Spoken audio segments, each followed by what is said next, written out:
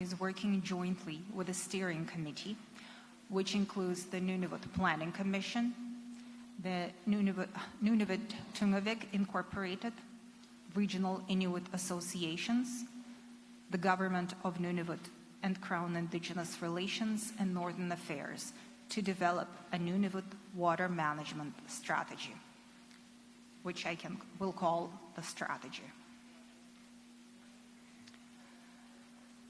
During these public hearings, the Nunavut Water Board will be listening to the discussions of water management issues and priorities to help inform the further development of the strategy.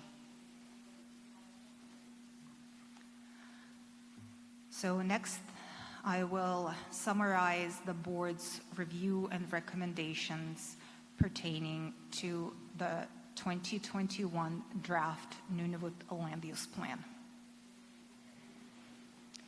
And the first topic is buffers around caribou crossings. The board requested clarification from the Commission about whether the 10-kilometer buffers around freshwater crossings that limit activities designated as incompatible uses would operate to limit those activities for 10 kilometers along a watercourse where there is a crossing. And this comment is considered resolved after discussions with the Commission's staff.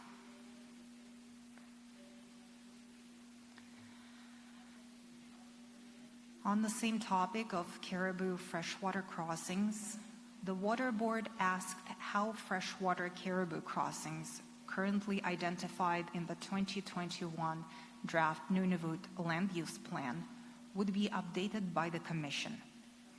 The Nunavut Water Board also identified that if, during water licensing, the Water Board receives information regarding changes to the existing crossings, the Nunavut Water Board will continue to consider this information in its licensing process.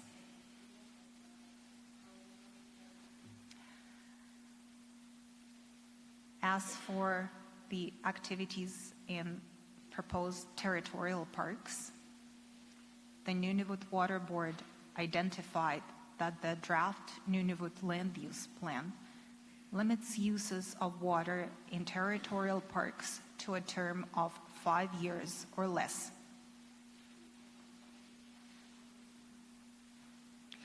This limit may be inconsistent with the discretion of the Nunavut Water Board, which authorizes the board to authorize the use of water for a term of up to 25 years, or the duration of the undertaking using the water. The Nunavut Water Board requested clarification from the Commission as to how the 5-year limit on water use would be applied.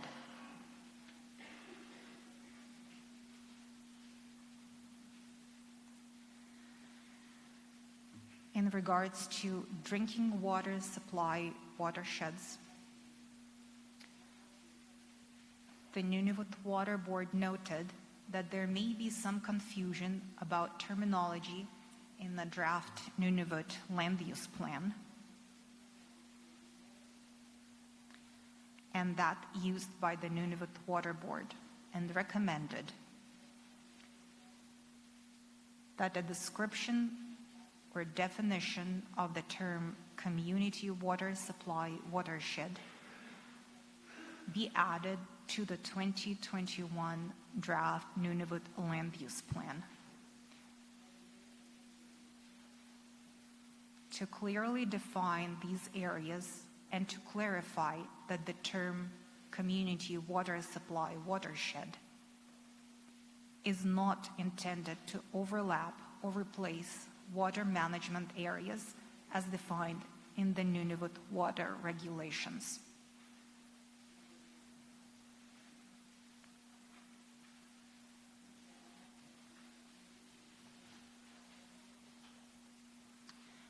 And I'll just keep on this topic for now.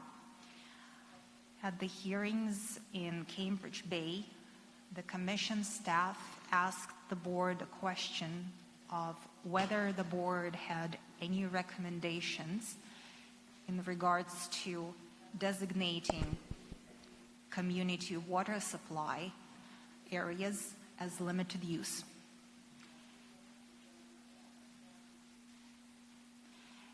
And at those hearings, the board responded that it would defer to the Commission on that issue.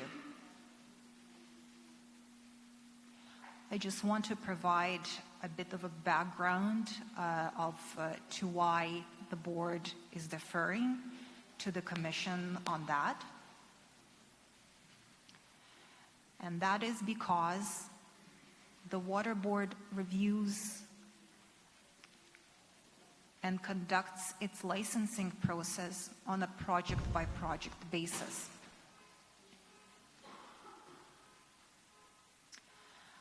So when a board is in the process of a decision-making for an activity that impacts or has potential to impact a given water source,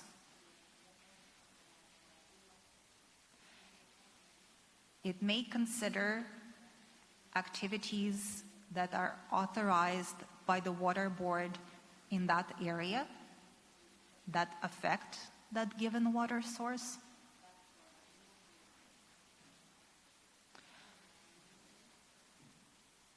However, the board's process would not be triggered by those activities around that water source that do not require the board's authorization.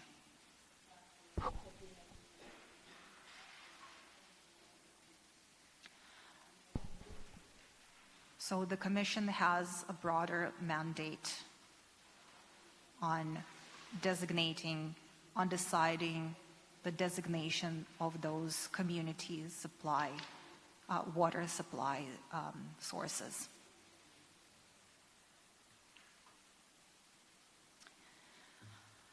The next issue in the board's review of the draft Nunavut land use plan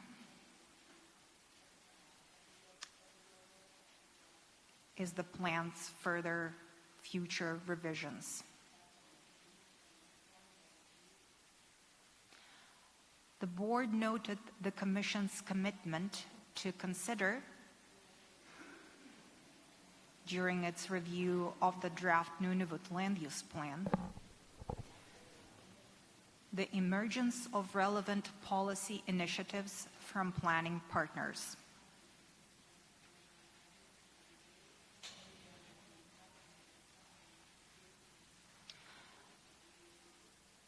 The board identified that the steering committee's work to develop the Nunavut water management strategy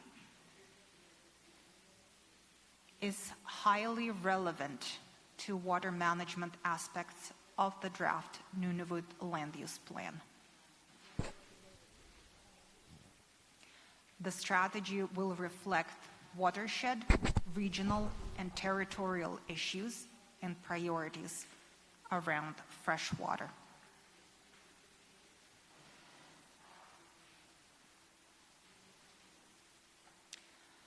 The Nunavut Water Board would like to thank the Commission for the opportunity to attend these public hearings,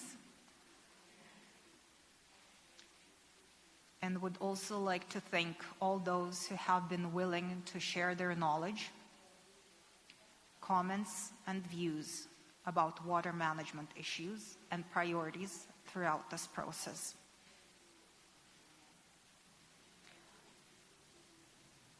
We would also like to say thank you to the community of Rankin Inlet for welcoming us here.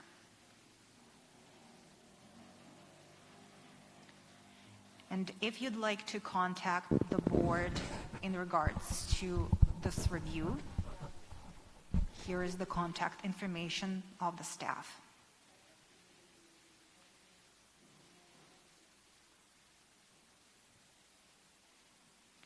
Thank you, Mr. Chair.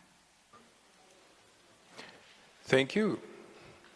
We'll move into questions and follow the same procedures that we have already.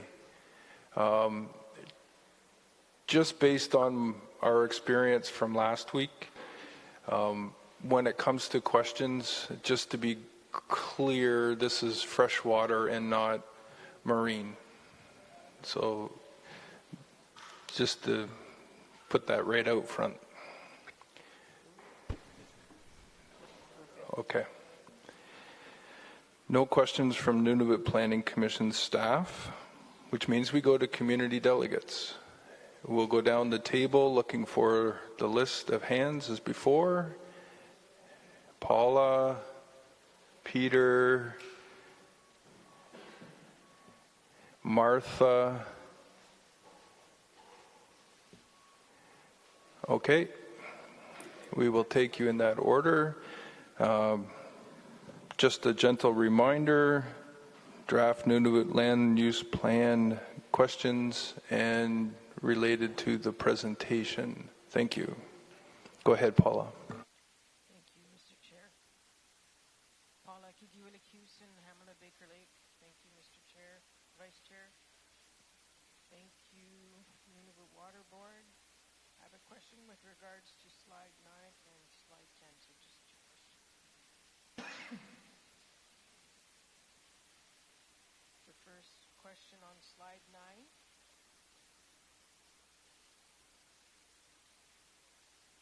Your strategy. You listed the other organizations and governments that are involved. Is there room to include the community, such as the hunter-trapper organizations, hamlets, or the general public of the community to be involved in this? And my question is with slide 10. You said it was resolved. I was just wondering what you meant by it was resolved.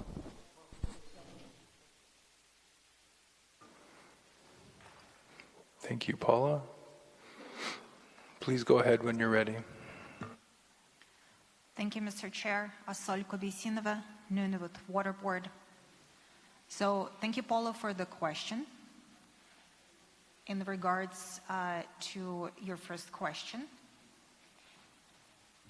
yes, the steering committee for the Nunavut Water Management Strategy will be conducting community engagement sessions.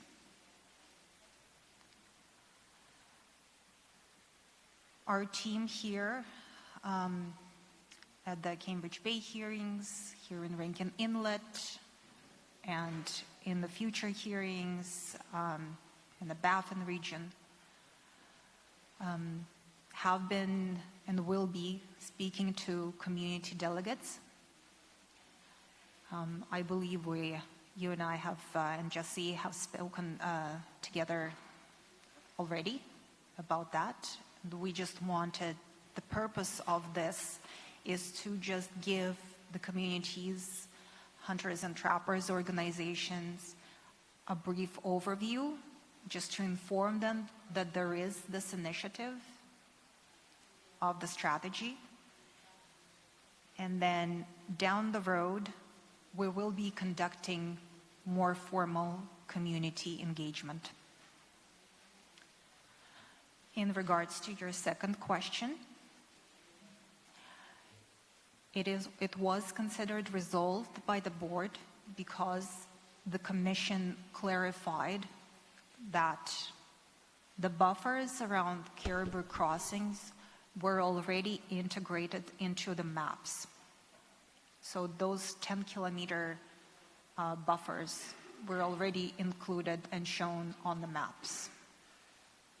Thank you, Mr. Chair. Thank you. Next is Peter. Please go ahead, Peter. Thank you. Thank you, Chair. Peter Alagayak, Hamlet of Arviat.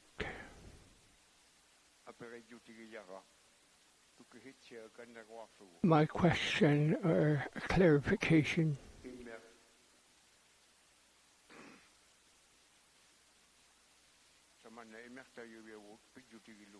the fresh water that we have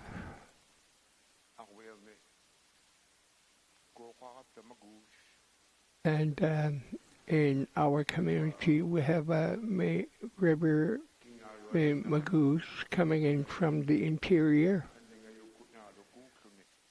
coming in from Padlick and beyond, and drains to Hudson's Bay.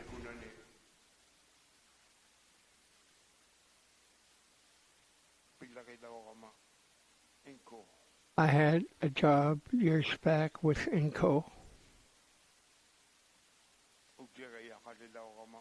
and at that time I noticed that a place we call Padley, Kingarualik in Inuktitut, was a trading post geared towards inland people.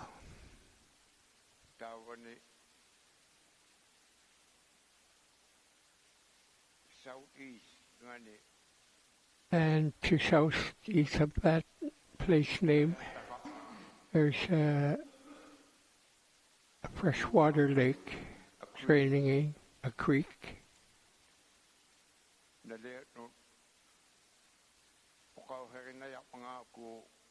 I've had concerns and sought organization whom to talk about this to KIA or to the water board. Because at that time I had concerns about this creek.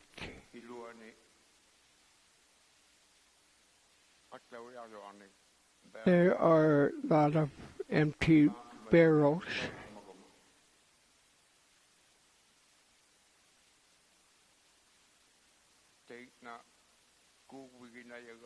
And the river that I'm speaking of, coming in from Handingayot Lake, draining into Magoose Lake, and on down to Magoose River.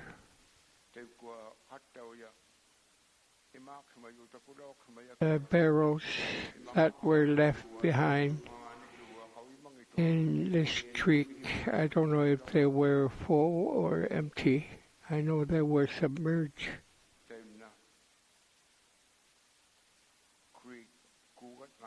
The creek from this lake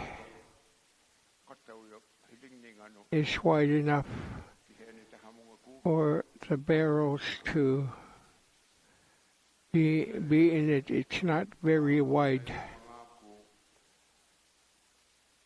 I had concerns about this and didn't know where to turn to Water Board or to Kibalak Inuit Association, Nunavut Planning Commission.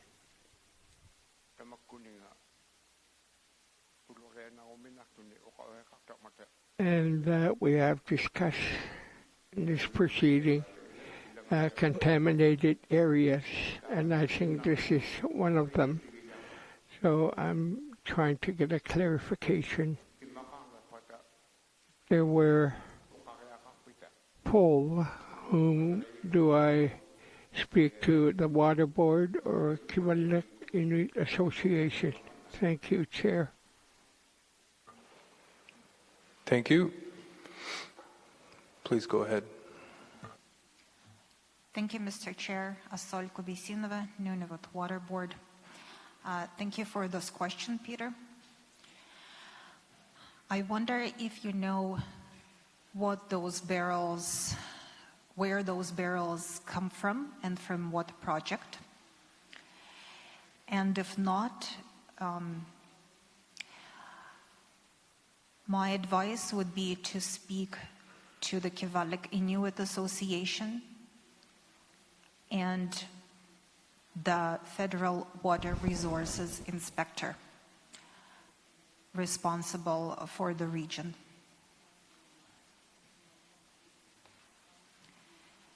If there was a project in that area that left the site without reclaiming it, then it would have contravened its water license and the Nunavut Waters and Surface Rights Tribunal Act.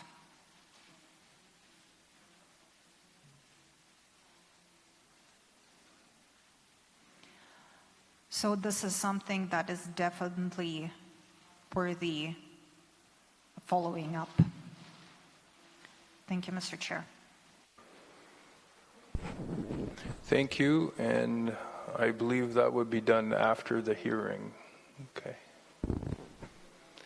Next is Martha. When you have the mic, please go ahead. Thank you, Chair Martha Hicks. Hamlet in Rankin Inlet. Hamlet of Thank you, Rankin Water Inlet. Board, for presenting. Before the mine opened here in Rankin, we used to have fresh water at Melodine River, and local people would go up to get fresh water for tea or whatever else they use it for, but now they have to go to Diane River to get fresh water, and that's further out. I don't know how it can be fixed or reversed. I don't know. Maybe you can give me some answers, because we have no answers for that. Our fresh water is ruined and probably will take years for it to recover. And I've noticed too, on the bottom of the river, the little minnows that used to be there aren't there anymore, and the living ornaments or living particles that used to be there are no longer living. So I just wanted to talk about our Melodine River. Thank you. Thank you, Martha. I believe that would be something you followed up with after the hearings as to the river. You confirm that? Okay. Yes, thank you, Mr. Chair. I'd just like to provide that the Water Board, while it issues water licenses and approvals for use of water and deposit of waste without the license, and it decides on whether to issue a license in the first place, and then if so, what conditions to include in that license. The board does not enforce license conditions. The enforcement falls onto Crown Indigenous Relations and Northern Affairs Canada, its water resources inspectors. However, anyone is welcome to send a message with their concerns to the Water Board, with the concerns around activities that impact fresh water or concerning improper deposit of waste. They can send that message to the Water Board, and we can direct that concern to through the proper channels. Thank you, Mr. Chair. Thank you. Okay. We will move to registered participants. I see movement. Close to the mic, please. Go ahead. Hilutagongnak, Friends of Land Use Planning. My question is relating to your comment that you issue licenses on a case-by-case basis. It's a two-part question. The first part is, how do you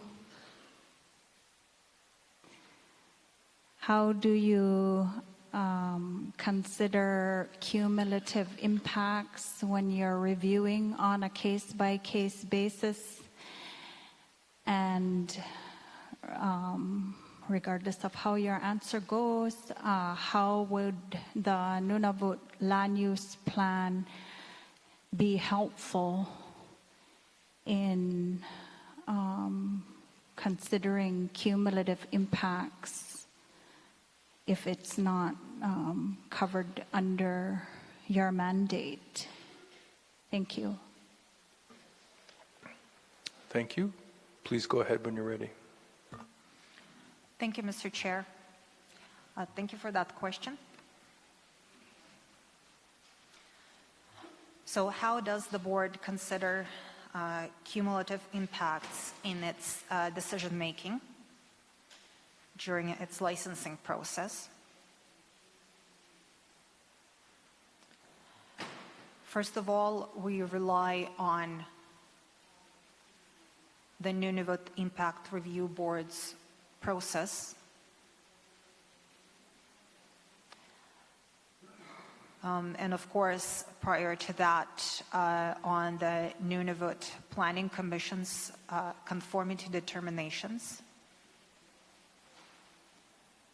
So those two steps must be completed before the board issues a license or contemplates issuing a license.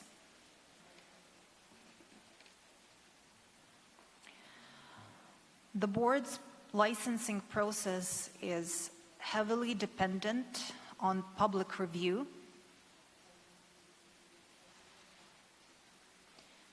and so the board is able to hear from multiple parties, including communities and the public, on what their opinion and analysis of a water license application is.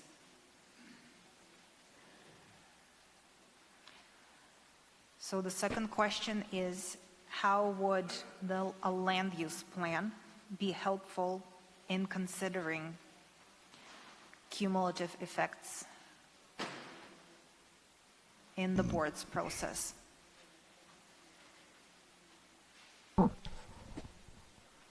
As I mentioned, a positive conformity determination is required before the board starts reviewing a water license application. So a land use plan has a direct implication on the licensing process for the board.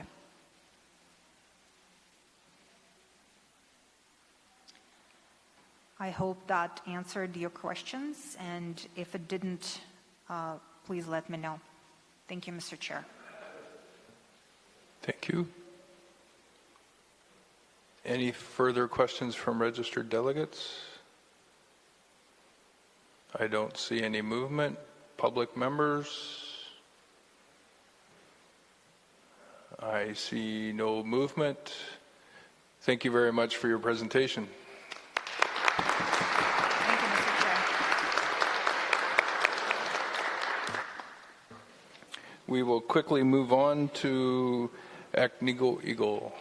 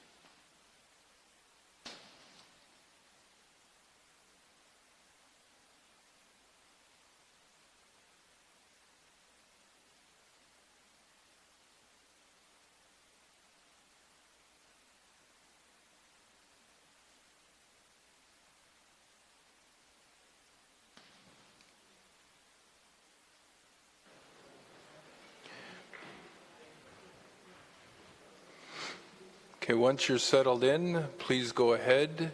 Remember to start with your name, who you represent, and then stay close to the mic, please. Thank you.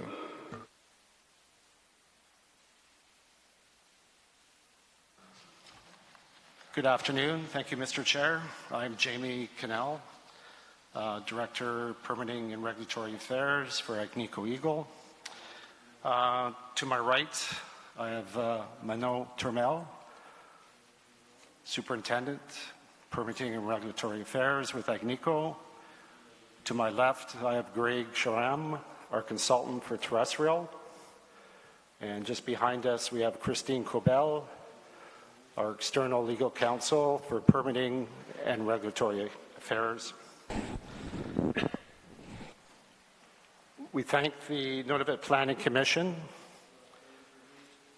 for this opportunity to present at this hearing. We also thank Rankin Inlet for hosting this meeting, and it's also great to see some familiar faces.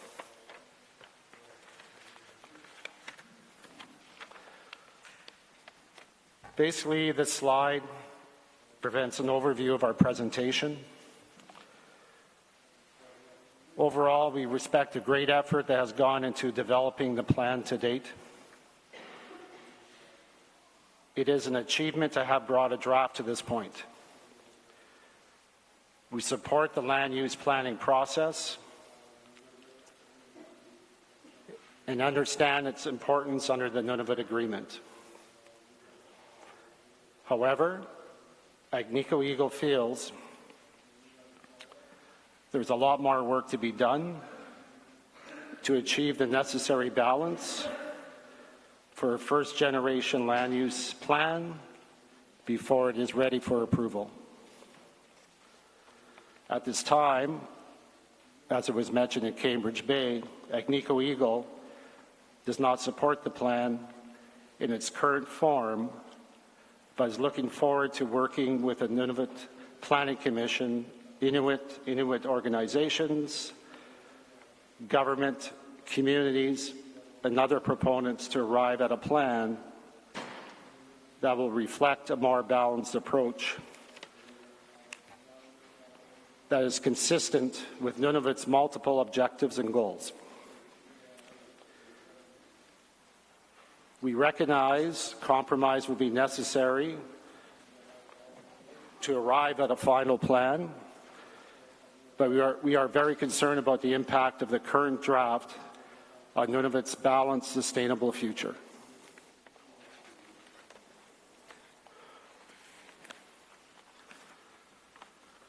At this time, we'd just like to describe who we are at Agnico Eagle.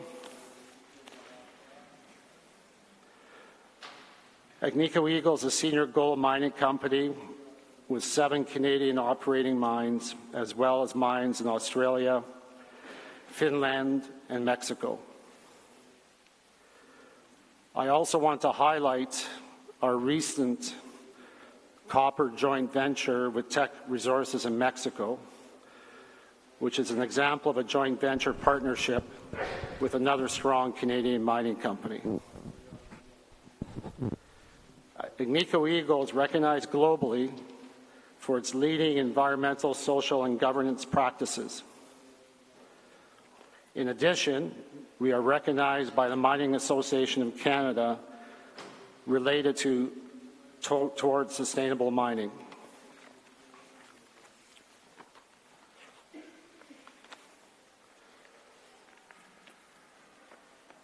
This slide is just showing the claims versus limited use and conditional use as per the draft land use plan. Overall, Agnico Eagle has mineral claims in both the Kitikmeot and Quebec regions of Nunavut, seen here in black. Hopefully everyone can see it. The areas proposed as limited use and conditional use by the Nunavut Planning Commission cover many of our mining claims, seen here in red hatching. One concern is that preventing all mineral development and related activities in the red areas will limit the opportunity to keep production going at our existing mines. Once a mine is built, we want to keep the jobs and benefits from that operation going as long as possible. And to do that, we need to keep finding gold near the mine.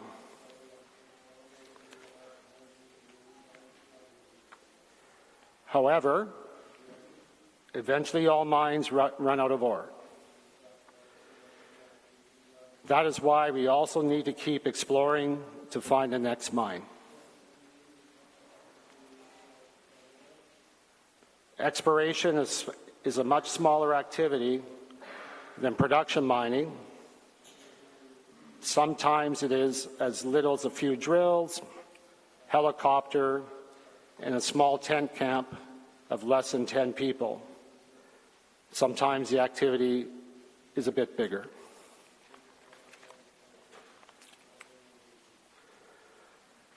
Of course, no mine or exploration would proceed without community consultation, including with groups such as the hunter and trapper organizations,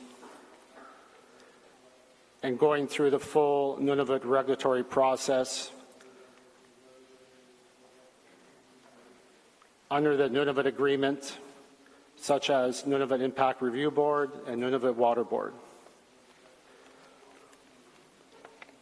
If the red area stays, as shown in the figure in the slide, those areas we are often going to be prevented from even submitting an application. That means that many in the community will not get any say about potential benefits or impacts. That decision will be made by the land use plan.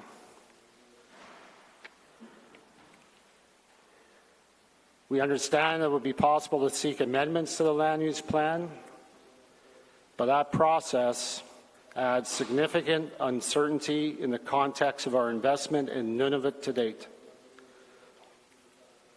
including potential future investments. And even if amendments are accepted, the Nunavut Planning Commission would almost completely duplicate the Nunavut Impact Review Board screening and review process.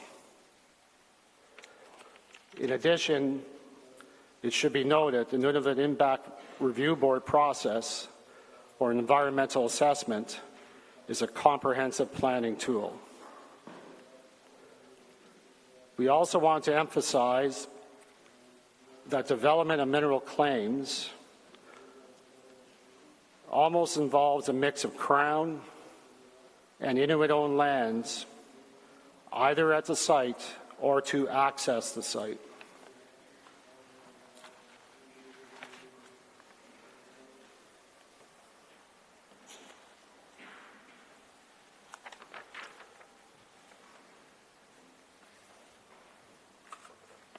On this slide, it just highlights a few things related to the benefits coming out of an operation. At this time, we're about 25% of the gross domestic product of Nunavut. I think mining in general is 40, 50%. Government in Nunavut could confirm that. We are the largest miner and private sector employer in Nunavut.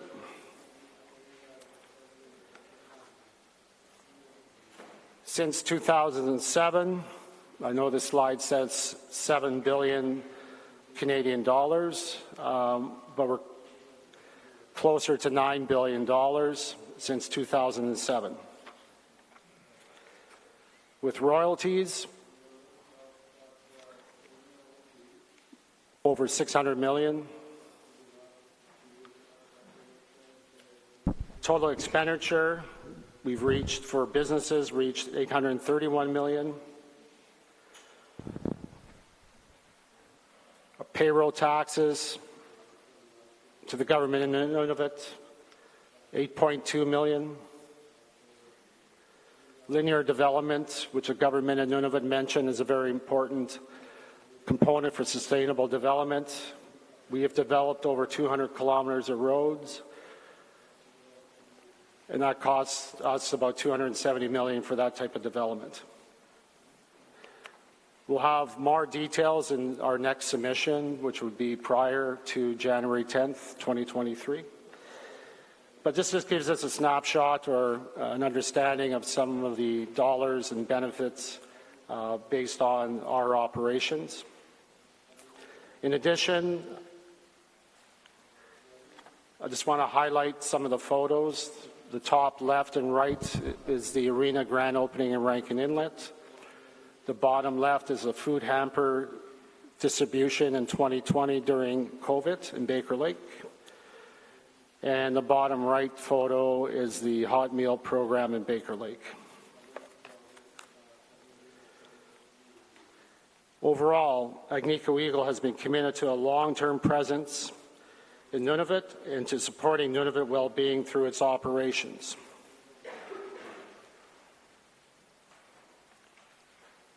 I just want to briefly mention that the pandemic presented a unique challenge and opportunity here in the Kivilik. Due to public health orders, Nunavut residents were not able to work in person at our mines for many months. During that time, we paid Nunavut staff that were prevented by public health conditions from attending at site 75% of their wages. We did pay 100% for the first month or so.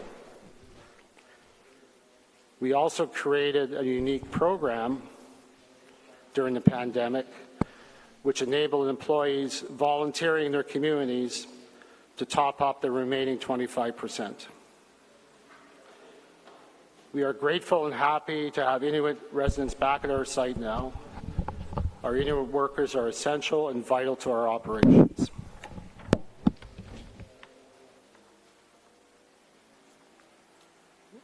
Next slide.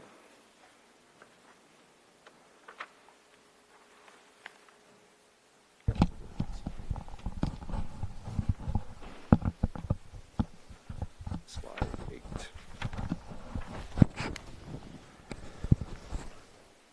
Now we'll just get into some comments on the draft land use plan. We just have a few points at this time to emphasize.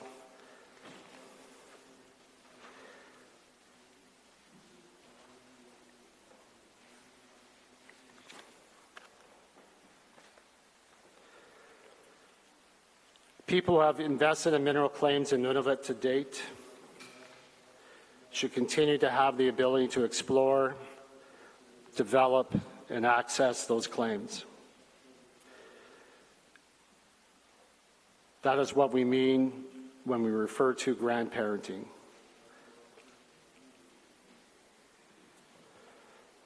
Second, we believe more information is needed in order to specify limited use and conditional use. While we acknowledge the good work done so far, in our view, the information that these areas were based on is unclear and incomplete. More collaboration on these matters is required to incorporate the available scientific information as well as IQ. We are fully prepared to actively engage in this task.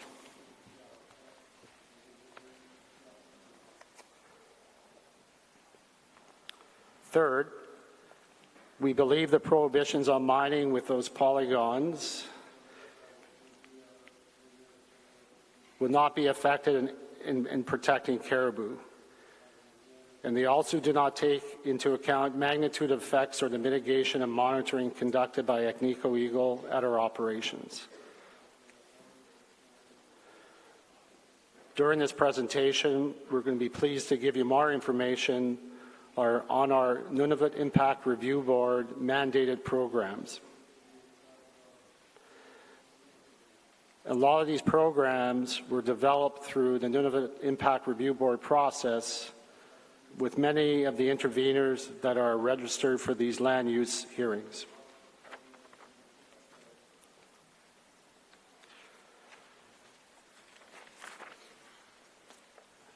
Again, our first major concern surrounds the grandparenting of mineral claims.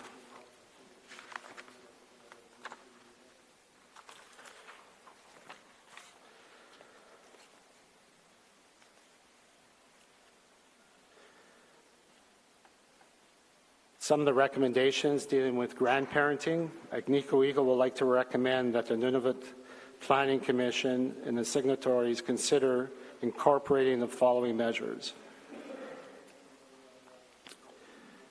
Existing rights. Grandparenting must be clarified in the near term. Existing rights should not be subject to restrictions in the land use plan that would prohibit exploration, development, or access. There should be no overlap of polygons that restrict the grandparented claims.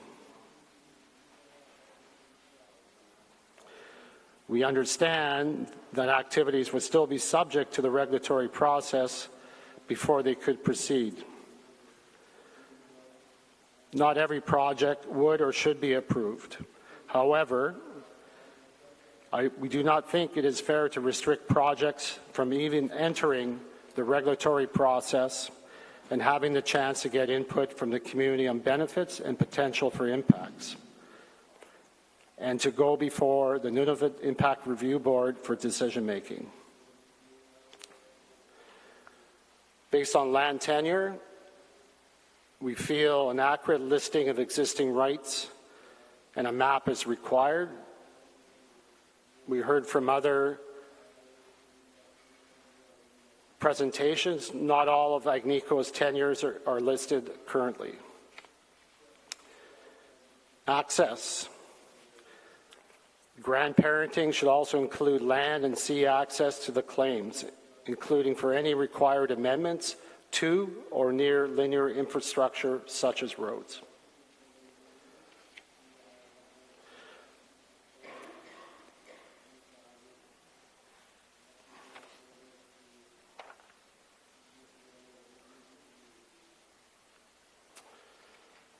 Underground mining activities should be exempted from prohibitions in limited use areas.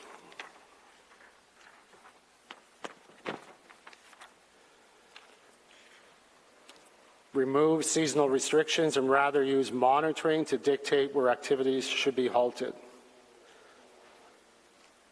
Clarify the process and timing for plan amendments. Where plan amendments are required for a specific project proposal, the process has to be clarified. We all need information to make informed decisions.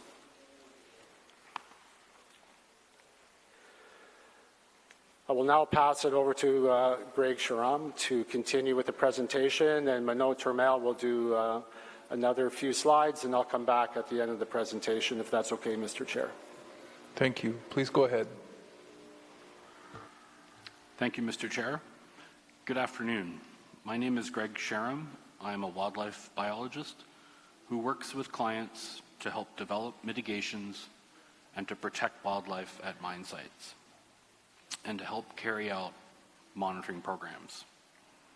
I'm going to focus my remarks on the caribou polygons and how potential effects on caribou from mining can be prevented, and mitigation measures allow for caribou and mining to coexist. The second major concern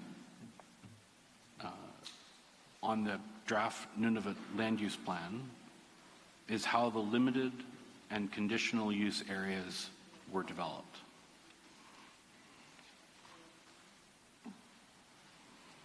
Following our review of the draft land use plan, Agnico Eagle has three key concerns about how the limited use and conditional use areas were developed. First, the objectives for developing these polygons were not stated. The draft Nunavut land use plan does not provide written objectives for developing the polygons. It's not clear at this stage whether the polygons were meant to represent current caribou use, historic use, or if the objective was a mixture of the two. Second, the process of developing the polygons is not well described. How the polygons were developed and where the data came from is not described in detail. This means that there is no process for updating or peer reviewing the polygons. We are concerned that these polygons are subject to change, with the result that the map-based areas might quickly be out of step with the actual locations of caribou. Finally, the methods for developing the polygons is not stated in detail.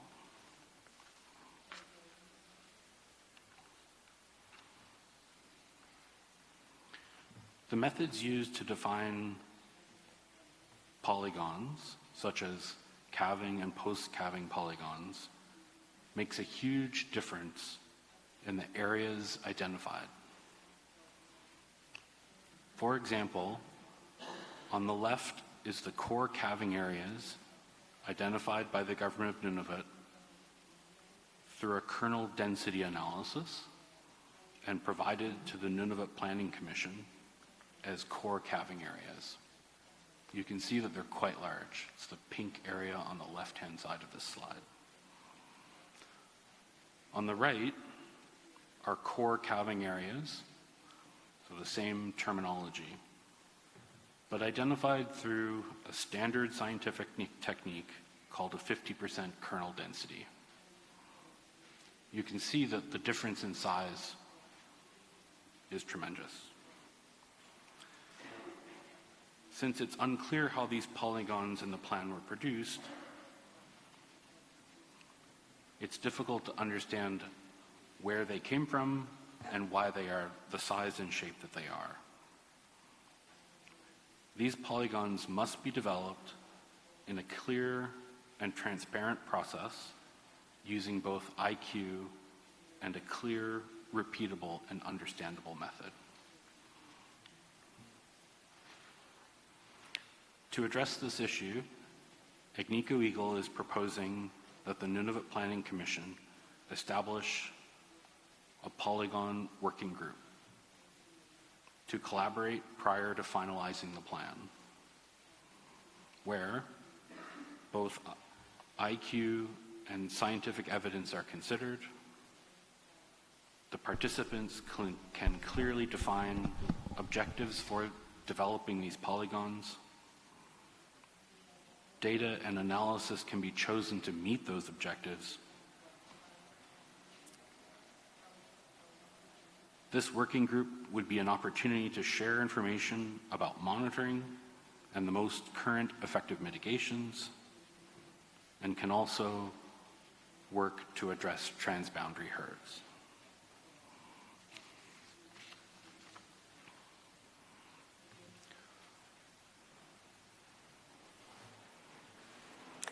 Manon Turmel, Agnico Eagle, good afternoon. Our third primary concern is that the land use prohibitions will not be effective for the protection of caribou.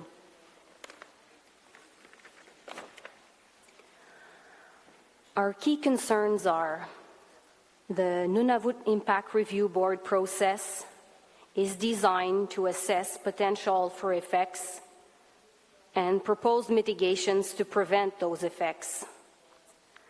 The draft Nunavut Land Use Plan approach does not acknowledge the mitigations in place at mine sites across the territory. It also does not give due consideration to the monitoring data that we are required to collect and report to the Nunavut Impact Review Board and our advisory groups. We also want to note the footprint of areas affected by mining. The actual area affected, including reasonably foreseeable future mining, is very small. 99.97% of habitat would remain available even if the potential projects are approved by the Nunavut Impact Review Board.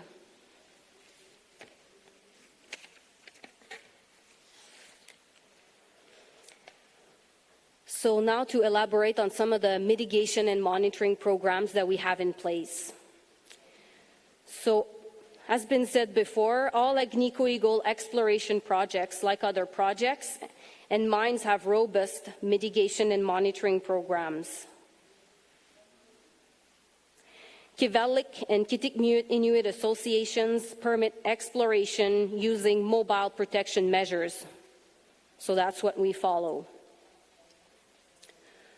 Our mines have a terrestrial ecosystem mitigation and monitoring plan. I'll refer to it as a wildlife plan.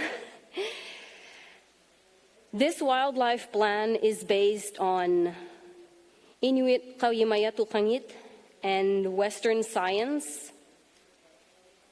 It's been reviewed by Inuit and technical experts, not only during its development, but regularly. And it's also a requirement by the Nunavut Impact Review Board project certificate for our mines. During mine operation, like I mentioned, each project has its wildlife plan to be followed. And the results of monitoring and any adaptive management, any adjustments to the plan based on what we encounter, is reported to the Nunavut Impact Review Board.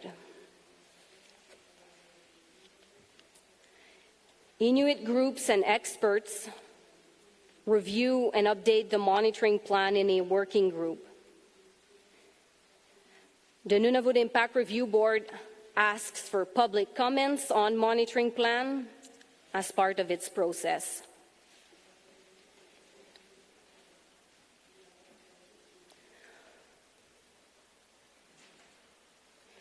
Management and monitoring of wildlife at mine sites is a collaborative process with Inuit organizations and government agencies, including hunters and trappers associations. Some of the examples of working groups that we have for our mines. You can see here a picture of the beginning of the Meadowbank Terrestrial Advisory Group that has been operating since 2018. This advisory group includes the Kivalliq Inuit Association, the Baker Lake Hunters and Trappers Organization, the Government of Nunavut, and Environment and Climate Change Canada. During those meetings, Agnico Eagle reports results of monitoring, and we discuss what can be improved. This group meets frequently, depending on the needs, but multiple times per year. And it uses Inuit Qawimayatuqangit and Western science to update the wildlife plan.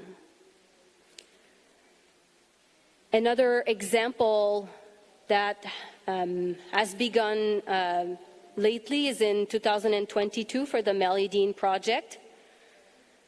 The first meeting was held, and we are currently finalizing the terms of reference with the different parties.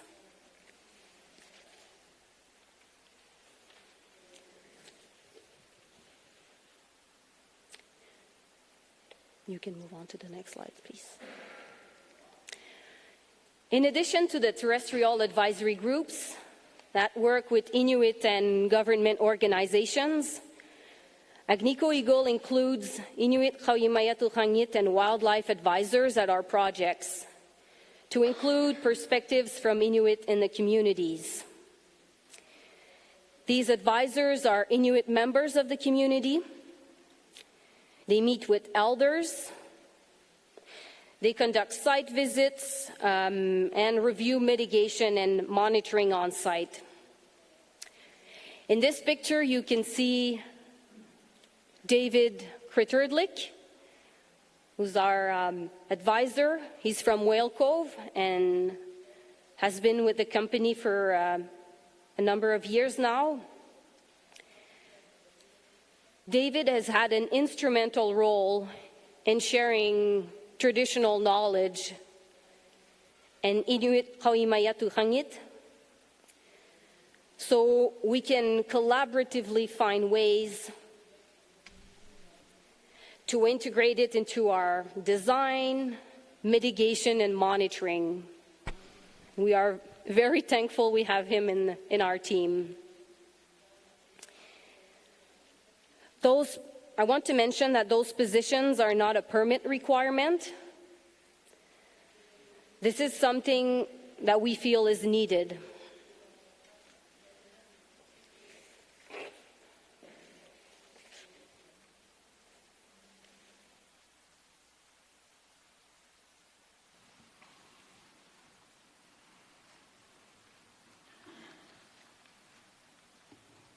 Yesterday, there were several questions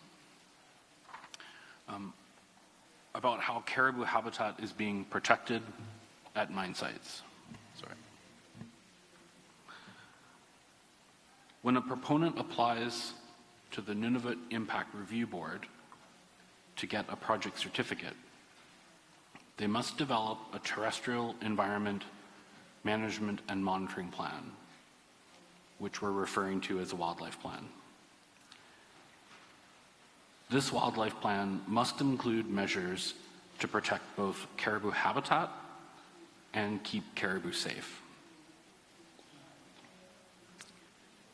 Here are a few examples from the current Meadowbank Wildlife Plan, which is version 7 of the plan. The plan is continuously being updated following input from the Meadowbank Terrestrial Advisory Group. So to start, the project must be designed to avoid high-value habitats, such as eskers and meadows. Facilities must be built together to reduce the footprint.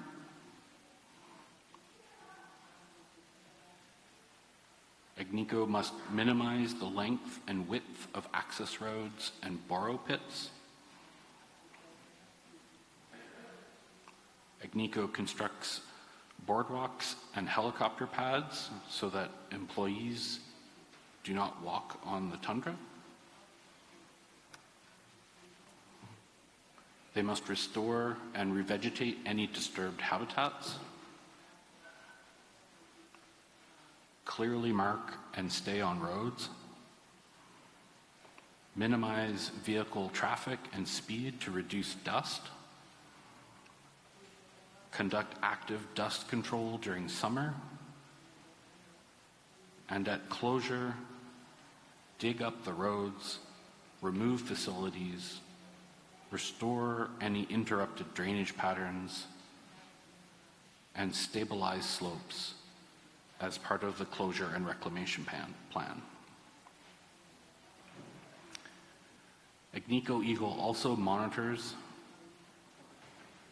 their mitigation and effects on caribou habitat by monitoring and reporting the actual area of built footprint and comparing it to the footprint that was proposed to the Nunavut Impact Review Board. They monitor water quality in streams, ponds, and lakes around the mine and in the downstream environment. They monitor dust deposition on and around the mine. And they monitor vegetation to see if that vegetation is changing at different distances from the mine. The rest of my presentation will be about the monitoring and mitigation to keep caribou safe and reduce any disturbance to caribou.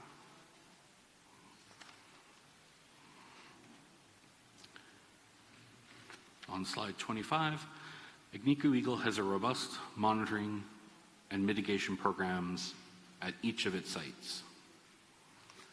They're broadly based conceptually on the concepts described yesterday by Kim in the mobile protection measures. Each plan incorporates IQ and Western science. We track when caribou will be present, we monitor, and we manage accordingly.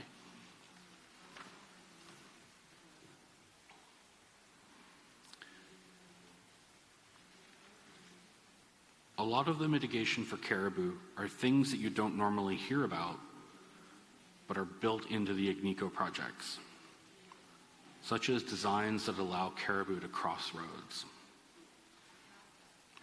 On the left of this slide, you can see that the roads are built low and have a gentle slope with fine-grained material, allowing caribou to cross. That photo is from the Meliadine site. In the middle, you can see that Agnico has built a bridge to cross the caribou trail and allow caribou to move underneath the road. And on the right, you can see a tunnel installed to allow caribou to cross under the road. You can see the many caribou hoof prints where they use this tunnel in the summer when it's warm.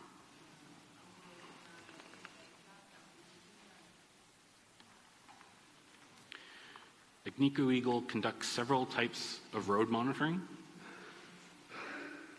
On the left, cameras are used to monitor where caribou cross the road. We have cameras at each one of our sites. Agnico Eagle also conducts daily driving surveys, recording the number and distance of caribou from the road. On the left, you can see the biologist is wearing a mask. That's part of COVID protocol. The photo was taken in 2020.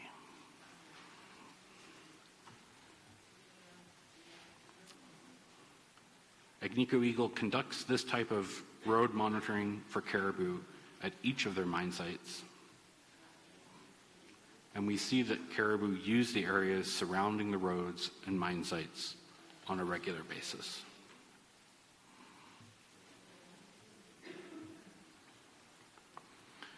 At each of Agnico Eagle's projects, we have a wildlife plan which is required by our Nunavut Impact Review project certificate and our Inuit agreements developed in consultation with the advisory group for that project.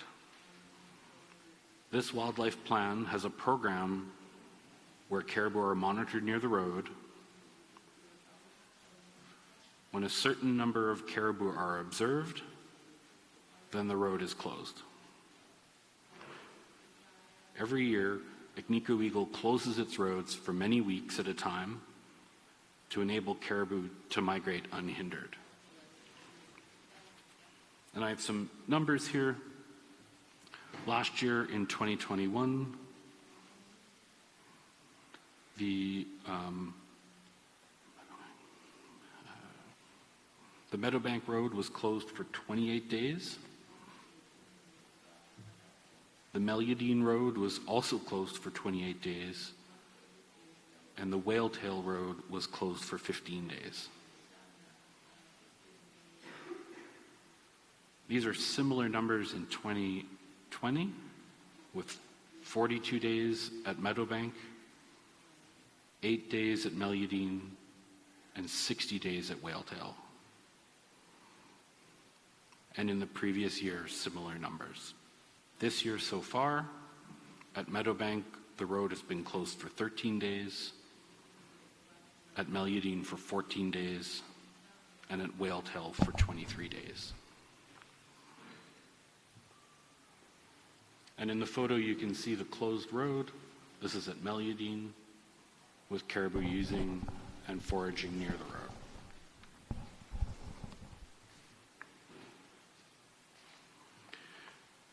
Agnico Eagle also conducts mine shutdowns so that caribou are safe.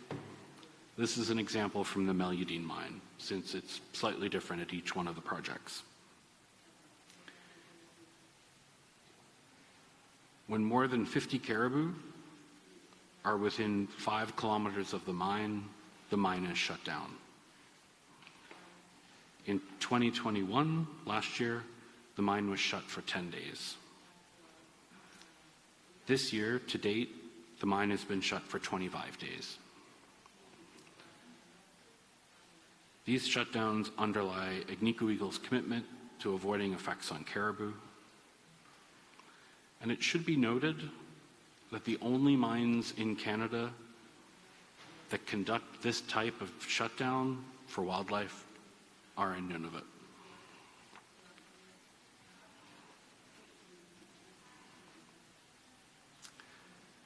Agnico Eagle also monitors the effects of mining on caribou at each of its operations.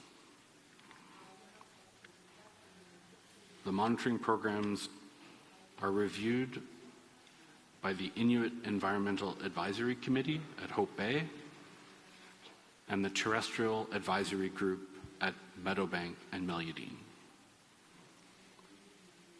which includes the participation of local hunters and trappers associations. These monitoring programs tend to show that the actual effects on caribou are lower than those predicted. There are many different types of monitoring programs which are summarized in an annual report, which is several hundred pages long. But I'll describe one of the monitoring programs here, which is the Caribou Behavior Monitoring Program. This is a monitoring program that occurs at both the Meliadine and Meadowbank sites. Behavior surveys are conducted by technicians on site. These surveys show that caribou react to all-terrain vehicles and trucks, but return to what's called a base behavior, or the behavior before they saw an ATV or an all-terrain vehicle or truck. They return to these base behaviors quickly, typically less than 3 to 6 minutes. We'd particularly like to thank the members of the Terrestrial Advisory Group who've collaborated on this monitoring program, providing many helpful suggestions on caribou behavior, on fieldwork, and on statistical analysis.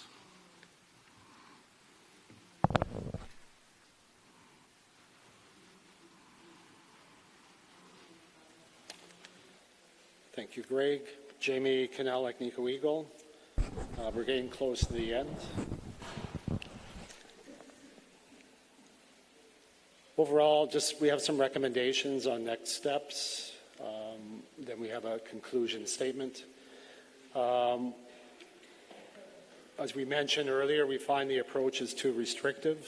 The approach should show more balance between development and conservation.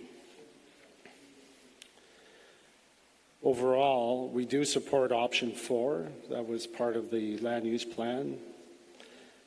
Basically, the valued components option. We feel the land use plan should focus on option 4 rather than options 1 and 2. Option 4 would mean that the information on community preferences in important areas that has been collected by Nunavut Planning Commission through their consultation on the plan would be fully described in the land use plan. These are called valued ecosystem components, the VECTs. Proponents would be obligated to specifically address those valued components in preparing their applications to the Nunavut Impact Review Board. And right now, with the Nunavut Impact Review Board process, the board provides us a list of value components that we need to consider, and these new value components can be added. Nunavut Planning Commission would also specially identify the value components to Nunavut Impact Review Board when they refer the application to Nunavut Impact Review Board, so they are not overlooked. The complete application would then be considered through the Nunavut Impact Review Board process, which is a respected, robust, tested system in Nunavut, and in accordance with the Nunavut Agreement. The ability of the environmental assessment to function as a planning tool would be greatly enhanced. At the end of the Nunavut Impact Review Board and at the end of their process, a final decision would be made about whether that project should proceed or not. The result of this approach would be a first-generation plan that can be a base to build from together.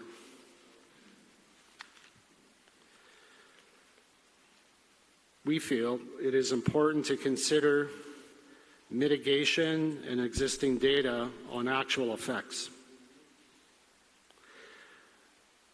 There is good evidence, a lot of data, that the mitigations in place at mines are working to reduce impacts and ensure that mining and caribou can be compatible. We appreciate the Nunavut Impact Review Board and Terrestrial Advisor Group process as an opportunity to help develop innovative mitigations and encourage the Nunavut Planning Commission to give full consideration to these mitigations that we summarize in our presentation. And we can provide in detail in our next written submission. We also note that our agreements with the Inuit landowner in this region, the Kivalliq Inuit Association, require strict standards to be followed regarding caribou. And Mr. Chair, before I move on to conclusions, we've been listening in the back, and we just want to comment on a few items. There's 3 items that have come up based on some comments about the company and a few other things that we just want to address before we go to our conclusions. There's 3 items, and would that be okay, Mr. Chair, if we can proceed with that? If you can keep it short, it would be appreciated, if possible. Thank you, Mr. Chair. We'll be concise and to the point. Jamie Cannell, like Nico Eagle. We heard a lot about closure, some legacy sites in the territory. We want to ensure the Planning Commission and others that part of the process, a planning process, an environmental assessment process, closure is part of it. We cannot do anything before we have a closure plan approved. We have security, money, different types of vehicles we use, but in this region we use a letter of credit, and that money is held by the Crown Indigenous Relations, Northern Affairs Canada, and the Kivalliq Inuit Association. They hold that money 50-50. So it's from our bank to those 2 groups. Plus we have money for fishery components, primarily right now at our Meladine Complex operation, which is the Meadowbank and Whaletail operation. Department of Fisheries and Oceans have additional funds for some offsetting components. And right now, with all these dollars are being held by others for closure, just in case if something did occur to the company. closure could continue. It's approximately $250 million sitting there for closure. So I just want to reassure that before we even start, before we get an approval, there's a closure component, plus money is put up to ensure that there's money there for closure and reclamation. I'll ask Mano Turmel just to briefly talk about the shipping related to Coates Island, wildlife monitors, and also consultation. So Mano, if you can briefly talk about that. Manon Turmel, Agnico Eagle. We've heard some concerns around ships going between Southampton Island and Coates Island. This is not news to us. We heard it, I would say, many years ago. And that's when we agreed to go primarily south of Coates Island. So since a number of years now, our ships are going approximately 80 to 90% south of Coates Island. When they go north, this is for safety reasons.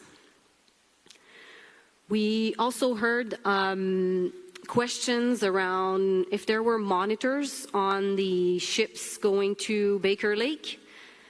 Just wanted to mention that, yes, we do have monitors on barges between Helicopter Island and Baker Lake. This year, we had some monitors from Baker Lake, and every year we're trying to work with Chesterfield as well. And this year, similar to other years with COVID and the restrictions, the testing, it was challenging, but we always want to work with Chesterfield Inlet on that as well. And the last point on consultation, we heard a lot of questions on the consultation that is taking place. We have a strong community relations team with people in the different communities that meet for various reasons in the different communities. And overall, on average, there are about 150 activities per year in the Kivalik region related to all sorts of engagement activities. So just wanted to make sure that you know that we are in the community. We want to hear from the people of the community, make sure we integrate concerns and adjust where required, for example, with Coates Island. That was it for me. Thank you. Thank you, Mano. Thank you, Mr. Chair, for allowing us to do that.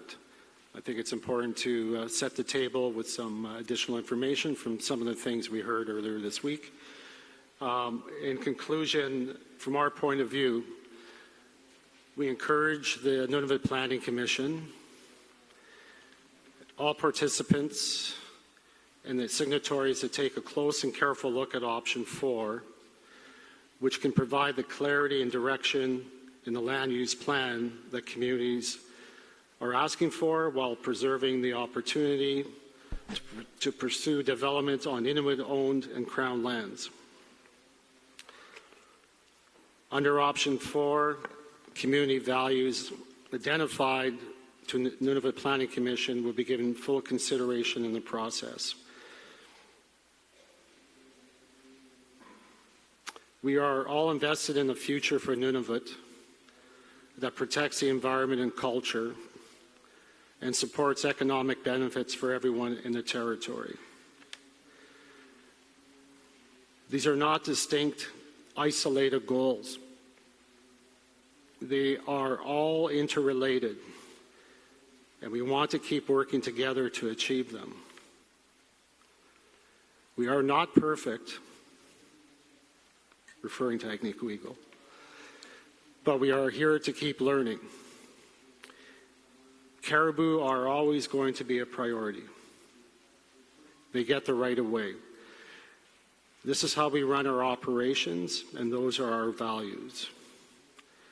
Our roads to shut down based on the approved terrestrial plan that has been vetted through a robust system. Plus, we have a terrestrial advisor group that reviews our monitoring results. Mining is only part of the path forward, but at approximately or close to 50% of Nunavut's gross domestic product, we hope all parties respect the importance of maintaining those opportunities for a sustainable future. We are confident that a revised land use plan based on option 4, along with the processes in place by other existing and tested regulatory processes, like Nunavut Impact Review Board and Nunavut Water Board, can help ensure future development proceeds in the right way, in a way that is unique to Nunavut.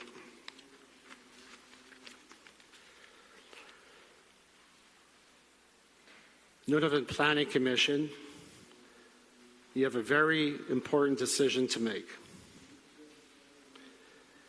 The next step on establishing the first generation land use plan will be important for all parties to make informed decisions on future opportunities.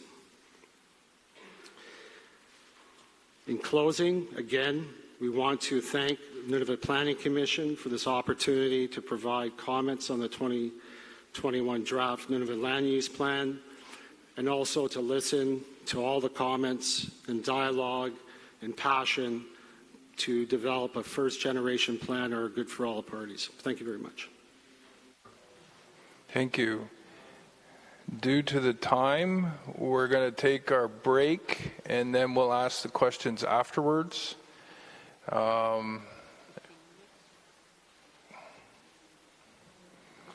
Well, to get us, I'm a numbers guy, so I'd say 14 minutes to get us back on the, because it's 1. Yeah, 15 minutes. I'll call you back. Thanks.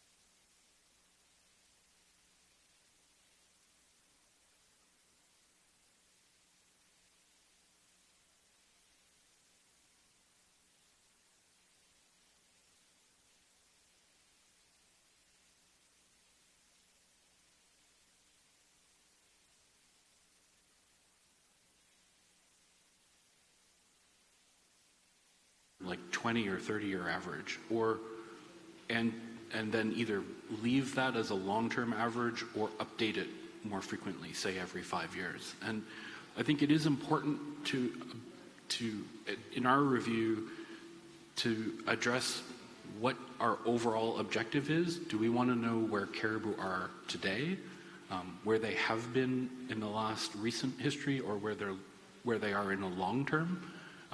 Because it really changes the types of statistical methods you would use to define those habitats, how you include collar data and IQ, how those are merged together. And so being very, very clear in defining the objectives, I think, is very, very important overall. Thank you. Thank you. One more question there, Jonathan? Yeah. Okay. Thanks very much. And I appreciate Jonathan Savoy with the Nunavut Planning Commission.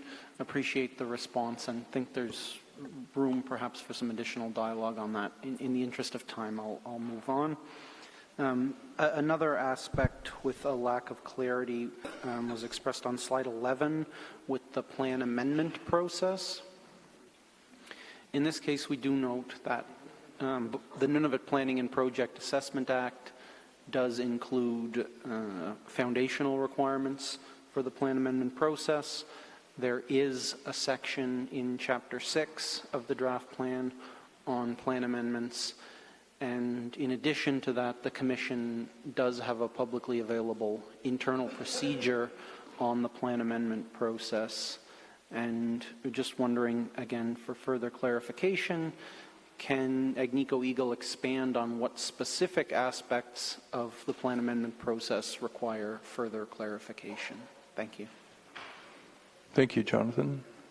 Please go ahead.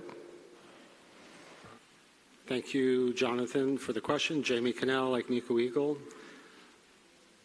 We'll add more to our written submission prior to January the 10th, but overall, it's another layer to the process. So if the plan is approved as is, and that's a process we have to go through, it just creates more uncertainty for our planning, our development, based on the timing for some of our projects in the pipeline. So that's our key concern. We'll again review these other chapters you mentioned, and we'll provide more details in our written submission to clarify that a little bit better, maybe articulate a few key themes. But overall, it's just another layer. There's multiple layers. So when you have multiple layers in a process, there's more uncertainty from our perspective, from a mining company. But that's why we're leaning towards the option 4 with value components into an environmental assessment process that's been tested. It has the rigor for these type of applications that we're involved with. So, thank you. Thank you. We're good. Next is community delegates. And once again, I'll take a quick look around the table and hand up if you want. Willie. Percy. Simon. Richard. Paul. Yeah, I heard Alex. Okay. I don't know the order it got written down, but we'll go by what's on the paper. And as a reminder, to the point, to the presentation, please help us out. Thank you very much. And Alex, you are the first up.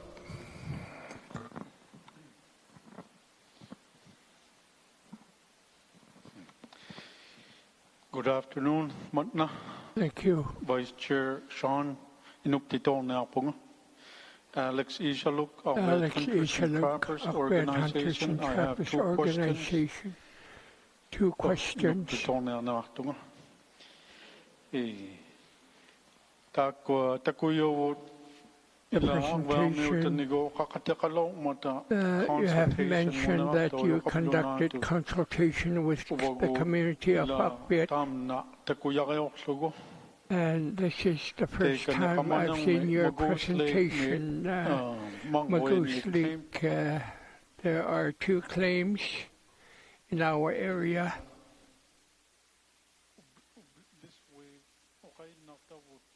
All this week,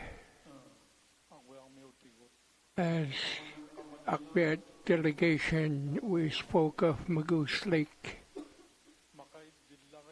It's our prime hunting area. Have remembered seeing caribou in that area since I was a little child. And looking at what you have explained about your closure dates, the migration takes place at time. Sometime the migration takes 2-3 months. Kamanariak Pevery herd walk right through from March, April, May, coming through, migrating north. And fall, they migrate south, and through that same region, July, August, September, October, the migration is ongoing. And I remember even as a child that particular area has been the case for many, many years. It's our very valued land. It's our hunting area. It's a gateway. How would I say?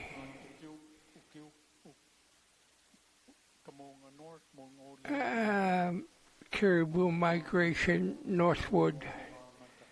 Then later in the year, the same herd, Beverly Kamaya Herc. We value our area, Magoos Lake. It's a major migration route. There's a important water crossing area according to IQ. We keep it clean. We don't allow cabins or tents in that area. This has been advised for many, many years, and we still follow that advice to date. We respect our elders. We value our land.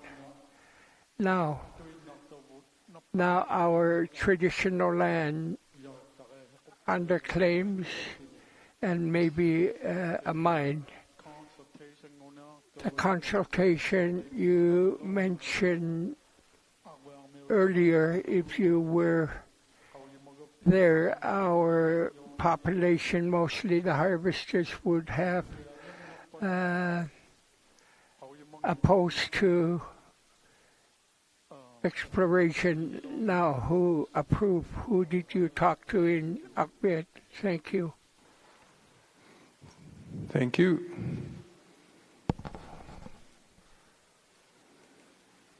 Please go ahead when you're ready.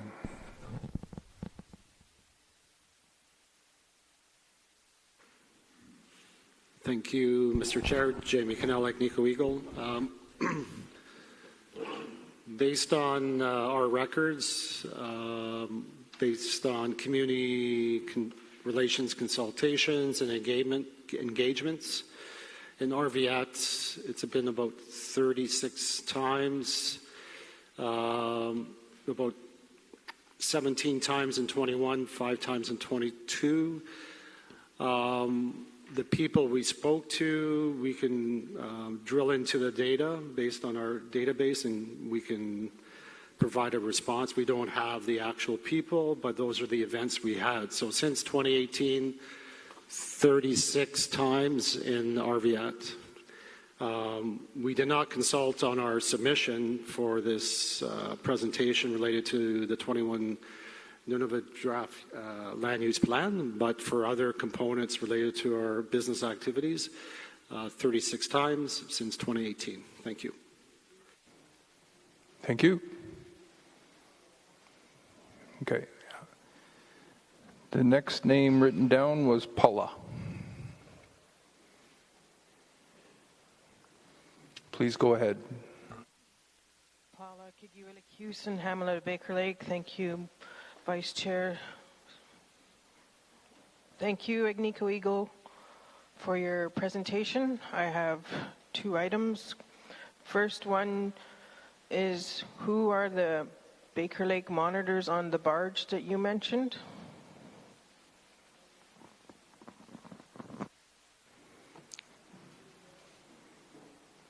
Please go ahead when you're ready.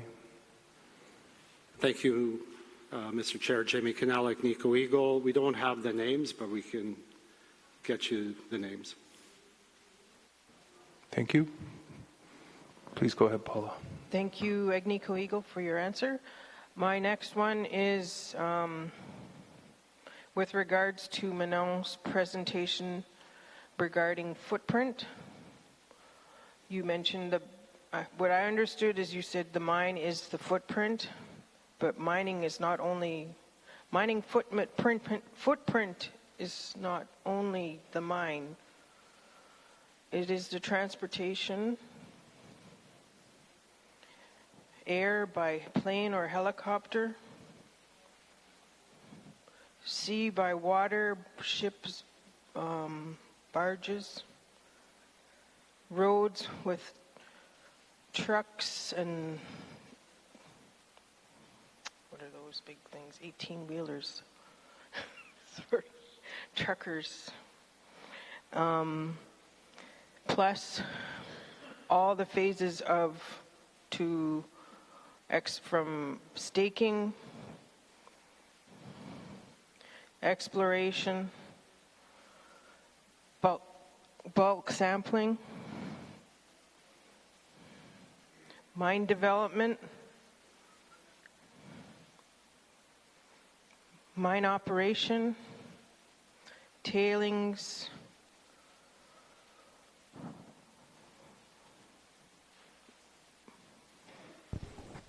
and mine closure. That's the footprint of your operation, not just the mine site. Thank you. Thank you. That was, I believe, mostly a comment, but if you'd like to say something, go ahead.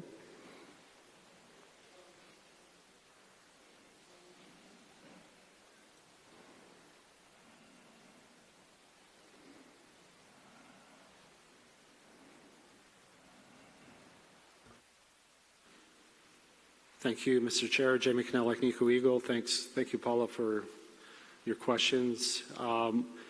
Yeah, we include all that, but we'll go through your list.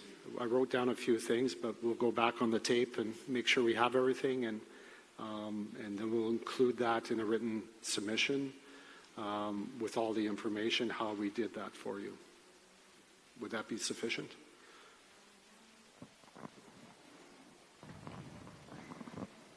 Paula Kiguilicusin, Hamlet of Baker Lake.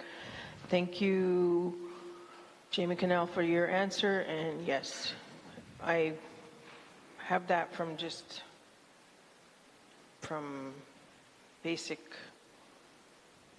environmental assessment from learning about mining. And those are usually the steps to mining, from staking all the way to closure and remediation. Thank you. Thank you. The next name written down, I was going to say written down, and then it's Willie. Please go ahead, Willie.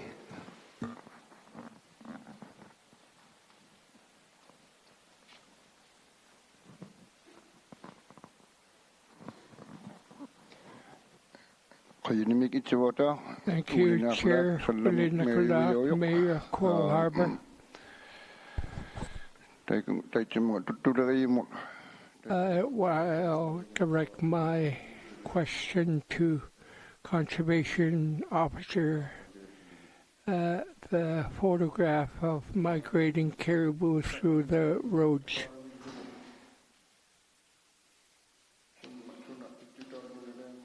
I didn't like the photograph. It appears that people taking these photographs are so close to the herd. Why even bother taking the photograph? From the past, we were told never to be this close to the herd, and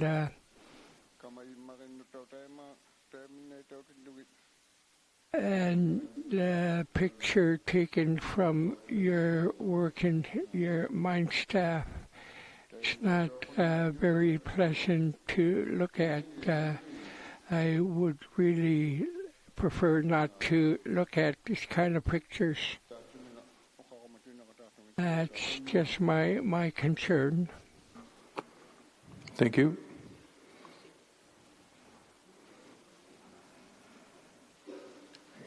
Okay, please go ahead.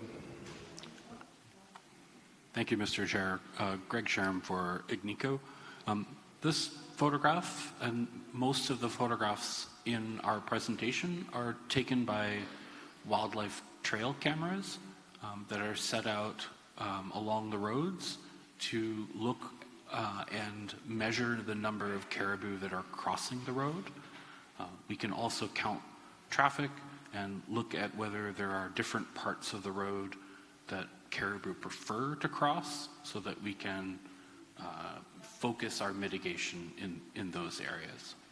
So there's no actual person in this taking this photo. Thank you. Thank you for that clarification. Good. Okay. Percy, you're up next.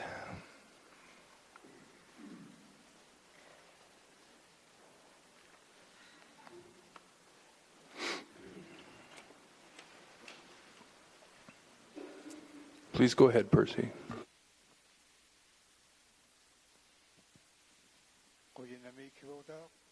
Thank you, Chair Percy Kablunak, Hamlet of Wellcove. My question is, the Nunavut Planning Commission, if it were to be approved, how would your reaction would that be?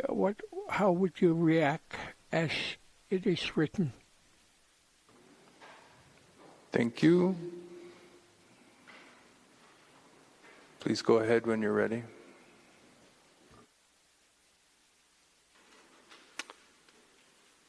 Thank you, Mr. Chair. Jamie Cannell, Agnico Eagle.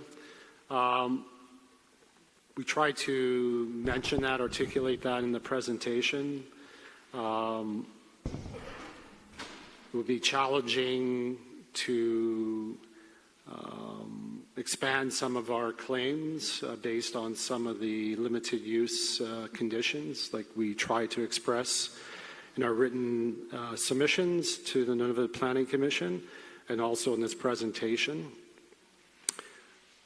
It could limit some of our activities related to future growth on some of the claims we're still being assessed for an economic potential of an operation or adding additional feed to the existing mills that we have at Meadowbank and Meladine. And we try to express that. So there's some components that have to be addressed. So we would have to wait and see. We're providing information from our view of the world, from our view of being a mining company. We're trying to just provide this information in a way that hopefully people can include that, adapt a few things that we have a benefit for all, and that's what we're trying to communicate. But right now, it would be another layer of uncertainty for Nunavut, from our perspective, and we just have to see where we land with this, and then we have to make informed decisions. So we don't agree with the plan, so that's basically where we sit. Thank you for the question. Thank you. A follow-up, Percy? Thank you, Mr. Chair. Thank you, Percy Kabluna Hapland of Will Cove. I would ask Nunavut Planning Commission, since KIA mentioned that they took a community tour regarding this plan over the summer.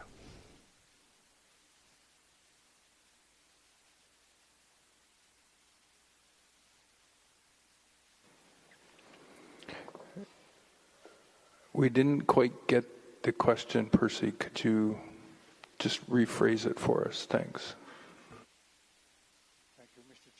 Thank you, Chair Hamlet of Will Cove. KIA mentioned that they did a community tour in relation to this upcoming proceeding. If the plan was to be approved, KIA mentioned that it will be pretty difficult for industry to be in this area. And they mentioned that if they were to keep exploration to minimum, what would NPC take this statement as? Thank you for that. I will. Sharon, please go ahead.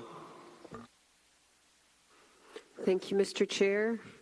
Sharon Halawak, Executive Director for the Nunavut Planning Commission. Thank you, Percy, for your comments. The Commission's role is to listen to the recommendations, the comments, and the positions that are being put forward collectively, and then to weigh all the submissions and the comments and the evidence. So that's what we're here doing. That's the purpose of the public hearing. I hope that answers your question. Thank you, Mr. Chair. Thank you, Sharon. Okay. Next on the list, Simon.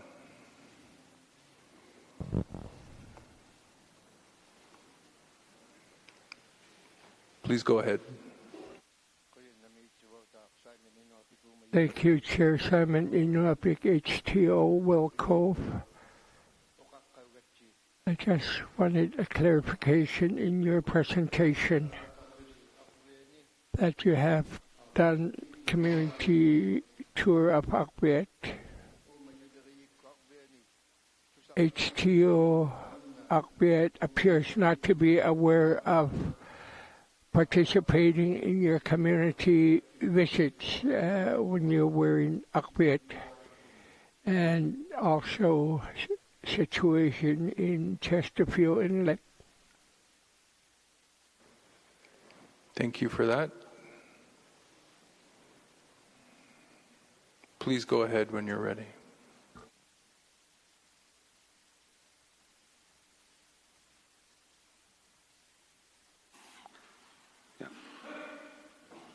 Thank you, Mr. Chair. Jamie Kanelak, Nico Eagle.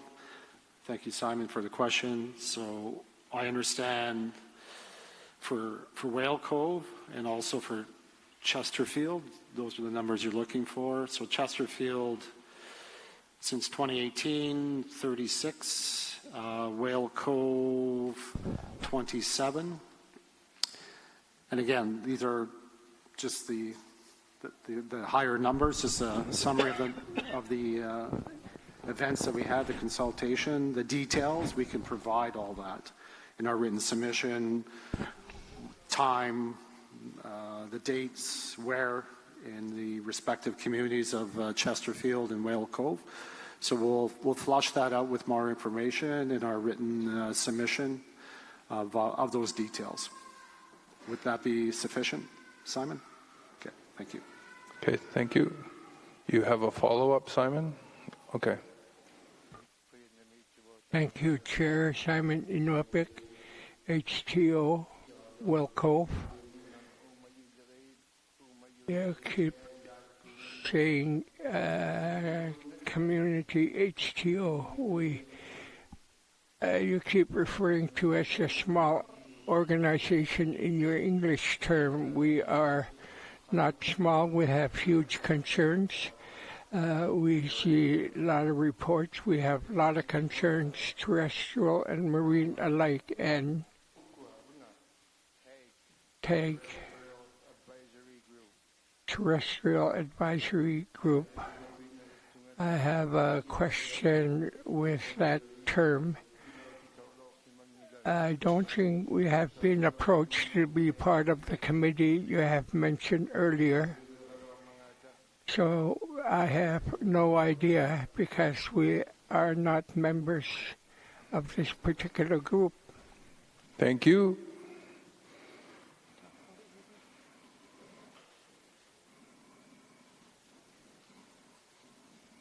Please go ahead.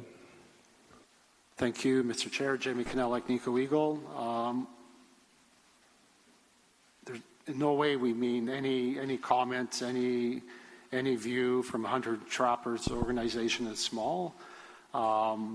If that came out in some way, we apologize for that. Dealing with the Terrestrial Advisory Group, we'll go through the details. I know our key person, our lead person, looking at the details and developing the group and also going through terms of reference with the participants for the Terrestrial Advisory Group, has reached out to many people, and we'll just make sure we check on that, Simon, and if that's been communicated or not, then we'll reach out to you once we have that information. It may not be me directly, it may be Robin Allard. Thank you. Okay, thank you. We will move forward to Paul, who's over here. And as usual, the gentle reminder on land use plan and the current presentation. Thank you very much.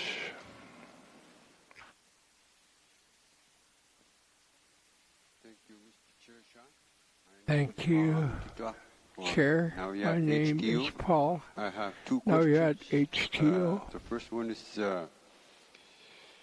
you guys said Ignico has wildlife monitors in place. Are you able to share that information within Kivalak HTOs? Thank you.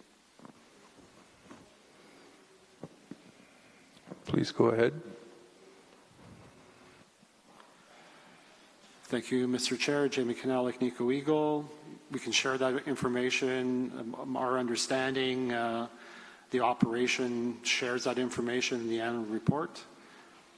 So that can be one location to look for that information, but we can provide that information as well. Thank you. Thank you. Your follow-up, Paul? Please go ahead. Thank you for your answer, Nico Eagle. The second question I have is, Naujaat is a fast-growing population, and about 65% of the population is unemployed and relies heavily on country food.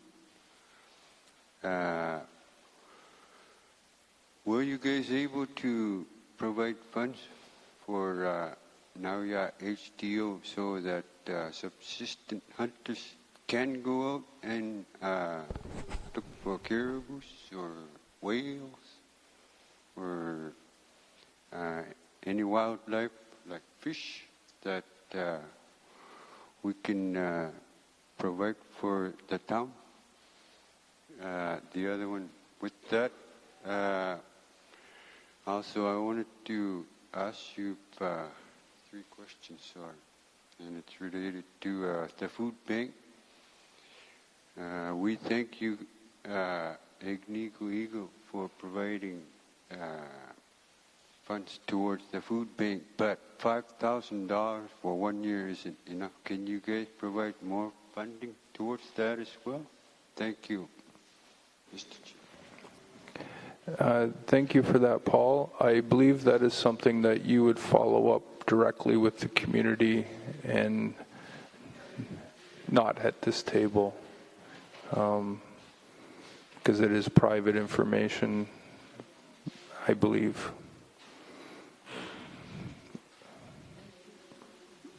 Mr. Chair, if I can, Jamie Cannell, Nico Eagle.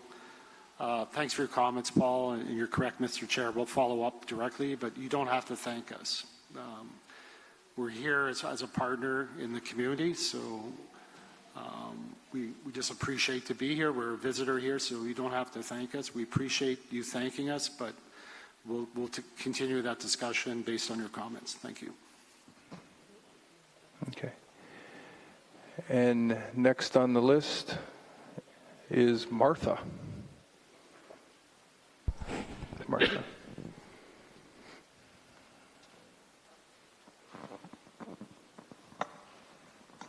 Please go ahead. Thank you, Mr. Chair. Martha Hicks, Hamlet of Rankin Inlet. 2 questions. Who are your ship monitors, and where are they from? And where are the reports, and what's in the reports? My first question. And second question is, who sits on the Environmental Climate Change Committee? Thank you.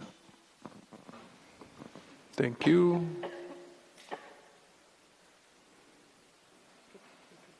Okay. Please go ahead. If it's not readily available, it could also be provided later. Manon Turmel, Agnico Eagle. I do not have the name of the monitors at this time. And yes, it's on the barges between Helicopter Island and Baker Lake. So we'll provide that. Make sure you have that information. It's included in our annual report, but we can provide it to you.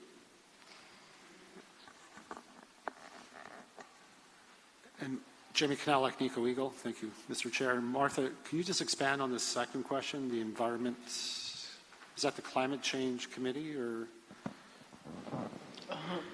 Go ahead, Martha. Martha Hamlet of Rankin Inlet, ECC, Environmental Climate Change Committee. Who sits on that board?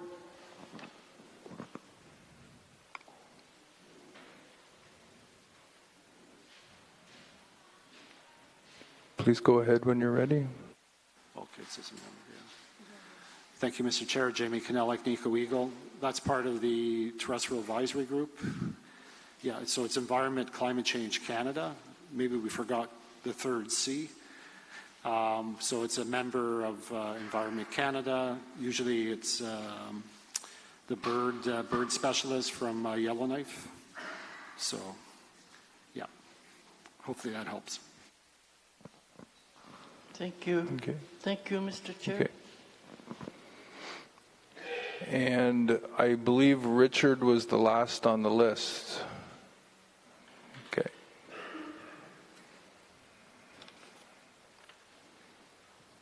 Please go ahead once you have the mic, Richard.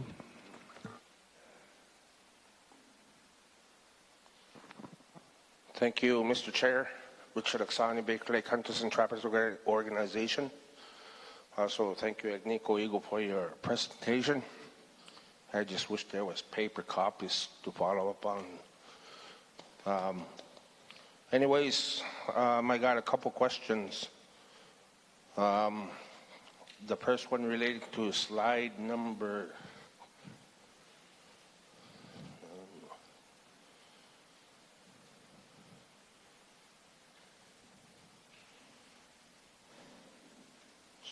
Sorry about that. I'm looking at my phone, taking pictures.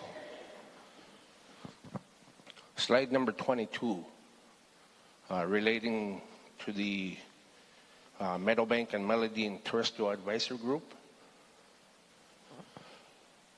I've sat on the Terrestrial Advisory Group for the Meadowbank Complex. The group does next to nothing to service the Baker Lake Hunters in our community. The Baker Lake Hunters and Trappers Organization has, on numerous occasions, requested the Terrestrial Advisory Group, so that's the government of Nunavut, the Regional Inuit Organization, the federal government, Agnico Eagle, and Baker Lake Hunters and Trappers. We've asked, the Baker Lake Hunters and Trappers asked on a few occasions to have an external, neutral chairman chair all these meetings.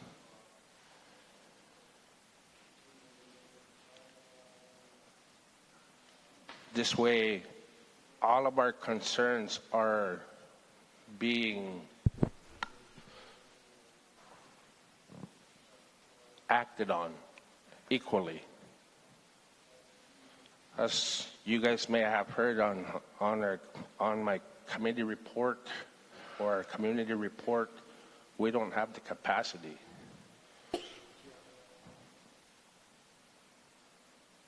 So my question is, like I don't have the final version of the, what did you guys call it, the wildlife plan, the TEMP.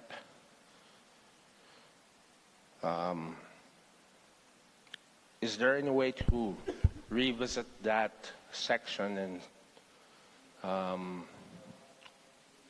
see if there's an opportunity to appoint external chairman to that advisory group? This is my first question. Thank you. Please go ahead. Yeah, thank you, Mr. Chair. Jamie Cannell, Agnico Eagle. We're always open to have a discussion. I'm not directly involved with those groups any longer, but I'll follow up and pass that on, Richard. But you know, like in the past, we're always open to have those discussions. I'll look at improvements, and not saying that a chairman or a chairperson would be involved, but we're open to have that discussion, especially when I heard certain things are not being executed or listened upon. That's more of something I'd rather follow up on based on the comments you just provided, but we'll follow up on that. Thank you. Thank you. And I believe you have a follow-up. Please go ahead. Thank you, Mr. Chair. Richard Oksana, Baker Lake Hunters and Trappers, and thank you, Jamie, for that response. I guess more of a comment on that one there is because in the past there was a terrestrial advisory group meeting which continued without the presence of the regional Inuit organization and the representative from the Baker Lake Hunters and Trappers organization. So that's why I brought up this issue. We want our voices to be heard. So this is why I raised this issue. But moving on to my next question, I'm not sure which slide it is anymore, but relating to dust pollution, and your study on dust.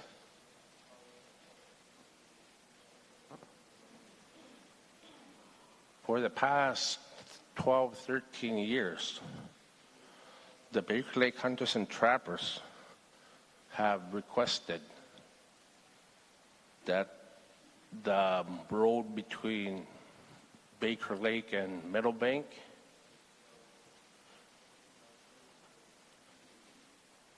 I haven't really been on the Whale Tail Road, so I won't know what the dust issue is there. But for the past decade, over a decade, we've been requesting dust suppression to be put down on that all-weather road, the 101 kilometer road to the mine site, Meadowbank Complex. It's on the Nunavut Impact Review Board project certificate where the roadway is supposed to be suppressed of dust. We have a couple areas along the Meadowbank Road where dust suppression is laid out, but that's only like 1-2 kilometers a section here, 1 to 2 kilometers a section further up, and then further up. So I guess my question is, will Agnico Eagle commit to applying dust suppression from point A to point B. Thank you, Mr. Chair.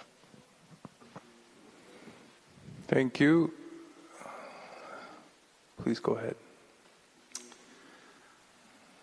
Thank you, Mr. Chair. Jamie Cannell, Agnico Eagle. Thank you for your question, Richard. I can't commit right now, but I think we can commit to evaluating the best path forward. I know back in the day, you and I were on that road looking at a pilot program for dust suppression, which we completed. That was expanded. So we would have to look at the details, what's happening at the operation based on this subject related to dust. But guaranteed, I can commit to having a discussion on that to ensure that we have a plan forward. So I'll commit to that. Thank you. And we will now move to registered participants.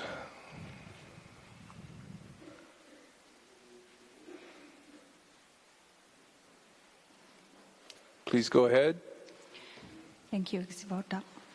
Hilutagong na Friends of Land Use Planning. First of all, I want to bring up regarding the terrestrial advisory group and an occurrence 2 years ago in 2020 when the Agnico Eagle Mines unilaterally changed the thresholds for the number of caribou that needed to be by the road for the road to close.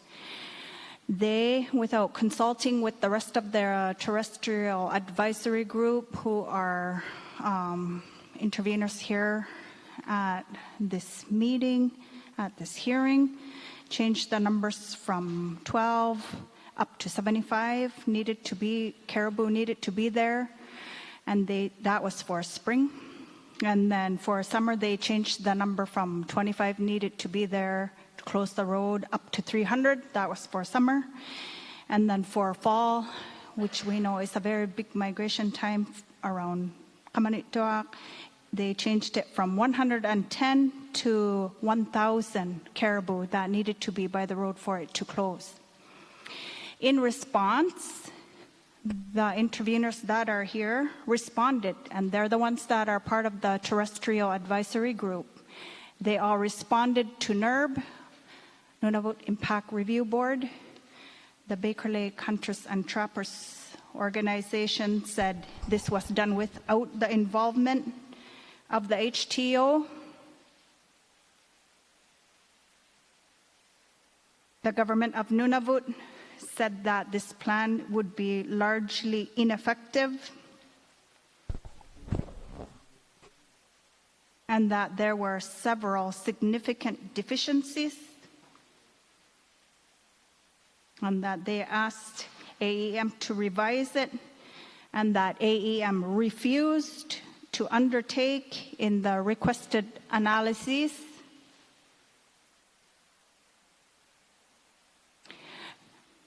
Would you agree, as my lead-in, would you agree that for mobile measures to be executed, that you would be first and foremost the leading party that would have to be present to execute mobile measures?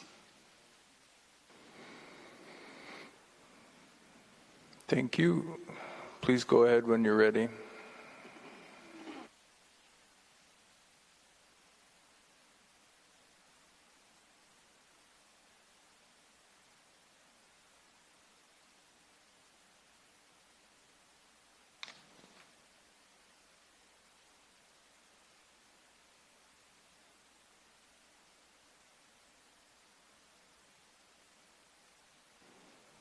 Thank you, Mr. Chair. Jamie Cannell, Agnico Eagle.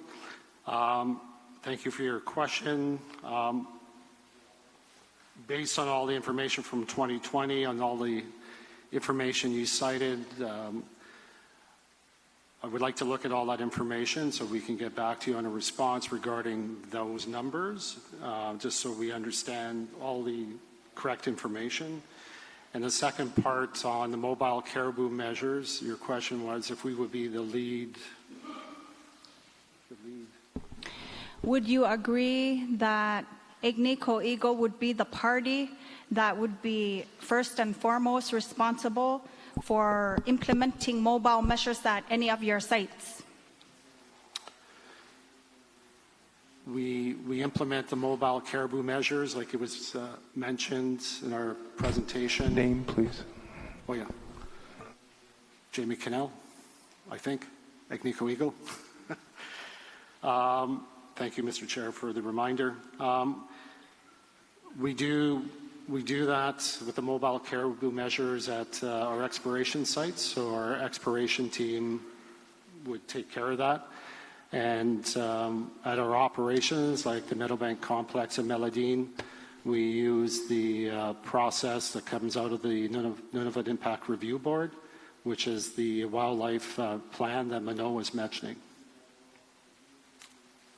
Thank you. To clarify, my question was... Name, please. Sorry, thank you. Hilutegongnak, Friends of Land Use Planning.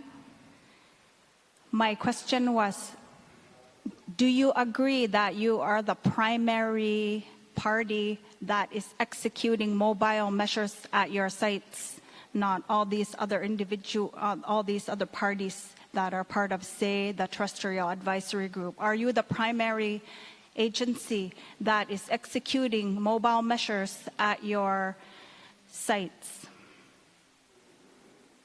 Thank you. Please go ahead. Thank you, Mr. Chair. Jamie Cannell, Agnico Eagle. No, we work in concert with all the parties related to the mobile caribou measures. We received mapping from the government of Nunavut at an operation with our Terrestrial Advisory Group. We have members at the site that's working with the operational team to make real-time decisions based on movement of caribou.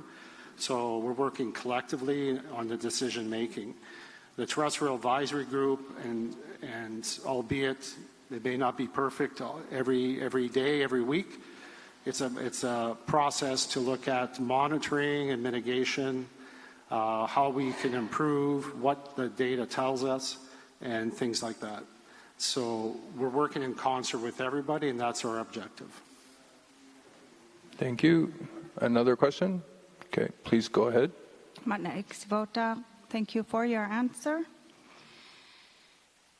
Secondly, to that, on June 30, 2022, the government of Nunavut submitted a response to the Nunavut Impact Review Board to your annual report, which is for the terrestrial effects monitoring and mitigation program.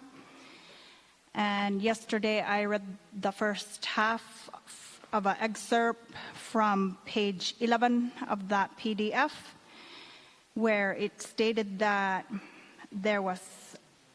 they had expressed concerns about non-compliance of the project certificate due to incomplete and inconsistent application of the terrestrial effects monitoring and mitigation program.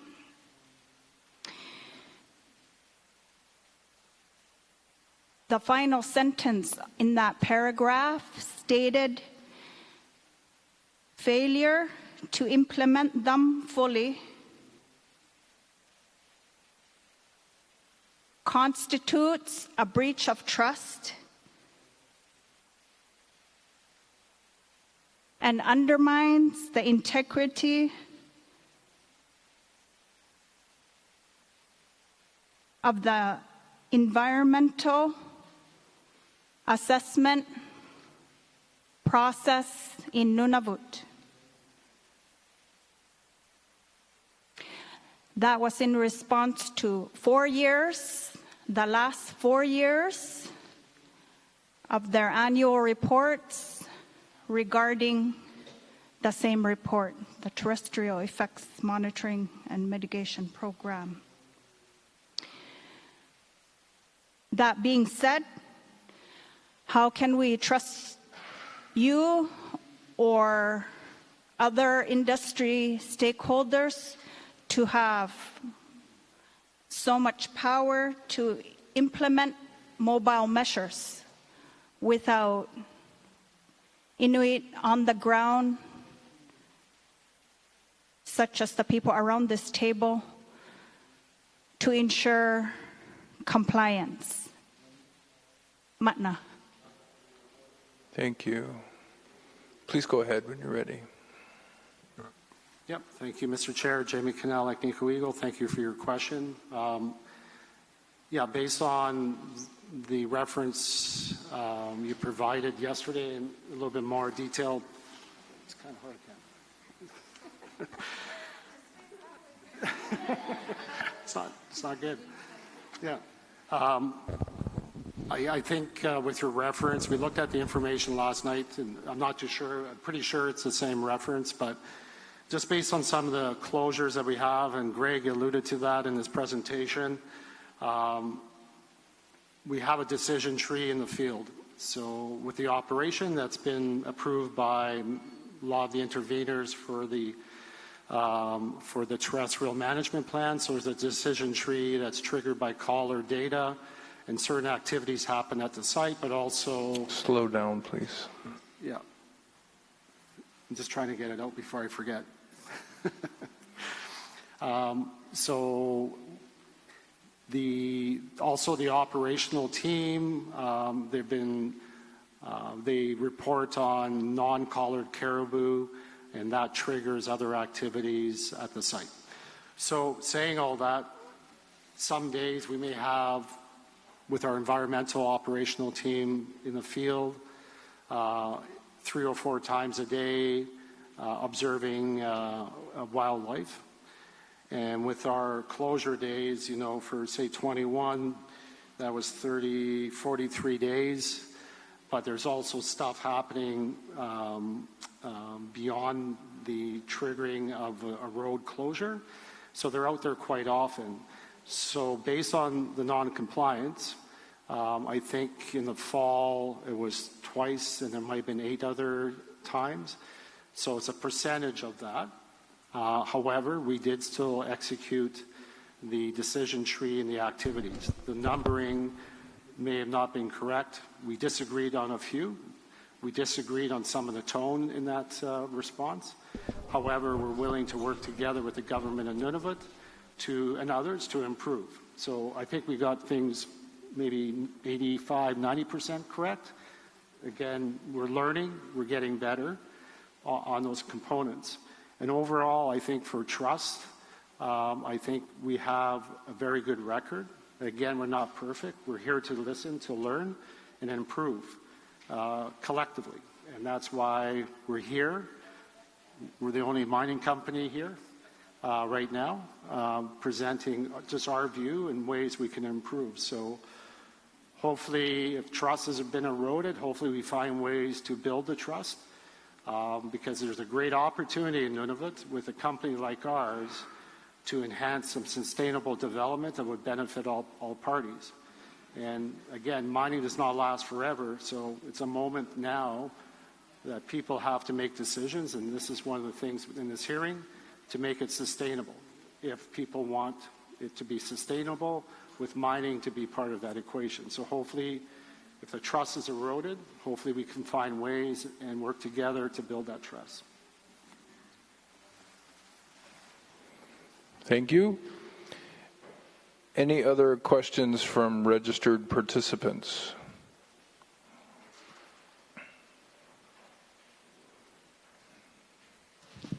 Clayton, please go ahead.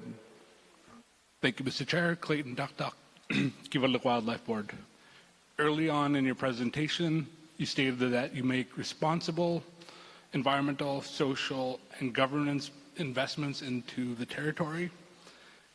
Can Agnico Eagle describe the metrics used to make that determination? Thank you.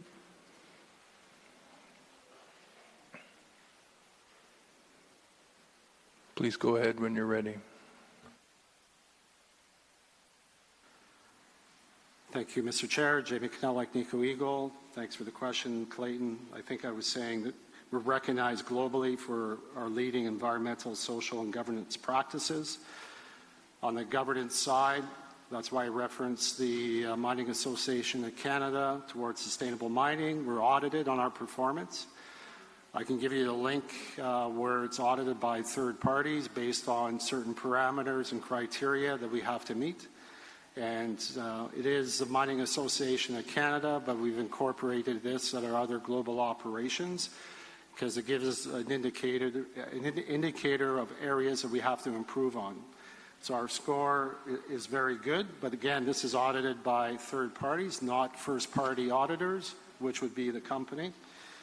Environmental, we do have initiatives to reduce our greenhouse gas emissions. We're looking at opportunities. To improve on that based on certain areas of the business where we can recover heat from our generators at site, things like that. Also with our application, we're looking at wind turbines at the Meladine operation. We already have those approved at the Hope Bay operation. So we're looking at other ways. Social, we have a lot of investment in different areas, different communities in the territory, Kavalik, in the Kitikmeot. So we can provide a list, plus we're a publicly traded company. There's a lot of information on our website.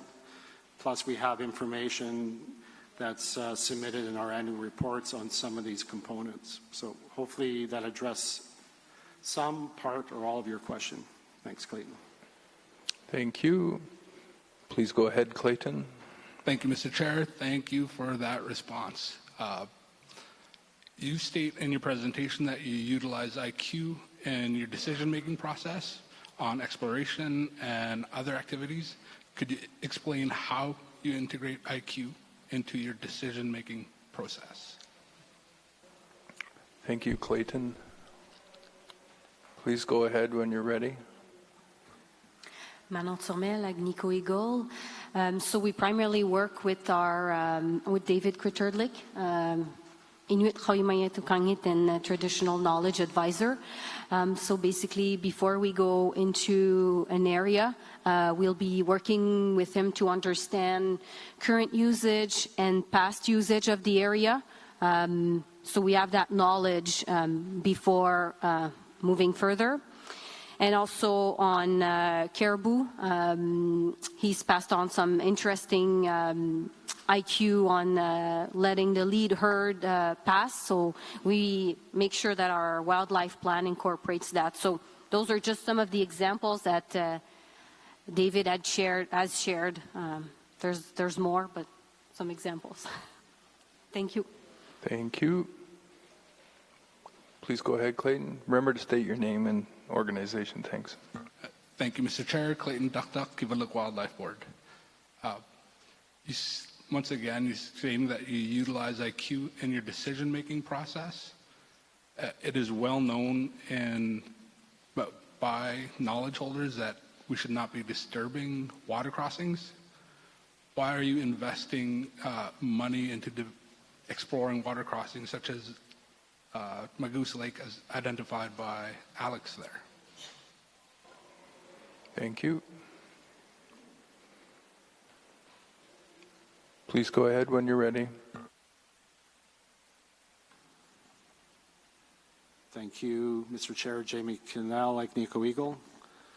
Yeah, we would have to look at the details on that file. I think that's from our exploration group, so I would have to look at it.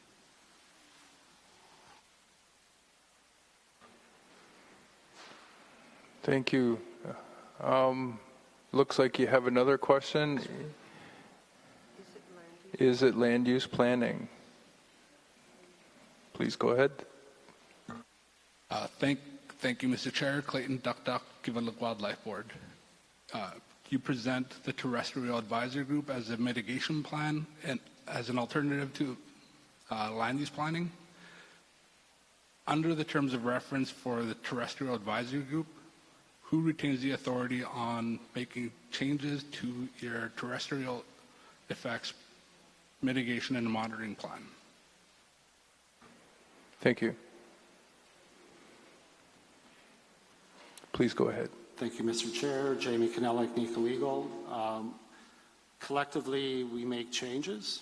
I think we submitted version 8 at Meadowbank, so operations, 10, 11 years now. So almost every 18 months, we're making changes to it, updates. I think at Meladine, we're on version, it's not 1 anyway, it's probably at least 3 or 4. We can get back to you on those details, Clayton. Maybe you might know the version, but we're always improving. So to say that Agnico is not listening and not making changes is not true. We've made multiple versions of the document based on input from the parties that participate. They get engaged to improve, to get engaged on collaboration, and to make our product better, and for us to understand better, and for the operation to perform better. So again, Meadowbank, we're version 7, version 8, Meladine, version 4. Thank you. Thank you.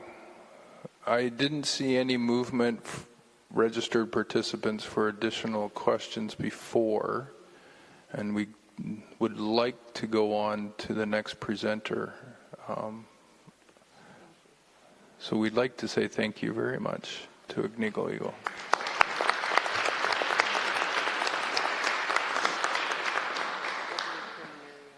Yeah. We will do our quick switch, and Beverly and Kamanariak, Caribou Management Board is up next. Thanks.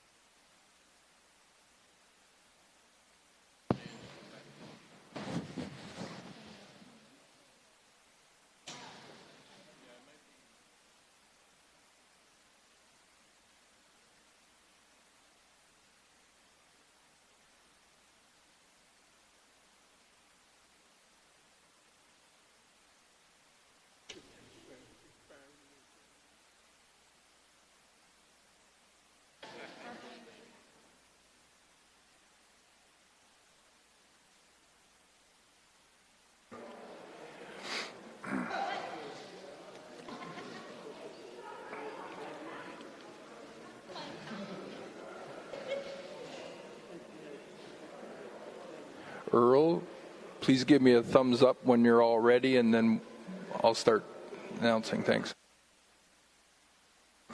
And everyone, please make your way back to your seats. Thanks.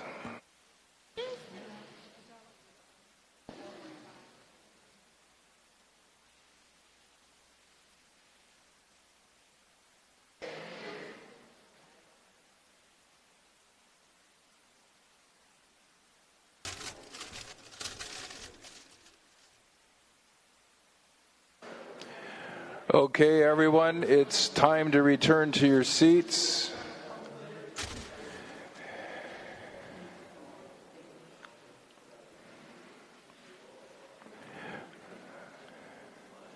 Earl has been very flexible, and we have appreciated it greatly, and we would like to take the time to listen to him now.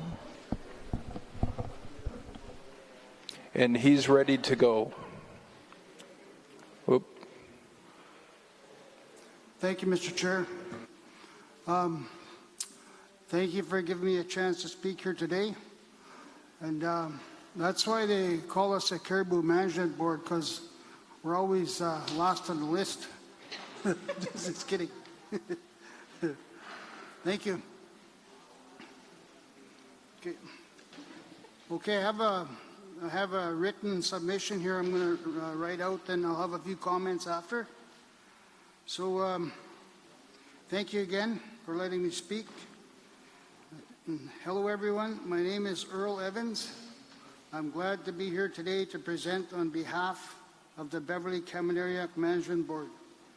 I'm a member of the Northwest Territories Métis Nation and I live in Fort Smith, NWT. I joined the Caribou Board as a representative of the NWT Métis Nation about 20 years ago and have been the chair of the board for about 10 years. I have been an active caribou hunter and trapper all my life and have primarily harvested Beverly. Please slow down just a little bit so the interpreters can keep up. Thanks. Okay, thank you. And I'd also like to mention Alex, Richard, and our buddy here just left. That I'm glad to see them here too.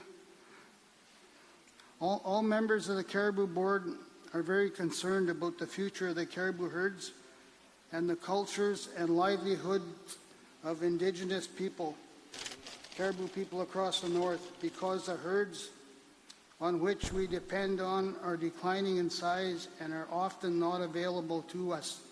8 out of 9 herds are in decline.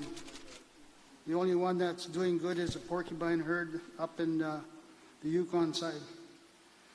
Before I begin the presentation, I'd like to thank NPC for paying close attention to what the people have been telling them about the need to take care of caribou and important caribou habitats. Thank you also to the interpreters for allowing us to communicate with each other this week about this very important subject.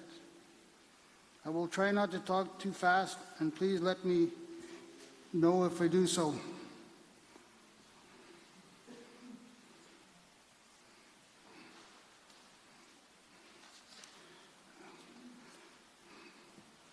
Our presentation today has 4 main parts.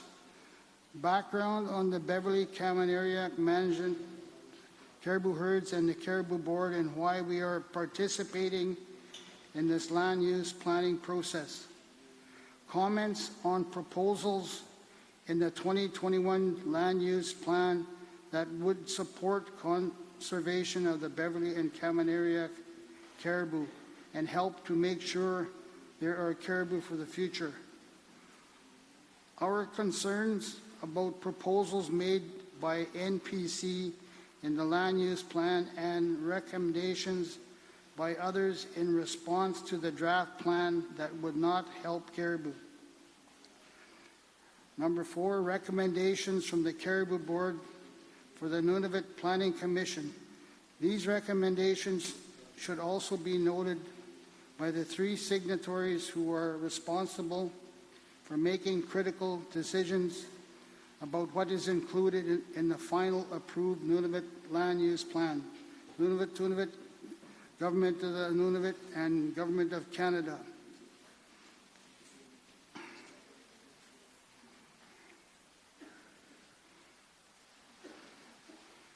First, I will provide some background on the 2 caribou herds that the Beverly and Kamanariak Caribou Board was created to help manage.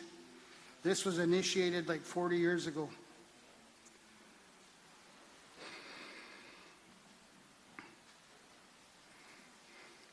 The map shows the total area used by the Beverly and Kamanariak caribou herds over the last 7 decades. The map is based on information from government surveys, locations of collared caribou, and Indigenous knowledge. The caribou range includes parts of 2 territories and 2 provinces. The herds are shared by many people, including Inuit of Nunavut, the Dene and Métis of the Northwest Territories in northern Saskatchewan and northern Manitoba. The Beverly herd has primarily used the western and northern part of this area. The Kamanariak herd has mostly used the eastern part, and the central portion has been used by both herds at different times. In the winter, we seem to get a lot of mixing. The 2 orange areas are the traditional calving grounds that have been used by the Beverly herd since 1950s. During the last 15 years or so, the herd has mostly used the northern area along the Queedmaud Gulf Coast for calving. The purple area is the traditional Caminaria calving grounds used since the 1960s. Parts of the traditional calving ground were used by these herds in at least 1 year. Some parts were used in many years and often called the core calving areas.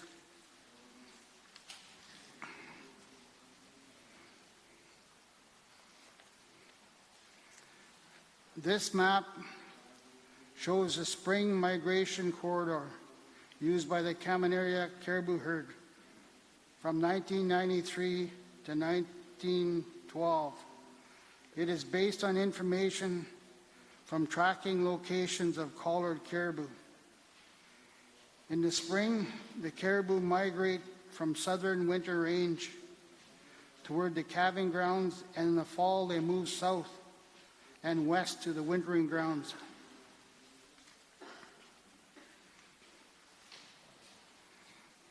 A nice picture of some caribou there.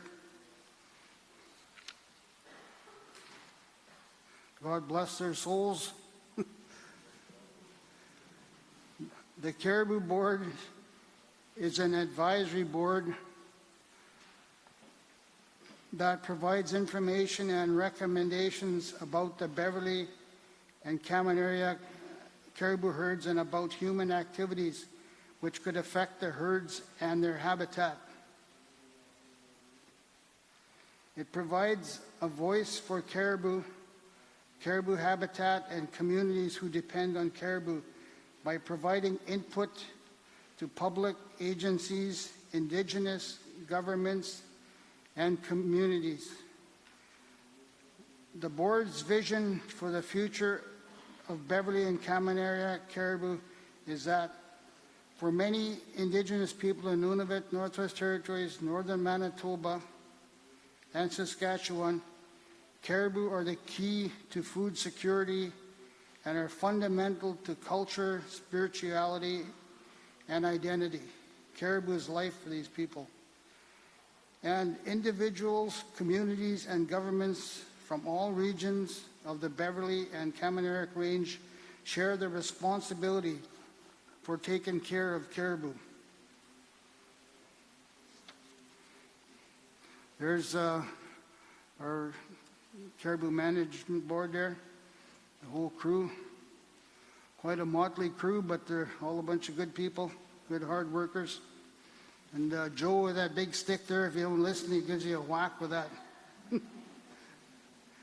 The Caribou Board is a co-management board that was established 40 years ago to help people from communities and governments work together on issues that affect the Beverly and Caminaria caribou herds and their habitat. 40 years ago, people already recognized, like with the new pressures on caribou, they seen a problem 40 years ago, and they had enough initiative at that time to start this board. So this goes to show that there's been problems for a long time, and people recognize it as that. The board's overall goal is to help ensure the long-term conservation of the caribou herds, to support Indigenous harvesters and their families so there are caribou for current and future generations. Up to 15 regional board members are appointed to represent more than 20 Indigenous communities from across the caribou ranges and 5 public governments, Nunavut, NWT, Saskatchewan, Manitoba, and Canada. Board members include Inuit, Dene, Cree, Métis caribou harvesters, and government biologists, wildlife managers, and land managers.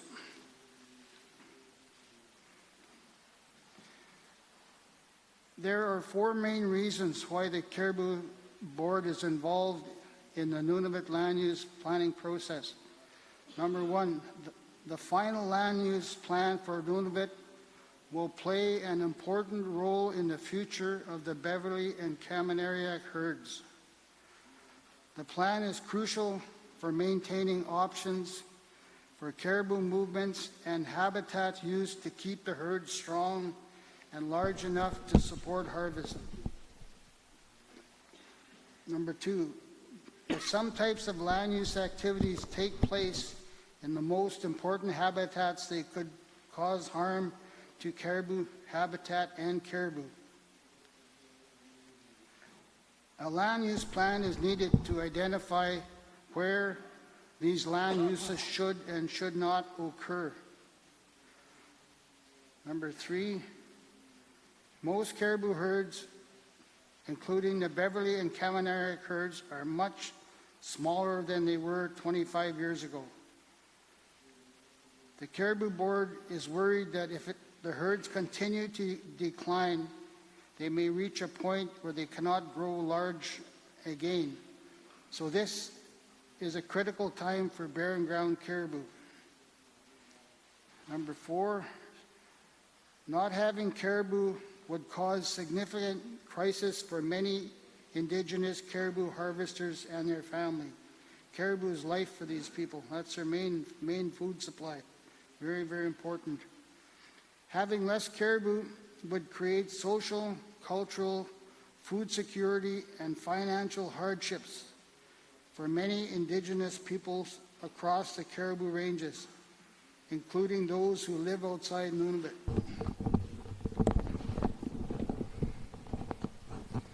There's a picture Alex sent in, his grandson learning how to make dry meat. We've got to keep our youth out there doing that. That's a good picture there. Notice he didn't have a phone in his hand, he had a piece of meat.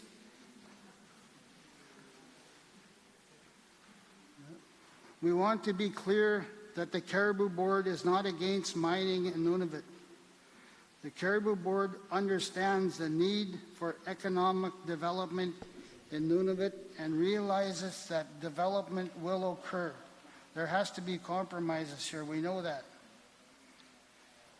However, board members from across the caribou ranges have concerns about the potential for harm that some land uses could have on caribou if they are allowed in some key caribou habitats. The board has held a strong position for decades against allowing mineral exploration and mining on the calving grounds, post-calving areas, and at important crossings of water bodies. However, the board has made compromises to support land use planning and economic development in Nunavut. In the past, we recommend against development anywhere in the traditional calving grounds used by the herd since the 1950s. We now support the proposal to prohibit development in smaller core calving areas defined by the government of Nunavut based on areas used by the herds more recently. So we have been flexible, and now we ask the government and industry also make their own compromises to help ensure there will be caribou for the future.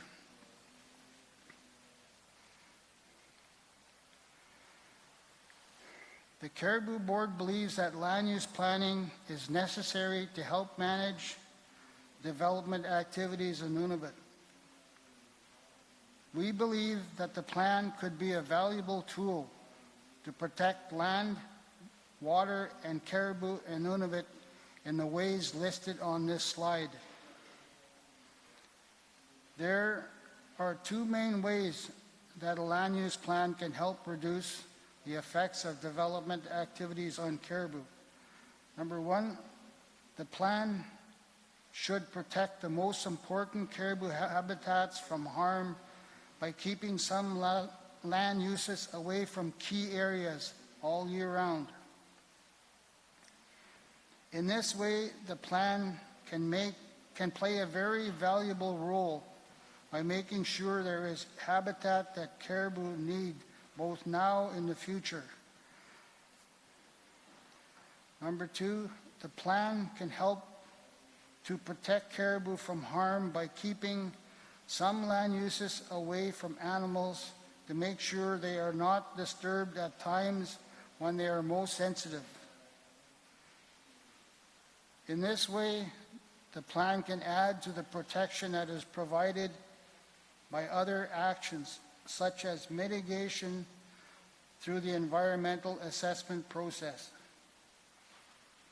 It is important to recognize the protection of animals from disturbance is not all that is needed, because protection of habitat is critical to the survival of caribou herds.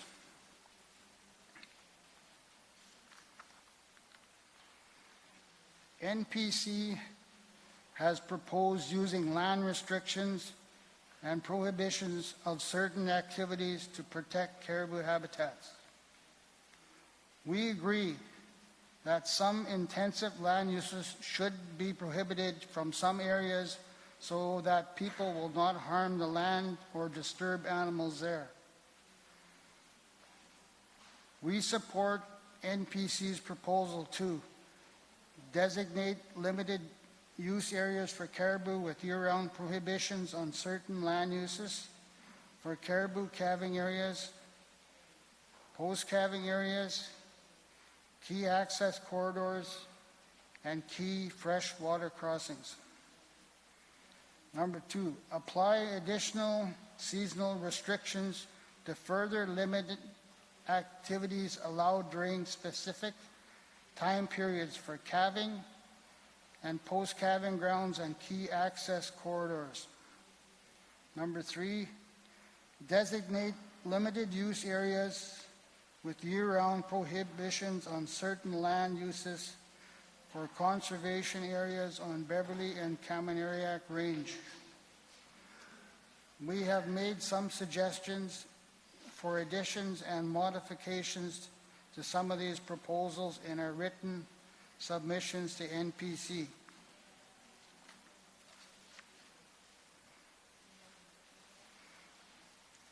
NPC's proposal to create limited use areas for caribou is consistent with past and recent statements made to them by the Caribou Board as well as by the Kivalliq Hunters and Trappers Organization and the Nunavut Wildlife Management Board, which reinstated their formal position to NCPC or NPC again in 2022. Also, the Kivalliq Wildlife Board stated in April 2022 that they agree with protecting calving grounds with limited use designations in the land use plan based on input they received from the Kivalliq HTO as recently as the fall of 2021.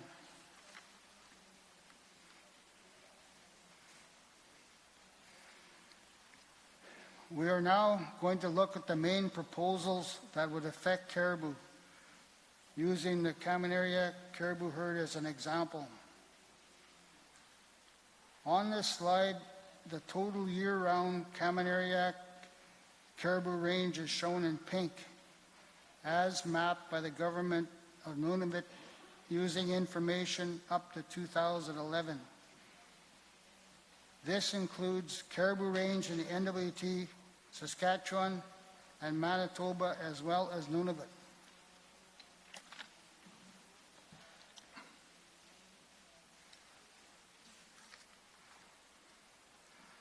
This map in green, the total area proposed in the draft plan for protecting caribou habitat in limited use areas for caribou on and near the Kamanariak caribou range. Some important freshwater crossings along the Phelan River and other areas outside the Kamanariak range are included in this map. If these designations are approved in the final plan, Some specific intensive land uses would not be allowed in these areas year-round.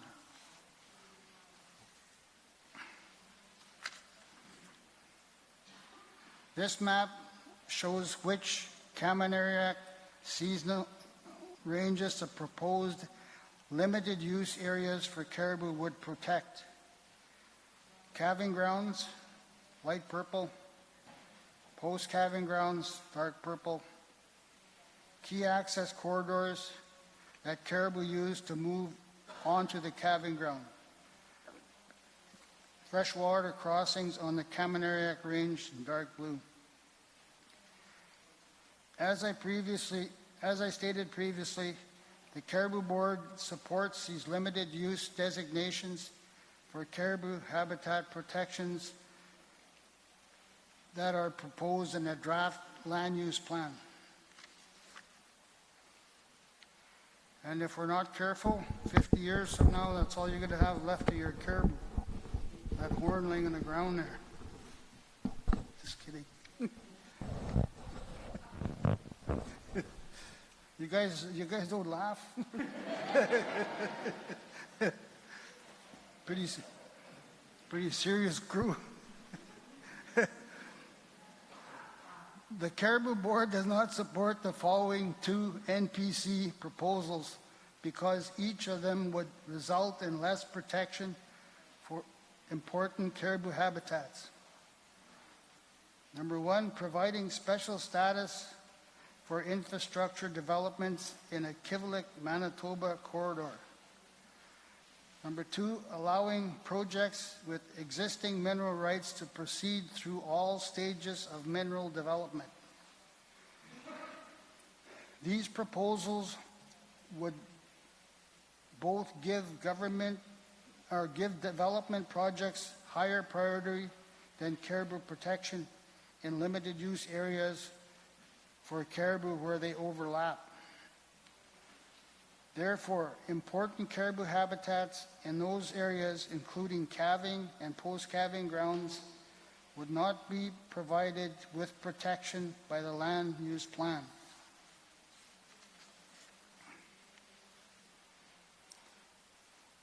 The yellow line on this map shows the Kivalliq, Manitoba corridor proposed in a draft land use plan for roads, hydro lines, and other related infrastructure.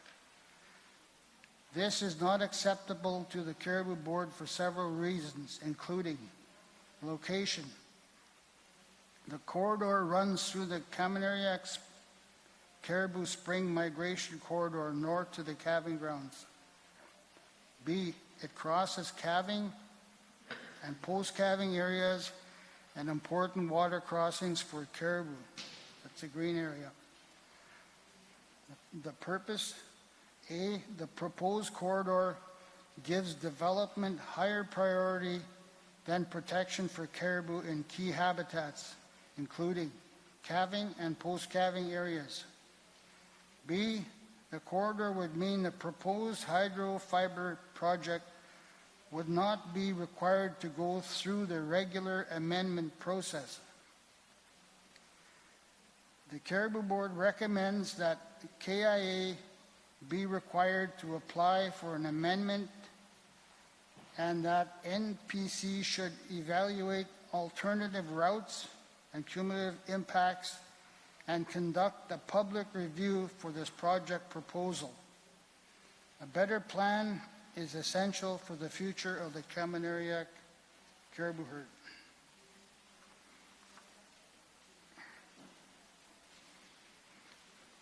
The orange areas on this map show where the existing mineral rights were mapped by NPC on Kamanariak calving areas and other key habitats.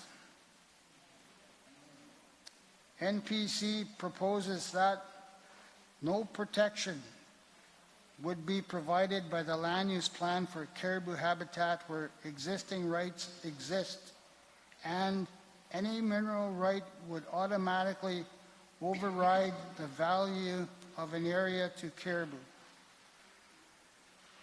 The Caribou Board does not support this proposal because it would remove habitat protection from the land use plan for key areas like calving areas. It should also be noted that many participants have told NPC that there are many more existing rights that need to be added to the list in the 2021 draft plan. So the orange area on this map are likely only some of the areas that would not be protected for caribou.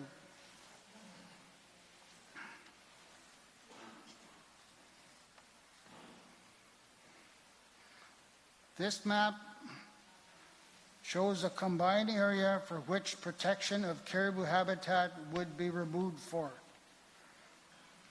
The Kivalliq Manitoba Development Corridor in yellow, and existing mineral rights orange area plus others not yet mapped. As a result of these proposals by NPC, a large portion of the common area calving and post-calving habitat would not be protected in the land use plan.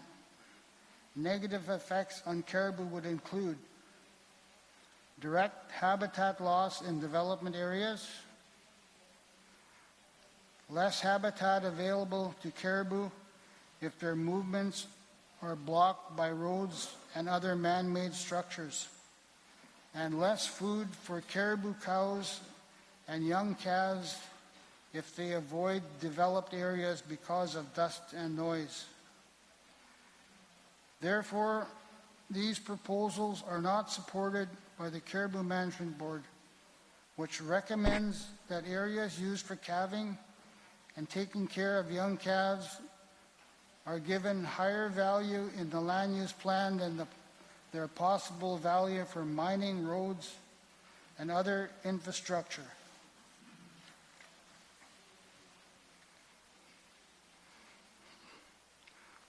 There's another nice little picture.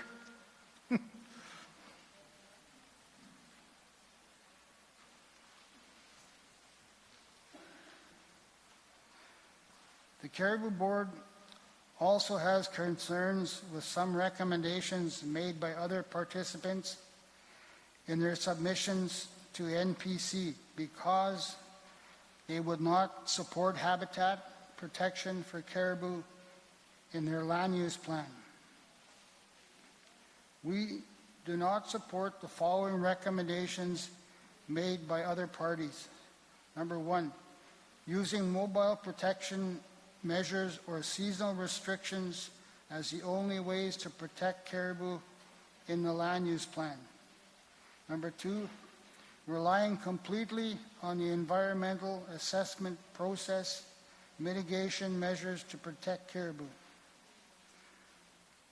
Both of these recommendations are not adequate as they do not provide necessary protection for habitat in key seasonal ranges, calving areas, post-calving areas, and key access corridors.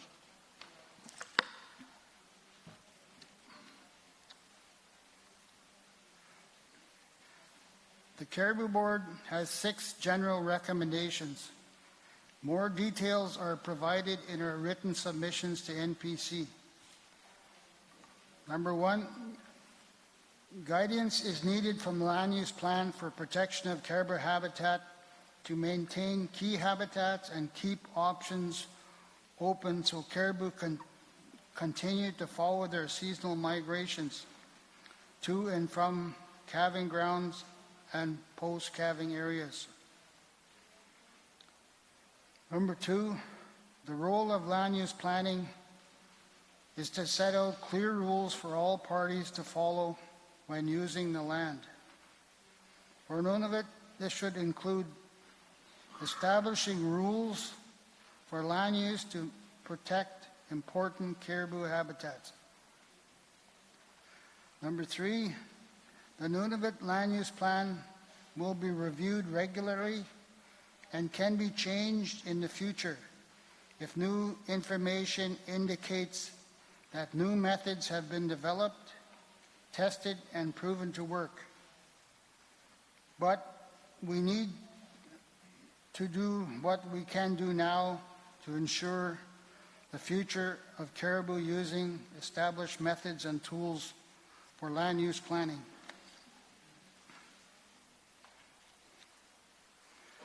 Number 4, seasonal protection measures and mitigation of negative effects from developments that cannot be avoided provide some limited protection to caribou. However, they do not provide long-term habitat protection. Prohibiting activities that can harm the land are needed to protect habitat in key areas, which should be provided through the land use plan. Number 5, planning mitigations for the effects of mineral exploration and development on caribou should not occur in the land use plan. Nunavut has an established and well-supported environmental assessment process which is operated by the Nunavut Impact Review Board. Number 6, this will be the first territory-wide land use plan, and it may be changed in the future. But if we don't protect habitat for the future, there will be fewer options later. We need to take a cautious approach now, and we may not be able to fix our mistakes. This is not a time to gamble with the future of caribou. Oh boy, there's a fat one. In closing, I'd like again to thank NPC for paying close attention to what the people have been telling them about the need to take care of caribou and important habitats. The 2021 draft plan shows that NPC has used the input they received from caribou people to ensure protection for caribou and caribou habitat through their land use designations. However, there are some things that need to be changed to ensure that necessary habitat protection is actually provided. We urge NPC's commissioners and the 3 plan signatories to make sure that the final approved plan, land use plan for Nunavut, contains meaningful protection for caribou and habitat and does not provide development with higher priority than caribou in key caribou habitat. Please remember that your decisions will affect many caribou people outside Nunavut as well as the residents of Nunavut. Thank you for this opportunity to present today on behalf of the Beverly and Caribou Management Board. Holy man, that's quite a mouthful.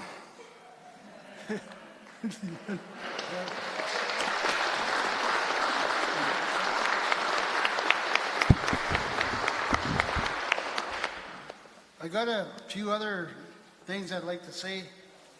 Some observations that I've made in my years of hunting and traveling around. I've been hunting caribou for over 50 years, and I travel all over the territories hunting caribou, and I've seen a lot of things. I've seen a lot of mine activity. I've seen a lot of winter roads and that. And you know, one thing that people here in Nunavut have to remember, like, this is the last frontier here.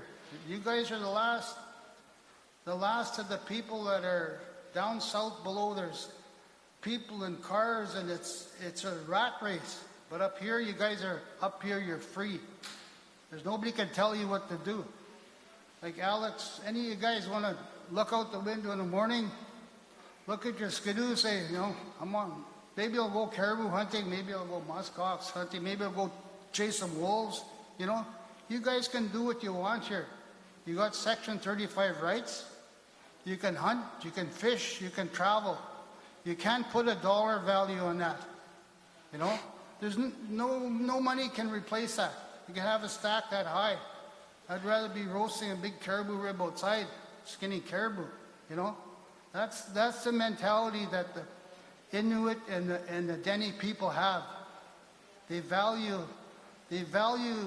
wildlife and their way of life. And it's a unique way of life. There's no other place, like I said, you can travel, get in your skidoo and go all day. Well, I'm just foaming at the mouth, I'm getting excited. You can travel all day and not see anybody, and you go along where you see a caribou, well, there's my supper, you know, stop, skin a caribou, cook it up, take the meat home to your family.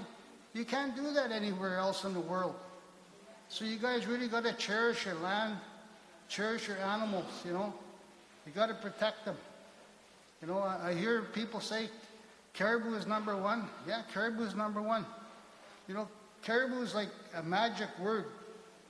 The town will be just everybody kind of lazing around, nothing happening. All of a sudden somebody says, oh, there's caribou are coming. The whole town comes to life. You know, people are outside tying their skidoos, loading up, gassing up, getting their guns ready. Dogs are barking. Everybody's happy. Meat's coming to town, you know. But when there's no caribou around, everything's just dead, just quiet, you know. So caribou are really, really special animal, and they're really, really important to the people. That's their way of life, you know. That's their food, you know. You know, guys go out right now. They're out there hunting, getting fresh meat, making hides, and doing the things they like to do. But if caribou aren't there, you can't do that, you know. I got a big long list of stuff here I'd like to expand on, like, you know, roads and stuff. Roads are a real killer to caribou. Like, I seen that Yellowknife herd, there was 476,000 animals in it. Now it's down to less than 6,000. 98% of that herd is gone in 30 years, you know. And a lot of that is, you can't say it's contributed to mines, but it's so many different factors in there. You know, there's climate change, there's accessibility. By putting roads in, there's access. I mean, you get access, you get a lot of people over hunting and a lot of abuse along those roads. And then along with that, you get a lot of predators too hunting along the roads, and there's just so much more impacts to the caribou when there's roads put in there. Like that road to Yellowknife, that road is about, I think it's about 550 kilometers to the mine, and there's a couple spur roads, and they bring about 7,000 loads a year to resupply the mine, and that's in 2.5 months. So you get on some of those big lakes, you're out there hunting caribou. McKay Lake's probably 60 miles long. You get out on that lake at night, it looks like Jasper Avenue. As far as you can see, there's trucks. Every 5 minutes there's a truck going by. Ice is cracking and snapping like rifle shots, you know. And the caribou, like, I'm half deaf right now. Hilo was trying to tell me something, I didn't even know what she's saying. But a caribou can hear that 10 times farther than you. So those caribou come to the road and they see these big long lines of trucks and lights. They don't want to cross that road, you know. So they go to the portages wherever there's rocks and stuff. So the wolves learn that. That's their crossing point. The wolves are waiting in the portages, and that's where they're killing a lot of caribou, because they know they don't want to cross the big lakes because they see all these lights and stuff. Those lights, you can see them 20 miles away. You could be on a lake hunting, you can see that glow of that lights. This looks like Northern Lights. Those trucks, 100 miles long, you know, and they travel in convoys, about 12 at a time, 5 minutes apart. And it's just steady. It doesn't stop day and night, you know. So, but it's not only roads. There's so many different factors. There's climate change, you know, a lot more water on the lakes. Caribou don't like that overflow. They hit a lake with overflow, they'll go around it. You know, ice. Last year there's 3 layers of ice, 3/8 long. I was looking for buffaloes. I was wondering why there's no buffaloes. I dug down, there was 3 layers of ice. We got rain. We had rain 3 or 4 times in the winter, big heavy rainstorms. Up by Yellowknife they get the same thing. So caribou, they don't like that. They don't like to travel on that stuff. They avoid it. You know, so there's so many different things happening. Like I know land use planning, it's an ongoing thing. Things are changing all the time. Like I know Pine Point Line started up about 1960, shut down 25 years later. It shut down 85, it's 35 years ago. There used to be lots of boreal caribou around there. There's no caribou around there now. Just great big open pits, big pits that are full of contaminated water and garbage all over the place. You know, they drove machinery in the pits. And years ago, the land use planning wasn't as stringent as it was now. They got away with a lot more than they did then. But in the future, I think that the land use plans are learning from the past. So I think every land use plan is going to get better as it goes on because they have learned from the past. And hopefully, you know, and we can do the same here in Nunavut. Because this Nunavut land use plan is supposed to be getting input from the people. It's what the people want. And I hear what the people want, just listening for the couple of days. They want caribou. They want caribou for the future. They want caribou for their grandchildren, their great-grandchildren. They want caribou forever. In order to do that, we got to look at the big picture. Sure, we need some economic development. We need some mines, but we got to go at it at a pace that doesn't destroy the land, so we can't use it and the animals can't use it. We got to go at it at a controlled pace, small steps. You know, do your homework, do your ground truthing, see what's there, and don't exploit it to the fullest, because if you do that, there'll be nothing there for the future. So I know the younger people, they need that wage-based economy. They need to get a job, feed their families, but they also like that traditional lifestyle. So I think the mines can accommodate the people, give them part-time jobs. Some people don't want to work part-time jobs. When the ducks come in, they want to go duck hunting. When the fish are out, they want to go fishing. Caribou here, they want to go caribou hunting. So, you know, they got to have a flexible schedule for the Aboriginal people, because they're not all wage people 24 hours a day, 365 days a year. They like their bush, but they also need the money to get to the bush. It's very expensive. You buy a skidoo, it's $15,000, $20,000, $70 for a can of gas, $70 for a box of bullets, so it's not cheap. You know, so we need a little bit of both. We need the mining, but we also need to look after our animals in our country, so it's there for the future. Every one of us in this room today has had a chance to give some input into this plan in a positive way. And I hear the people talking. And I've been in a room where 5 years ago there was more elders around. Now, I'm the only elder here, maybe. Me and my buddy over there. But, you know, holy man, the elders, you know, they gave a lot of information, a lot of TK in the past into these plans. I'm glad we got that from them. They were a wealth of knowledge, the elders that have passed on. And I'm glad they had a chance to put input into the plan. But I see more women, more ladies sitting at the table. That's good. That's what we like to see, you know. We need everybody here. And I'm glad that everybody's here. And I'm glad everybody's going to contribute in a positive way here. There's going to be compromises. We're going to have to make compromises. Nobody's going to be happy. You know, you can't make everybody happy. We know that. But we got to make our Aboriginal people that live on this land and their families happy, and look after the animals that they depend on. So this plan is going to be one of the biggest land use plans in the world. Everybody in the world is going to be looking at how this thing is going to work. So we got to make it successful, make it work for everybody. This is going to be the Cadillac of land use plan, so let's not bugger it up. You know, I think we can do it. We have a good background here. We got a good start, but we just got to keep working out the kinks in it, and I think everybody will be happy in the end. So thank you.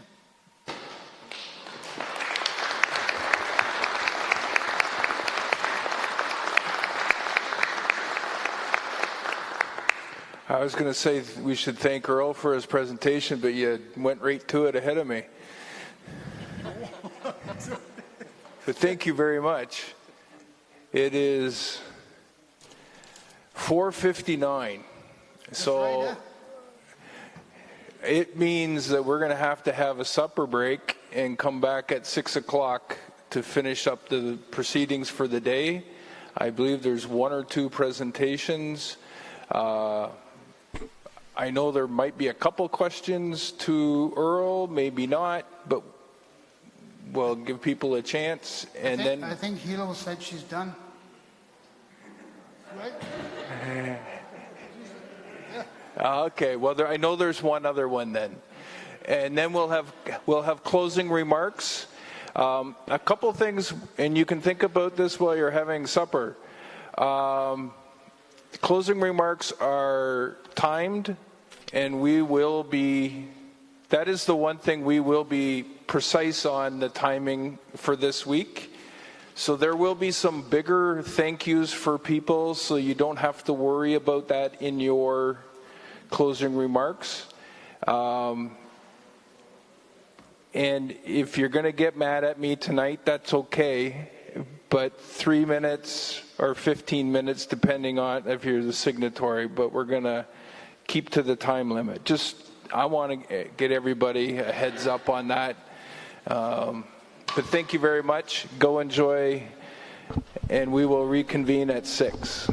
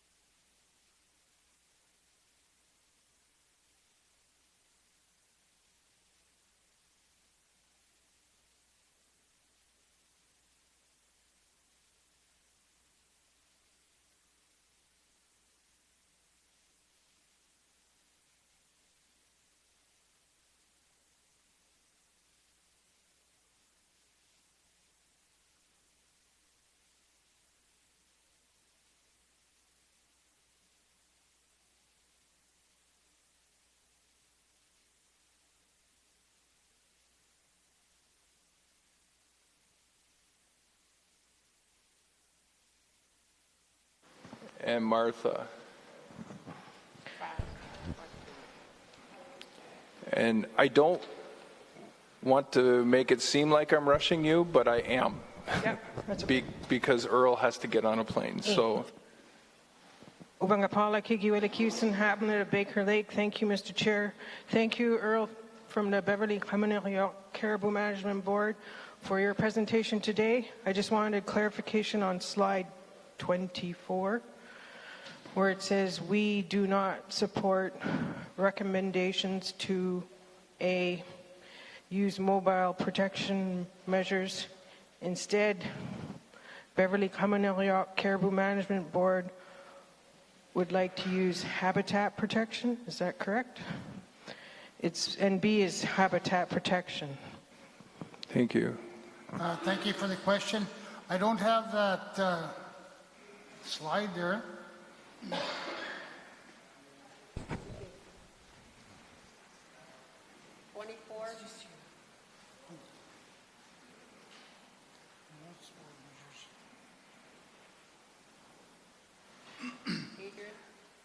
Please go ahead.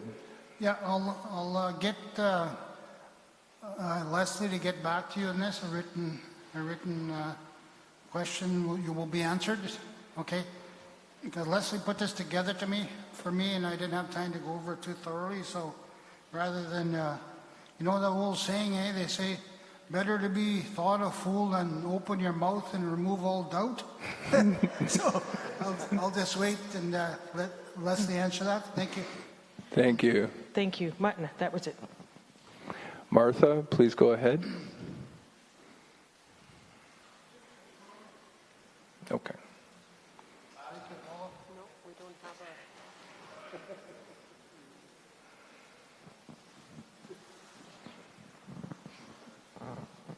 Martha from Hamlet of Rankin Inlet. Just a comment. Notes I wrote before from the previous hearings. That caribou can smell and hear, notice things that a human can't detect. And when caribou start their migration, they do not face the sun. And when geese are heading south, the caribou head the other way. And in between the caribou hoofs, they have an opening. When that is plugged with soil or mud or pebble gets in there, it affects the legs and they are not able to walk. And they lay around in swampy, muddy areas so they will not be detected or smelled by other wildlife. Example, wolves or grizzlies. I just wanted to say these comments to Earl. Thank you. Thank you for your presentation. Thank you very much. Appreciate that. Okay, thank you. Any questions from registered participants? I don't see questions. Okay, any from public members? None. Thank you very much, Earl. We really appreciate you coming, and I know you're on a rush to catch a plane, so. Yeah, thank you. Thank you very much.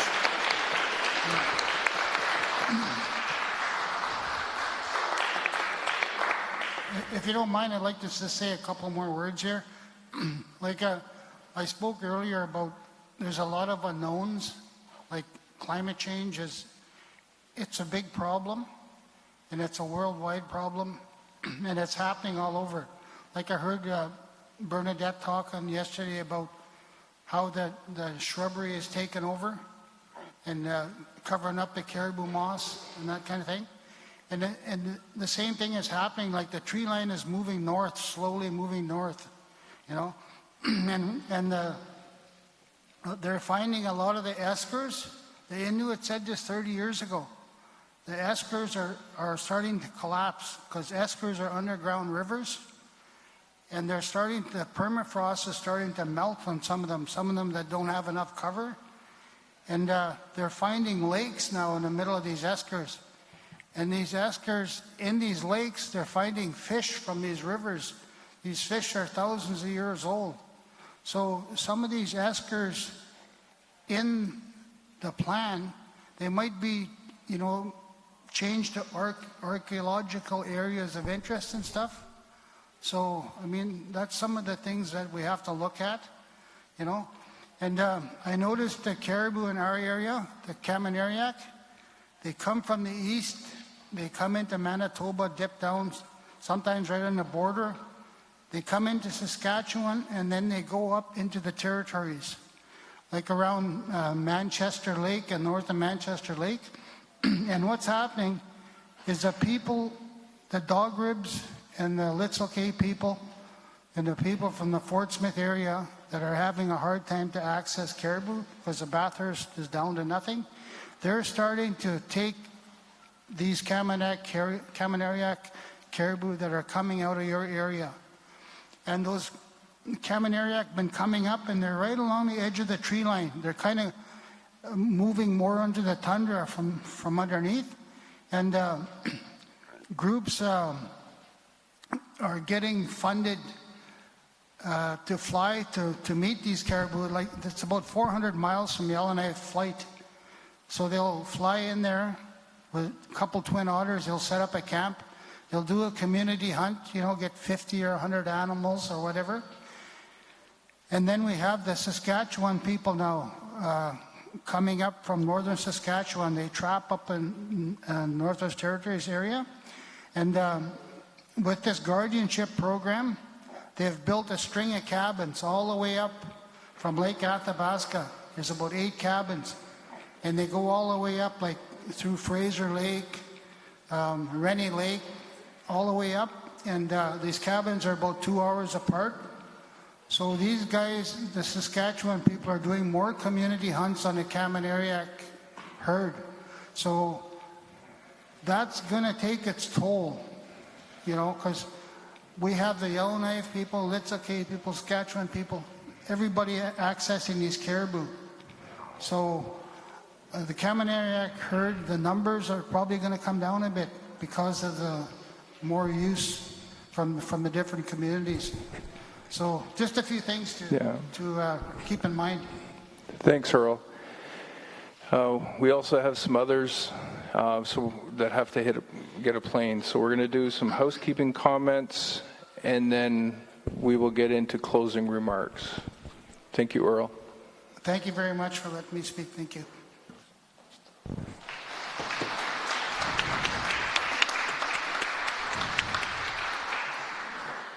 Please go ahead, Sharon.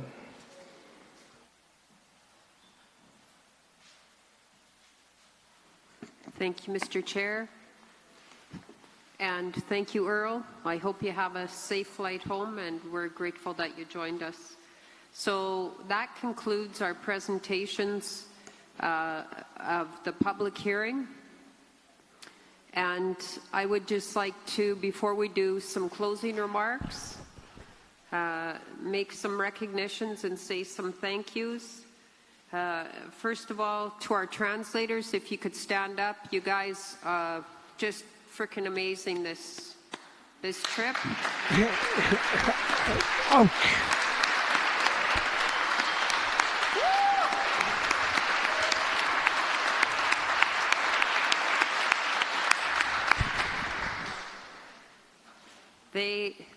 Annie and Tommy and Johnny have just, I think they were falling asleep last night, and they hammered through, so we're very grateful. To our local crew, Bernadette, Tyson, Derek, and Tracy, you guys.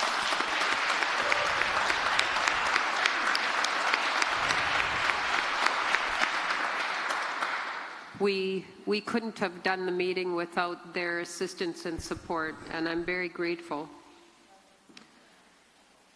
To the hamlet of Rankin and the facility staff, we're very grateful. To our caterers, even though the food was the same, they did provide wonderful snacks, and we're very grateful. We are grateful for the warm welcome to the community. To Willie and Chris and Beth, our comms, and Johnny, our IT, thank you very much for the live streaming.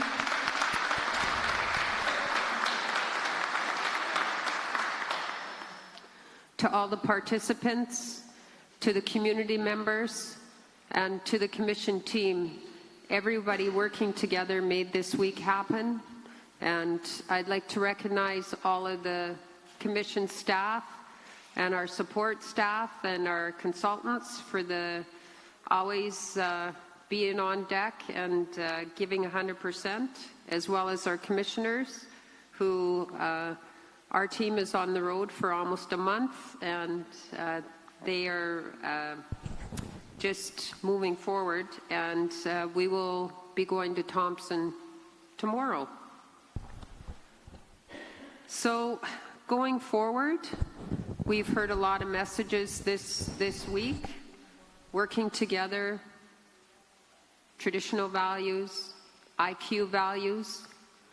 We also see there were many competing interests, varying views.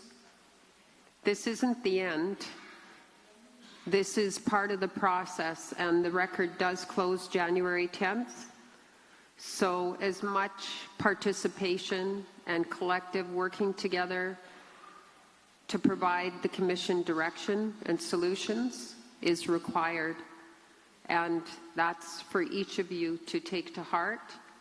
And our staff are available to support you. And we always encourage you to call either any one of our offices in Cambridge, Arviat, or Iqaluit. So with that, I would like to just review the closing remarks for each community. HTO Hamlet, you have 3 minutes collectively, so 3 minutes for Hamlet, 3 minutes for HTO. Around the table, we'll do the community participants. Then we'll go to the signatory parties. The signatory parties have 15 minutes each for their closing remarks. And then for all the registered participants, we'll go through the list. They also have 3 minutes each. So with that, Mr. Chair, if we could start, I'll turn it back over to you and start with the community of Arviat closing remarks. Thank you. Okay, we have the mic ready to go? Okay. We're getting our timer set, and we will be enforcing the 3 minutes tonight, as we warned earlier. And that's mostly because we need to get done tonight, and then we have 2 hours of packing up, and everybody kind of wants to go home on a Friday night anyways. So, who's first? Peter, please go ahead. Thank you, Chair.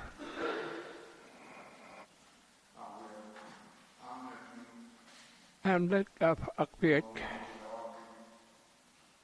delegated me to attend this proceeding along with Ludovic.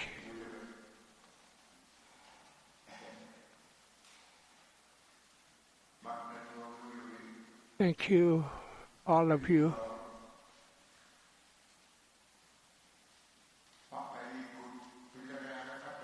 And Nunavut Planning Commission, their presentation, they have been working on this document for some time. My fellow Akbiarmiut, Hunters and Trappers Organization, have always problems with lack of caribou protection area, cabin grounds.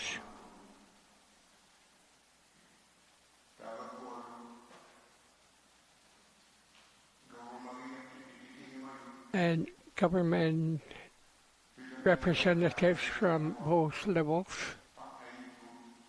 You have seen the work that we are meeting this week about the other IPGs seems to be lukewarm on this process. We like to see more support from these organizations.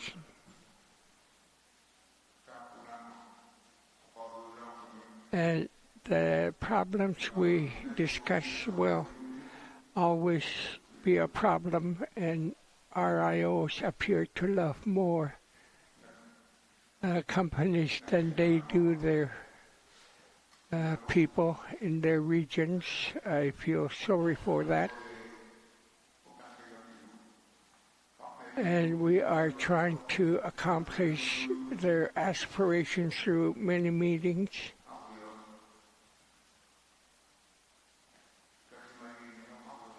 I'm speaking on behalf of Hamlet of Akbit.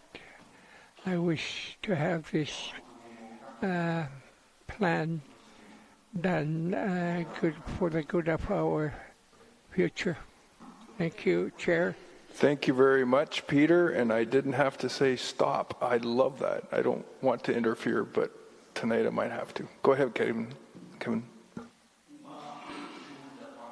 Thank you. I'd like to thank Nunavut Planning Commission and 3 participation who participated in the community of Rankin, Inlet, community hamlets, and HTOs.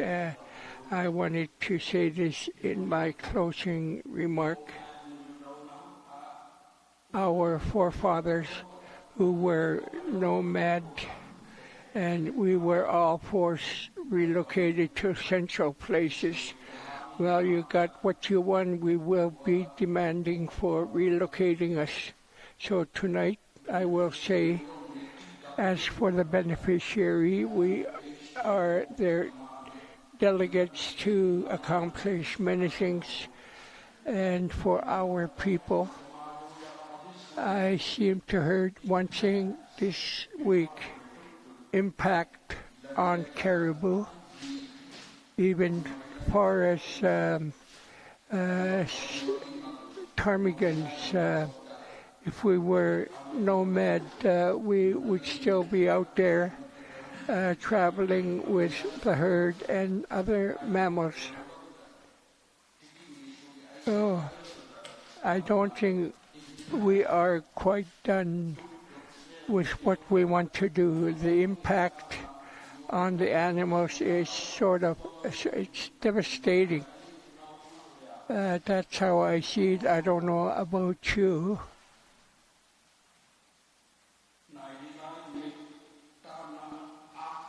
And it says in 99 the land use plan was started. Now we are in the year 22. It's still in the works, still trying to be refined and pass on to signatories for approval. If I'm around, I'd like to see this as a beneficiary.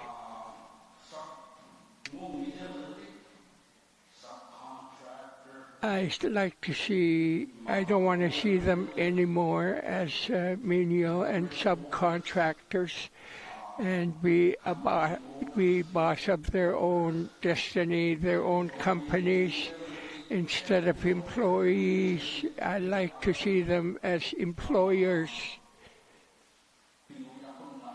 I like to push, but it appears many times it looks impossible, but it will become a reality in few years. I am looking forward to, I like to see what Thank you, Kevin. My inspiration scene. Thank you. Thank you. Off the Baker Lake, yes. Oh,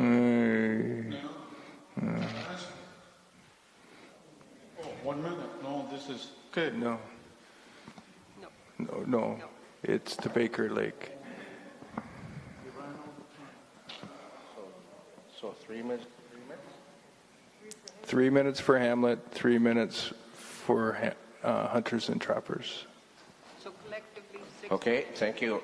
Richard Aksang, representing the Baker Lake Hunters and Trappers Organization. First off, I want to thank the commission, the staff, especially our hardworking interpreters in the back. As we heard throughout the week, most speaking in their native language, Inuktitut. Here I was sitting here voicing my concerns in English only because the interpreters allowed me to do that. Moving forward as well, I want to thank the 3 signatories as well, NTI, KIA, GN, Government of Canada, industry, community reps.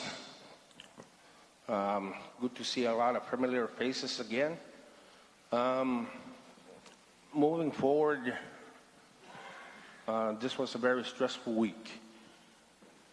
There were times where we were getting frustrated on being timed like what we are being done right now. We're being timed to say our final remarks. I just wish that we had a lot more time to voice all of our concerns, to hear every concerns being answered. But I know that the commission, the staff have a very tough job ahead of you guys. I'm glad that we got the opportunity to represent our community, especially around caribou. And also around shipping as we rely on the fish. I know I got 1 more minute. I don't know if my colleague from the Hunters and Trappers has anything to say, but just want to thank everyone for being very patient with us this week, and the community of Rankin for always welcoming us into their community. One next about that. Thank you, Richard. Please go ahead, Paula. Matna Paula Kigiwili Cusin, Hamlet of Baker Lake, duty to consult, due diligence, 2021 draft Nunavut land use plan is part of the regulatory process set out in the Nunavut agreement. It's a very important document and foundation document and a process for communities, general public, to be involved and to be heard.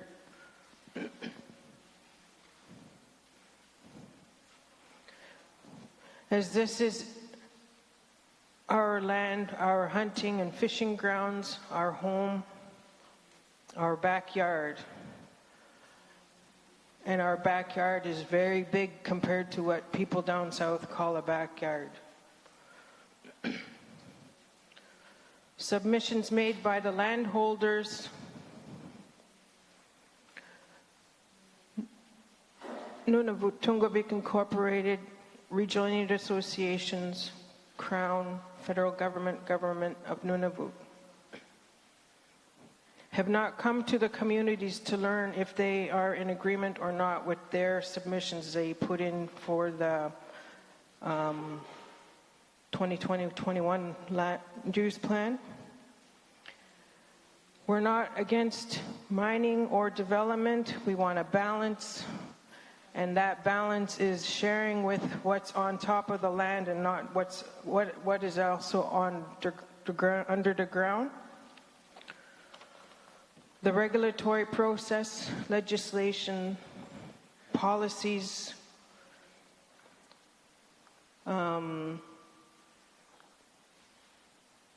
royalty agreements, mineral exploration agreements, these need to be consulted with your people, beneficiaries. If you are Inuit-owned lands, Crown needs to let us know what's going on. We learned about rights, The United Nations has the Declaration on Rights of Indigenous Peoples. This is about respect and recognition of human rights of Indigenous peoples. We're learning about permitted and approved activities made on our behalf without knowing until the project comes to our camps, hunting grounds, or communities. This is not right. Daima. Thank you, Paula. We'll move down the table to representatives from Whale Cove. 3 minutes for the Hamlet, 3 minutes for the Hunters and Trappers organization. Please go ahead. Thank you, Chair Persia Kabludak, Hamlet of Whale Cove. I want to recognize commissioners. You are working tirelessly. Your task ahead of you is huge. Although there are no agreements, I wish you well in your works. And many of us are not able to participate due to high costs of money, high costs of traveling. I know this work is being done for us, and I will assist you before this work is complete. When I get back to my community, I will be informing the councillors what has taken place. So I thank all of you. Thank you, Percy. Someone from the Hunters and Trappers, please go ahead. Thank you. I'm Inobig Isatic HTO, Whale Cove. Thank you. Given the communities, we are able to converge here to discuss something, but it seems to be rushed at the same time. All of our questions, some of them were not answered. I wish Inuit would look after their fellow Inuit who are in responsible positions. They appear to have forgotten what they were installed there for. Information is getting hard to get from them. Kivalek Inuit Association have not come into the communities, and if it's not impacting us now, if we don't do something, it will in the future. My children, I know that they will have to find work. My grandchildren, my great-grandchildren have to find employment. And people who say, we will talk to you outside of this building, we'll meet you later. This is not a very good practice. I don't like it when that happens. We were here. We appear to have been rushed to say what we need to say. I hope next time we won't be able to rush. Thank you. Representative from Chesterfield Hamlet and Chesterfield Hunters and Trappers. Thank you, Chair.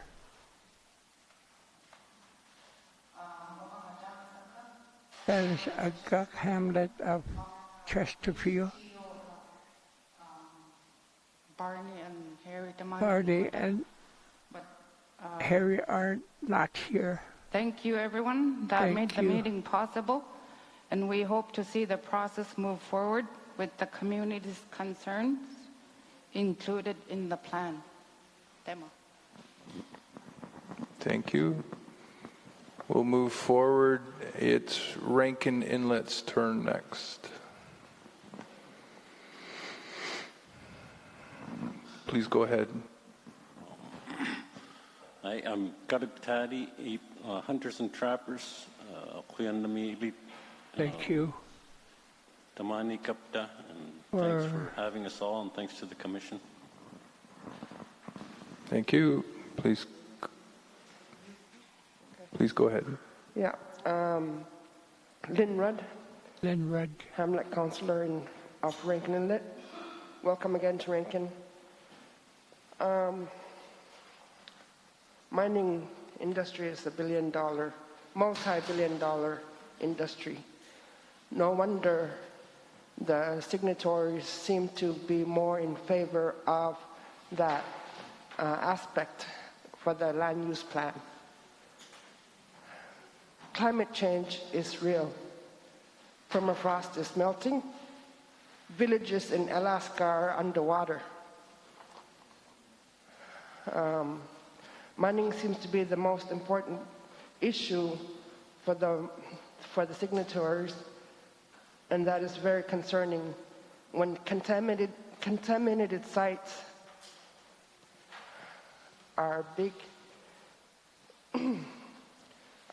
and non-secrets swept under the tundra rug and never spoken about. No one wants to touch that topic. Why? When most of it's from former mining and no one's touching it. Our health, our future children are going to be affected. They are now. I mentioned 7 of my family members died from cancer. It's a huge problem. I'll pass with that.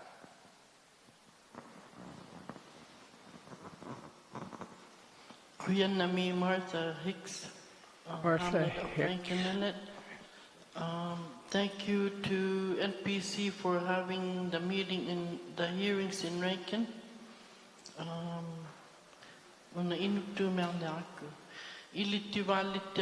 have learned a lot at this proceeding.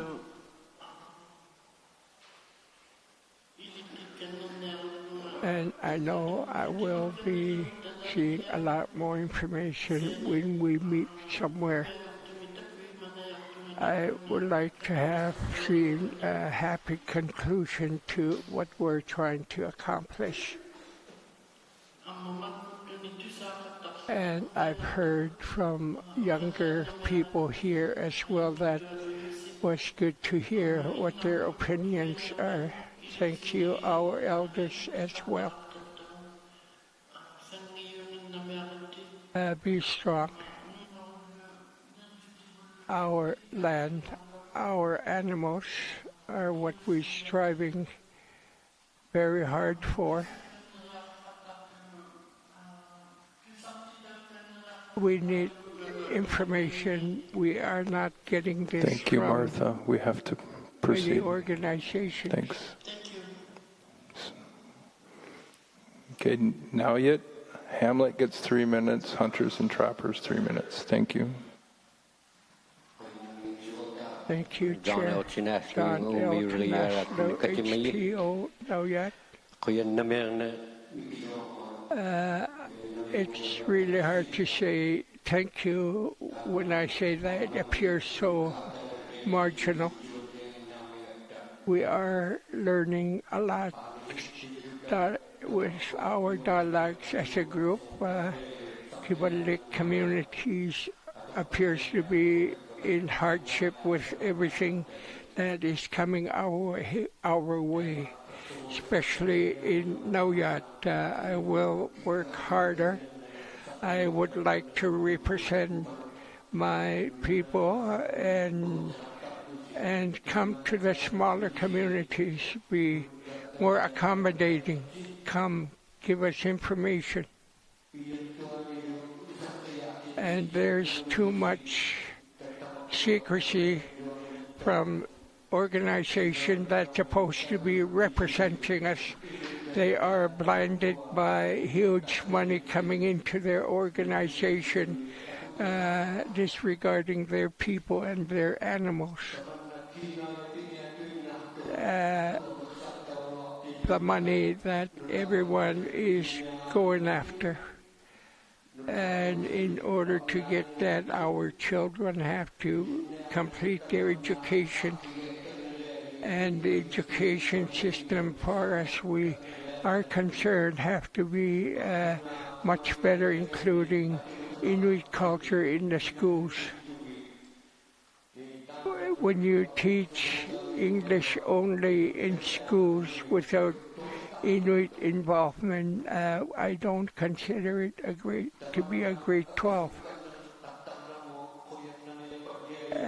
Let's work hard together. I'm starting to be thankful that we are progressing, but I will not be happy unless we reach our goal 100%. For now, thank you very much, Chair. Thank you, John. Representative from the Hamlet, I believe, or HTO. I might have got it wrong. Go ahead.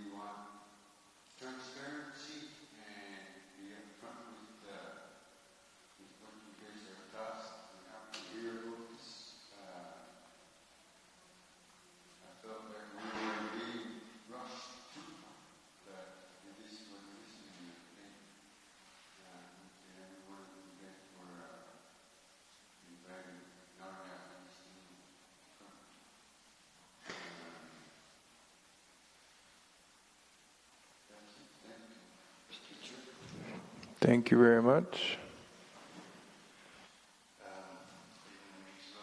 Thank you, Chair. Hamlet of Noyat. Nunavut Planning Commission for listening to all of our concerns. The land use plan should be a tool for Inuit people, not just as signatories. When Nunavut became a territory, the Inuit were hopeful that they would be able to decide for their lands. So each individual Inuk should be entitled to a decision. And we're hopeful that this land use plan will help that. Thank you. Thank you.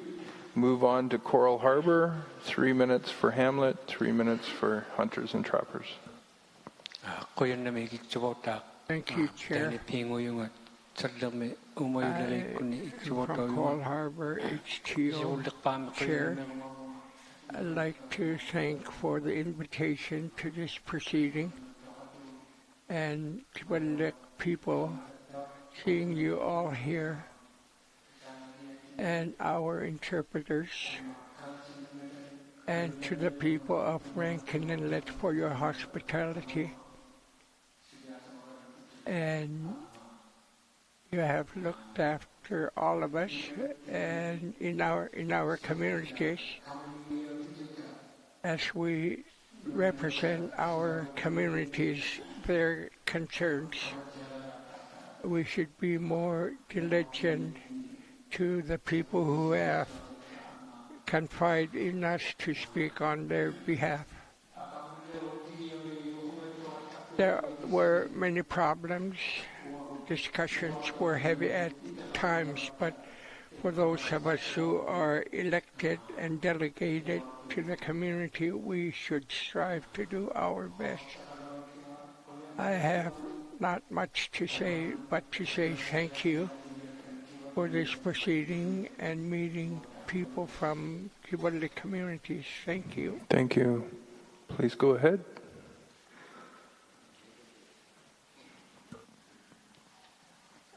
Thank you, Chair.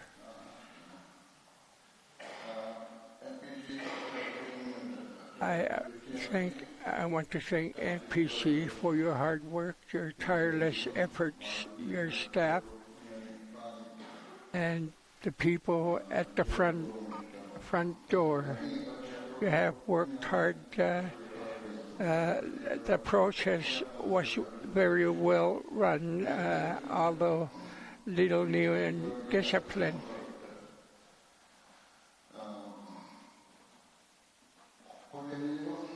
I appreciate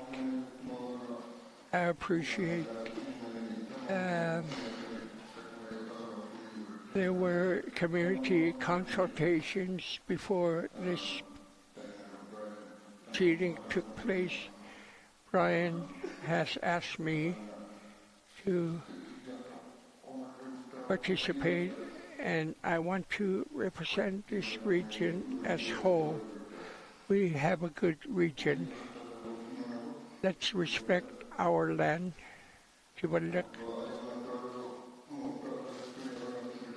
Although everything appears to have obstacle, we will prevail.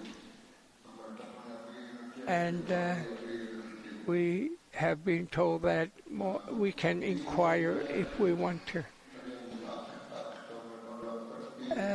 This will proceed, the planning will proceed for our future, our children, our grandchildren. I wonder how they will fare when the problem of this magnitude come to their time.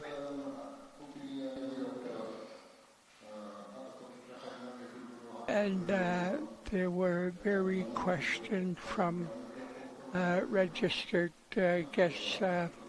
A young lady, Hilo Dagongnak from Baker Lake, she has very good points, so I respect her and I appreciate her questions. And to Baker Lake delegates as well, they present themselves very well with their questions. Thank you. Thank you. That was some of the hardest no's I've ever done. We will move on to the signatories. They each get 15 minutes.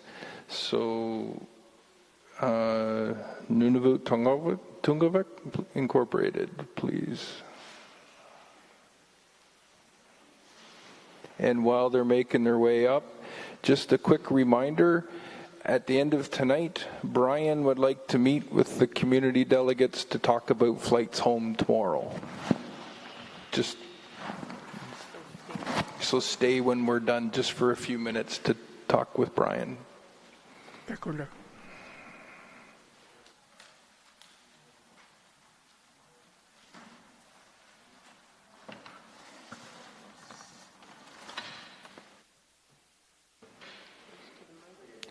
Close to the mic, and please go ahead. Thank you, Chair. Thank you to the people from the communities. This meeting was very pleasant seeing fellow Inuit when Nunavut NTI thanks the Commission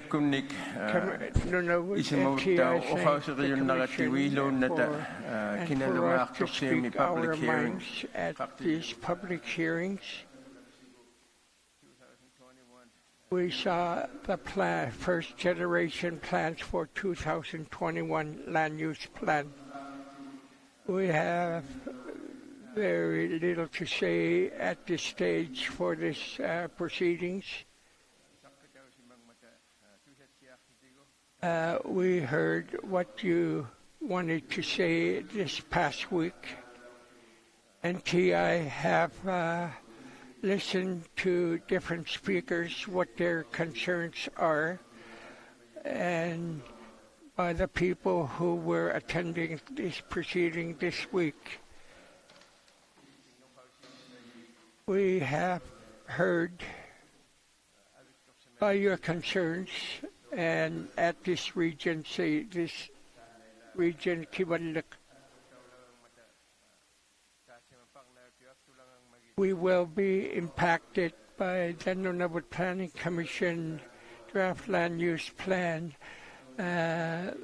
We are here together, hunters and trappers, hamlets of the communities, Keewaydin Wildlife Federation, Kivalliq Inuit Association, NTI we heard what we expected, and concerns are on conservation and the population who harvest wildlife. Even I hunt, harvest. Nunavut Tungavi Incorporation, the Nunavut Draft Land Use Plan should be done in such a way and look after the wildlife so the herd's wildlife can be healthy. And we have started these processes.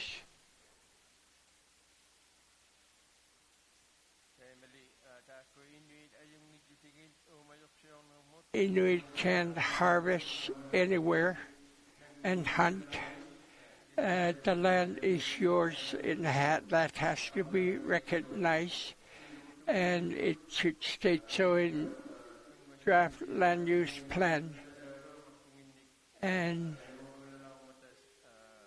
federal government have also indicated that they are in some way favored of this draft land use plan. That Inuit should be a priority in many ways. There were negotiations years ago. What they wanted was clear and concise related to what the outcome is. And when we make land selections during negotiations, although the parcels are small, but it was included part of the negotiation for safeguard of animals in our territory. The people, the government, all agreed on that. And it will impact us as we progress, and we should be able to accomplish something through negotiations and through the meetings. And we also have heard that the lands are being able to swap Inuit-owned land and federal government land. And they should be able to be accomplished with relatively easy way. Nunavut Tungavik sees that they don't want to see Inuit rights being extinguished, and this Nunavut draft land use plan is important. In your final draft, the NPC, you should chair NTI and other regional organizations should also care what the outcome will be for their communities. Inuit-owned lands, draft land use plan as it is needs some modification, and have Inuit participate within their own land, what their aspirations are, how they would be impacted through this planning process. The Inuit-owned land management, NTI, is concerned about subsurface right as well. There are some parcels that do belong to Inuit related to mineral selections from the past. And Inuit way of life, their culture, and their aspirations should also be included in that draft land use plan. We continue our dialogues with Inuit organizations, both levels of government, and other interested groups so we can move forward to accomplish draft land use plan. Nunavut Agreement states the land use process should be having priority what our aspirations are, our culture, the people in the territories, and they all should be included in draft land use plan. And it should be supported fully as it's being revised and going into final draft.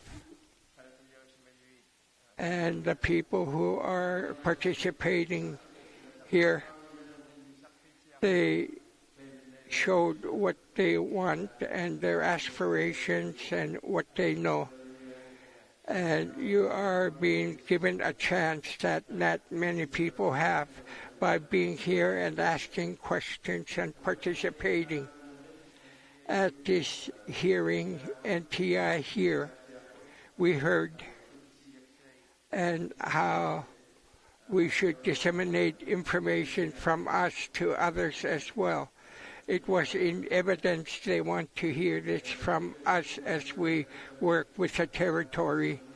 I was glad to be part of this proceeding, although some may say that their concerns were very much, but they have been heard. Your thoughts are important. Thank you for allowing me to participate and the staff of NTI to participate in the final hearing and how this planning document will be shaped.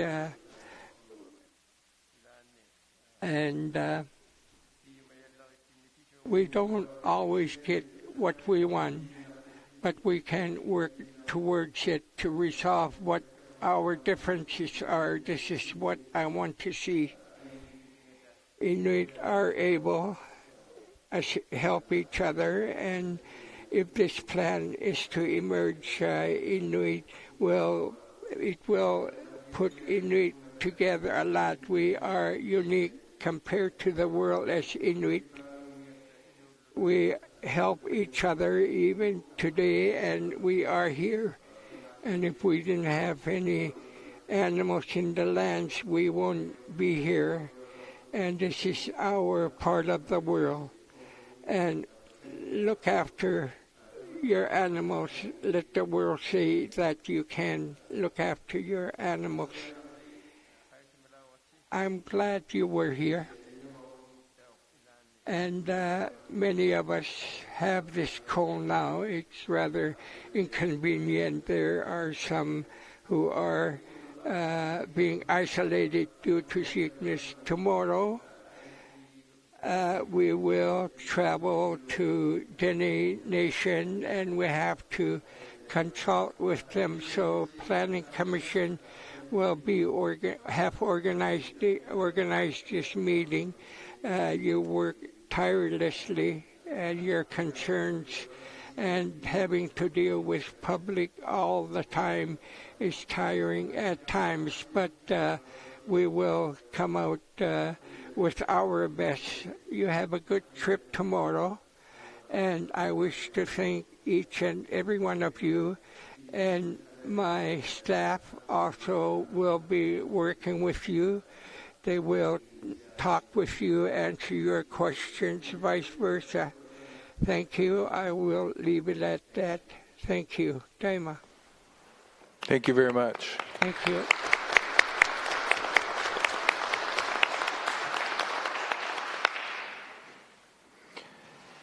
Next on the list in order of presentation is Government of Canada.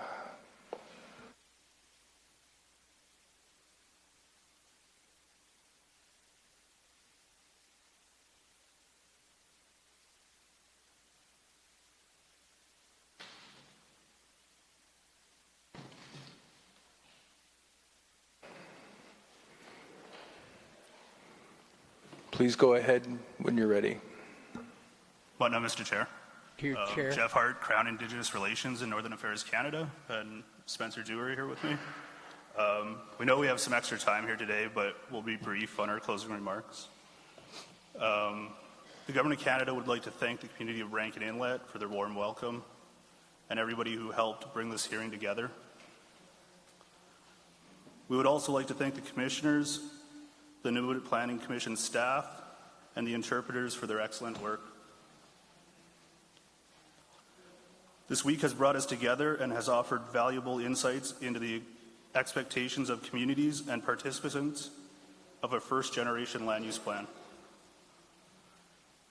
This was an important step and highlighted the difficulties and complexities before the Commission in achieving balance required in a land use plan.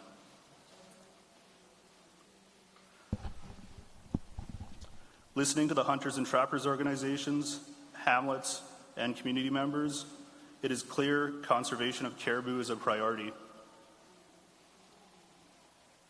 This priority is shared by the Government of Canada. The land use plan is about finding balance, and it should not be a choice between economic development and jobs on one hand, and environment and food security on the other hand. Finding this balance that provides for protection of the environment and economic development will require a closer look at specific areas. This will take efforts from all the parties to collaborate and compromise to find workable solutions.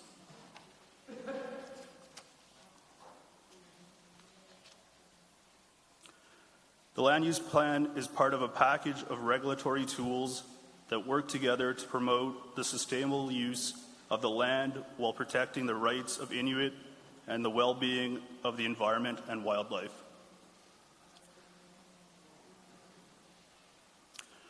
There are other regulatory tools under the Nunavut Agreement and in territorial and federal legislation that can also be used to address the important concerns around protection of the land, water, and wildlife.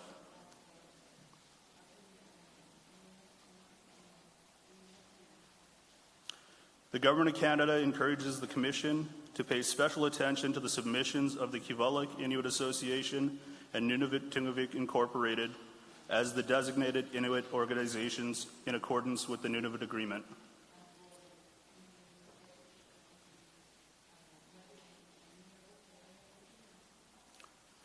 Particularly in regards to regional diversity and treatment of Inuit-owned lands, the Government of Canada encourages giving considerable weight to the recommendations of applying a distinct approach to Inuit-owned lands.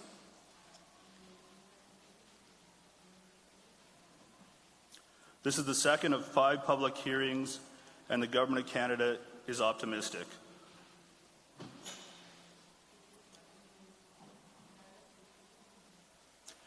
We appreciate the Commission's openness and flexibility as parties work together on the shared goal of a sound, well-supported, and clear land use plan that can be successfully implemented.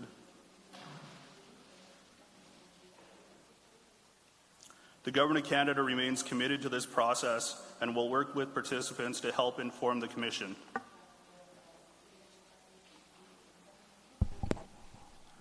Also, we recognize that the Commission has had the difficult task of developing a first-generation land use plan, one that can be jointly accepted by the Government of Canada, Nunavut Tungavik Incorporated, and the Government of Nunavut. Matna. Thank you. We will move on to the Government of Nunavut.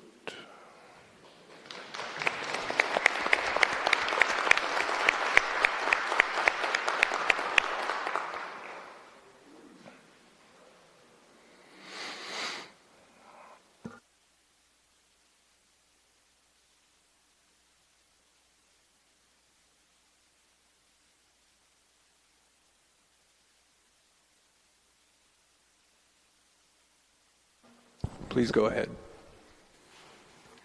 Thank you, Mr. Chair. Henry Coleman on behalf of the Government of Nunavut. On behalf of the Government of Nunavut, I would like to thank the Nunavut Planning Commission for the opportunity to be here and partake in the Kivalliq Region public hearing for the draft Nunavut Land Use Plan. The Government of Nunavut remains committed to the processes outlined in the Nunavut Agreement for Land Use Planning and continues to support the efforts of the Commission in this task. The successful completion of the Nunavut Land Use Plan is a Government of Nunavut priority. Once approved, the Nunavut Land Use Plan should guide and direct the territory's long-term vision for development and conservation. This is a monumental task for the Commission, requiring a balanced approach that is reflective of a range of views. I would therefore like to thank all those who have traveled here to participate in this public hearing.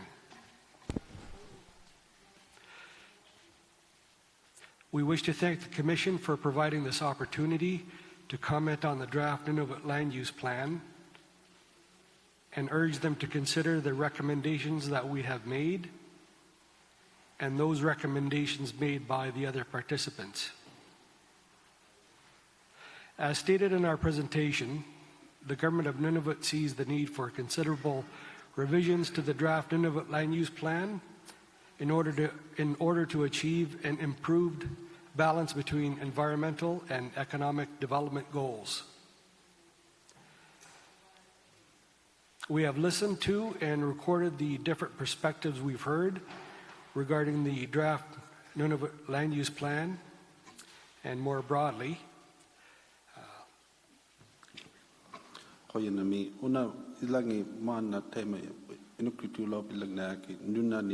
Thank you. Thank you. Yeah.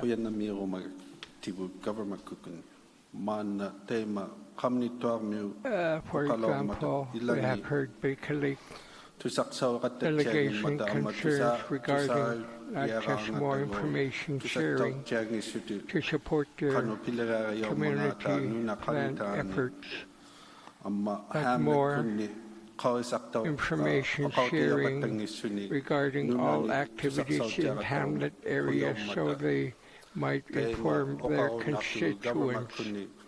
My department will look to communicating more with Baker Lake, and we will be taking this back to the Department of Community and Government Services in our ongoing effort to improve. And that looks at Hamlet well. We will be coming into your community. We have heard the delegations on the uncertainty around the impact of the Denny treaties and infrastructure corridor.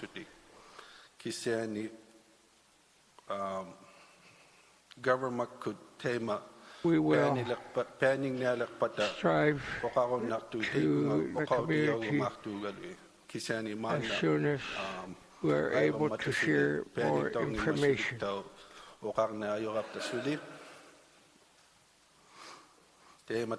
also have mentioned worries about unhealthy animals harvested in Akbit. Federal government we will work with our federal colleagues to investigate all concerns about contaminants in country food. We have heard Nauyat concerns about being the last community to be informed on important matters and the lack of the visits to the community to update them. We have heard you and will travel more to your community.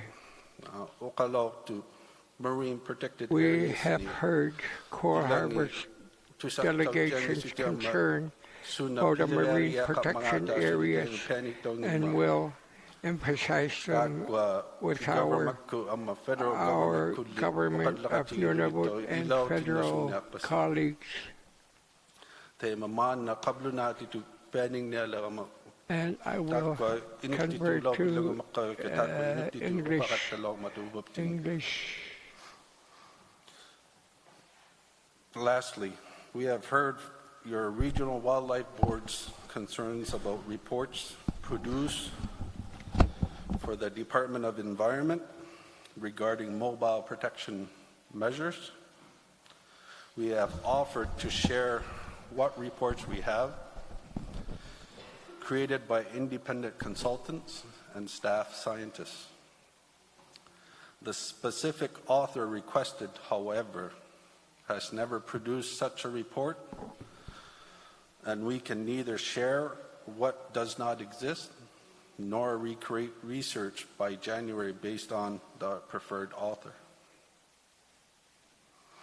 We look forward to working with the Commission and our planning partners to develop a territorial-wide land use plan which is appropriately scoped and in accordance with our mandate, Katujiluta. We look forward to a refined draft land use plan after these public hearings and a successful approved Nunavut land use plan in the near future. This is not the end, but the very beginning of more sophisticated land use regulation in the territory. We are merely making a foundation for Nunavut Impact Review Board, Nunavut Water Board, Nunavut Surface Rights Tribunal, Nunavut Wildlife Management Board, governments and Inuit organizations to build upon for many generations. Again, Koyandami, thank you very much. Thank you.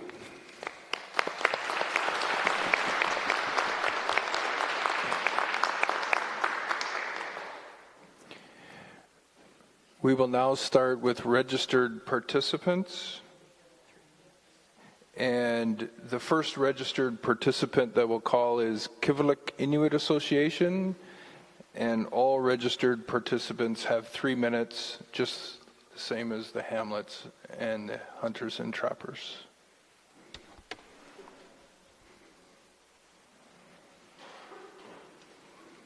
Please go ahead when you're ready.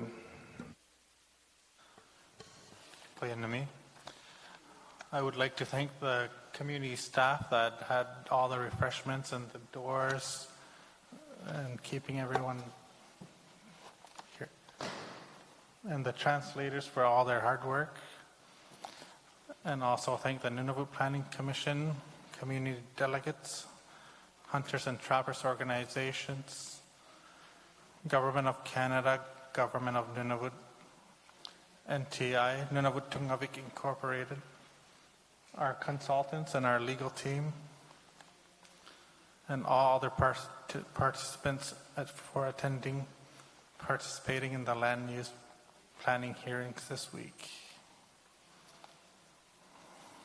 Over this week, we were listening to many concerns of the community and many suggestions on how to make the land use plan work for Inuit of the Kivalliq region. Lots of positive work has been done this week, and more work is needed to achieve a final draft land use plan, or final land use plan.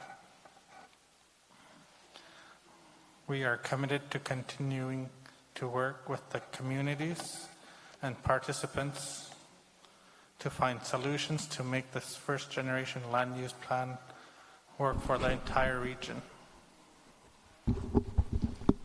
The Kivalliq Inuit Association is committed to finding a balance between conservation and development to ensure that Nunavut Mi'kmaq goals and objectives are accounted for now and for the future. Koyanamik for having us. Thank you. We will now start with, sorry about that. We will now start just running down the list, and if you're here and you want to do a closing as a registered participant. So we have Kivalliq Wildlife Board,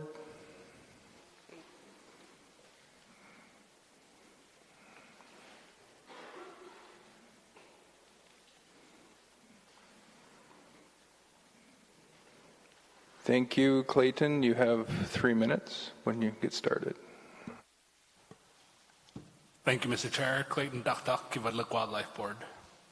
On behalf of the Kiwadlik Wildlife Board, I'd like to thank the Nunavut Planning Commission for finally holding this hearing in the Kiwadlik region.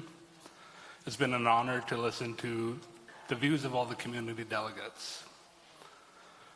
The Kiwadlik Wildlife Board feels that it is problematic that Inuit rights under Article 5 are not considered in the positions of the signatories. Specifically, it appears that habitat loss through habitat fragmentation are not considered by proposals for unproven mobile measures in habitat required to maintain the caribou that Kivalungu rely on. You beat me to this, Gabe. The Kiwadlik Wildlife Board recommends that the government of Nunavut provide a review of mobile measures that they've worked on throughout the process, and that they make this document available for the Commission and the public. The Kiwadlik Wildlife Board acknowledges that there are a few small gaps that we can fill with feedback from the hunters and trappers organizations. The Kiwadlik Wildlife Board will look to fill these gaps through follow-up submissions prior to the closing of the record. The Kiwadlik Wildlife Board recommends that signatories approve a land use plan with limited use designations in key caribou habitat, including the identified calving grounds, key access corridors, and caribou freshwater crossings, with no further delays in the land use planning process. Thank you, Mr. Chair. Thank you.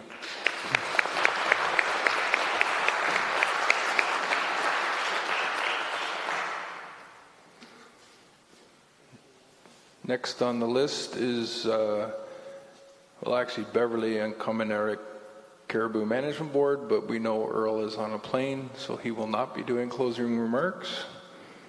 The next is Nunavut Water Board. Please come.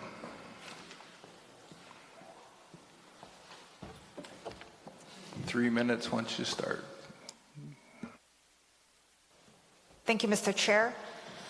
The Nunavut Water Board would like to thank the Nunavut Planning Commission for the opportunity to present our findings, comments, and recommendations on the 2021 draft Nunavut Land Use Plan. It was a privilege to hear all the knowledge and experience being shared over the past 5 days. Thank you very much to the Commission staff, the interpreters, and the support staff. Thank you, Mr. Chair. Thank you.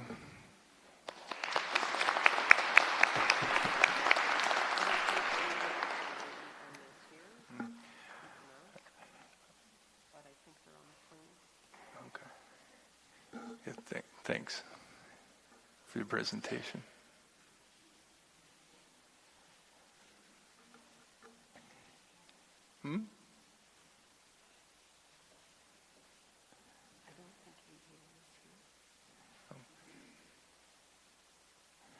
Next on the list is Agnico Eagle.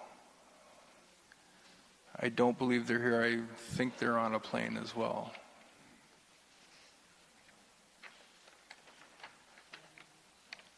World Wildlife Fund, I believe, has left as well. And those were the ones that did the presentations today.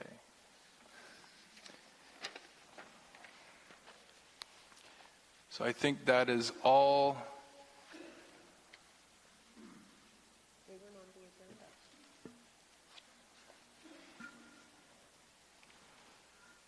So we have now gone through community delegates, registered participants, and we have opened it to member of a public.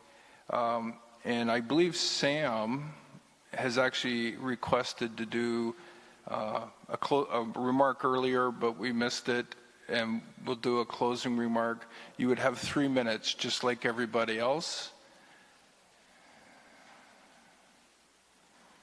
Please state your name and thank you. Hey, Tusan nak tuarguna. Sam alak inutuin nak. Thank you, Chair. And for those of you who are here in Rankin, we've heard today in the last few days, they came in from the people, what people wanted, and the land they wanted so they could be masters in their own land. So, for those of you who understand me, I don't think we should slow to speak. You wanted your land for surface rights. You are the keepers of your land. We've heard too much about people who are more concerned about economy, money, NTI, RIA, and other Inuit organizations who want to open the gates. We would have concern about freshwater crossing. Baker Lake wants your duty to consult to be implemented. It's a reality. All of your questions were not answered, and they have told you many times, we will talk to you once we get home and reply to you. And there are a lot of concerns too about vessels coming through, and if it's not contained, more and more ships will come. You've spoken from your heart, and you are told.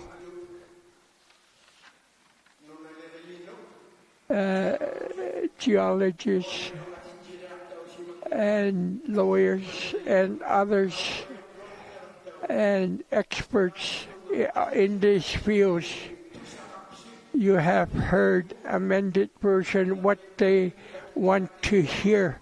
For instance, KIA, NTI, Government of Canada, and Nunavut government, and they have not given you straight answers. Disregard their briefings. You have to believe that it's in their heart. They are paid to represent their organization, unlike you. Thank you, Sam. Thank you.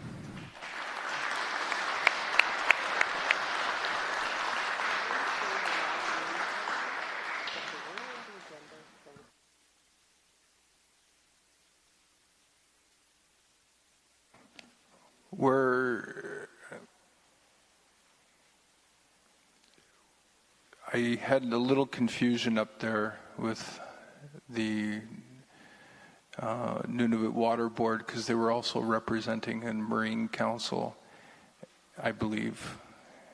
And they did not present, so originally we were not going, but we're doing okay. 3 minutes closing remarks, please.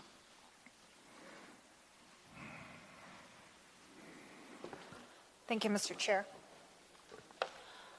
I will give a brief overview of the Nunavut Marine Council's work. The Nunavut Marine Council is defined in the Nunavut Agreement under Article 15, and then further defined in the Nunavut Waters and Nunavut Surface Rights Tribunal Act and the Nunavut Planning and Project Assessment Act.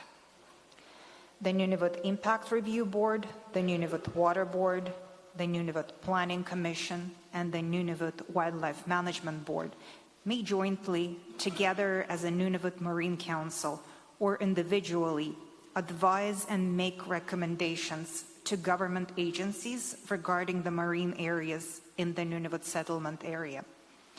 And government must consider such advice and recommendations in making decisions which affect marine areas.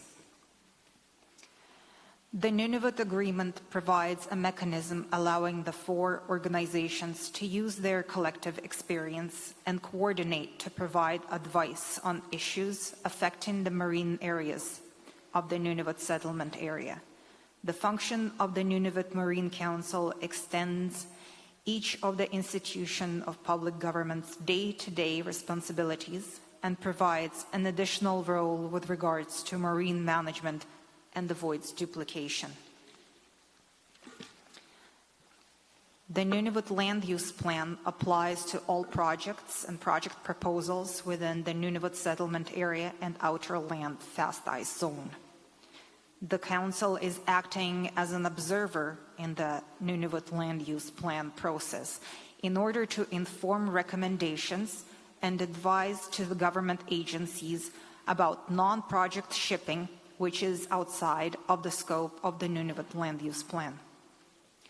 The Council's potential recommendations and advice are very broad, relating to the marine environment in Nunavut, and are informed by the information shared by the individual institutions of public government processes, including these public hearings. In conclusion, the Council's role in the draft Nunavut Land Use Plan process is to listen to the information, concerns, and knowledge shared, and to inform its recommendations to government agencies regarding the marine areas. The Nunavut Marine Council is aware that in the past, participants in the land use planning process have suggested that the Council be involved in the process as an outlet for marine issues. The hope here is that is a greater understanding of the role of the Council in the process. We are in the planning stages of organizing a marine event that will be geared specifically to shipping and conservation and will focus on identifying concerns, current knowledge, what is being done, and opportunities for further work. We will be inviting community representatives and government and organizations with the marine mandate. Okay. Thank you very much, Mr. Chair. Thank you.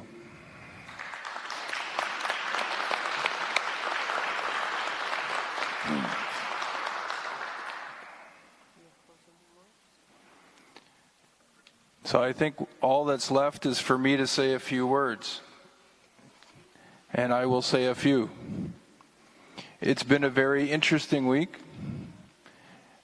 And I thank you very much for allowing us to be here to listen.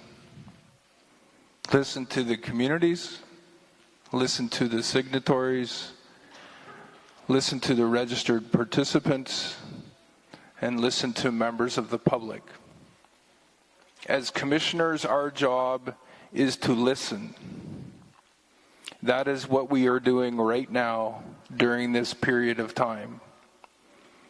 Not decision-making, just listening, taking it all in, hearing everything that is being said. After January 10th, that's when our tough job begins.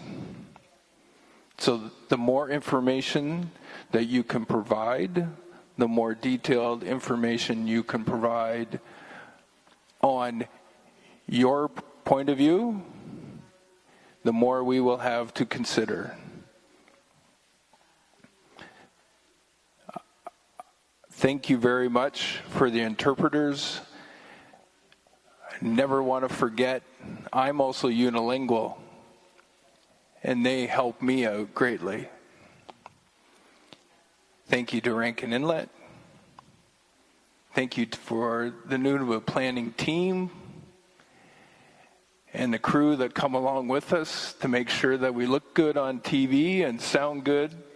Thank you very much. My fellow commissioners, thank you. And the staff that works so hard daily and sometimes twice a day in the same day. It's that hard to work sometimes. Thank you very much. Safe travels home. We're off to our next stop now. Thanks. Bye.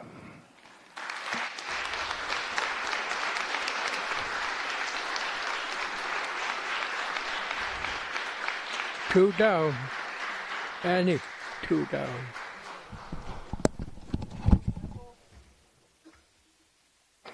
Community members, please remember a quick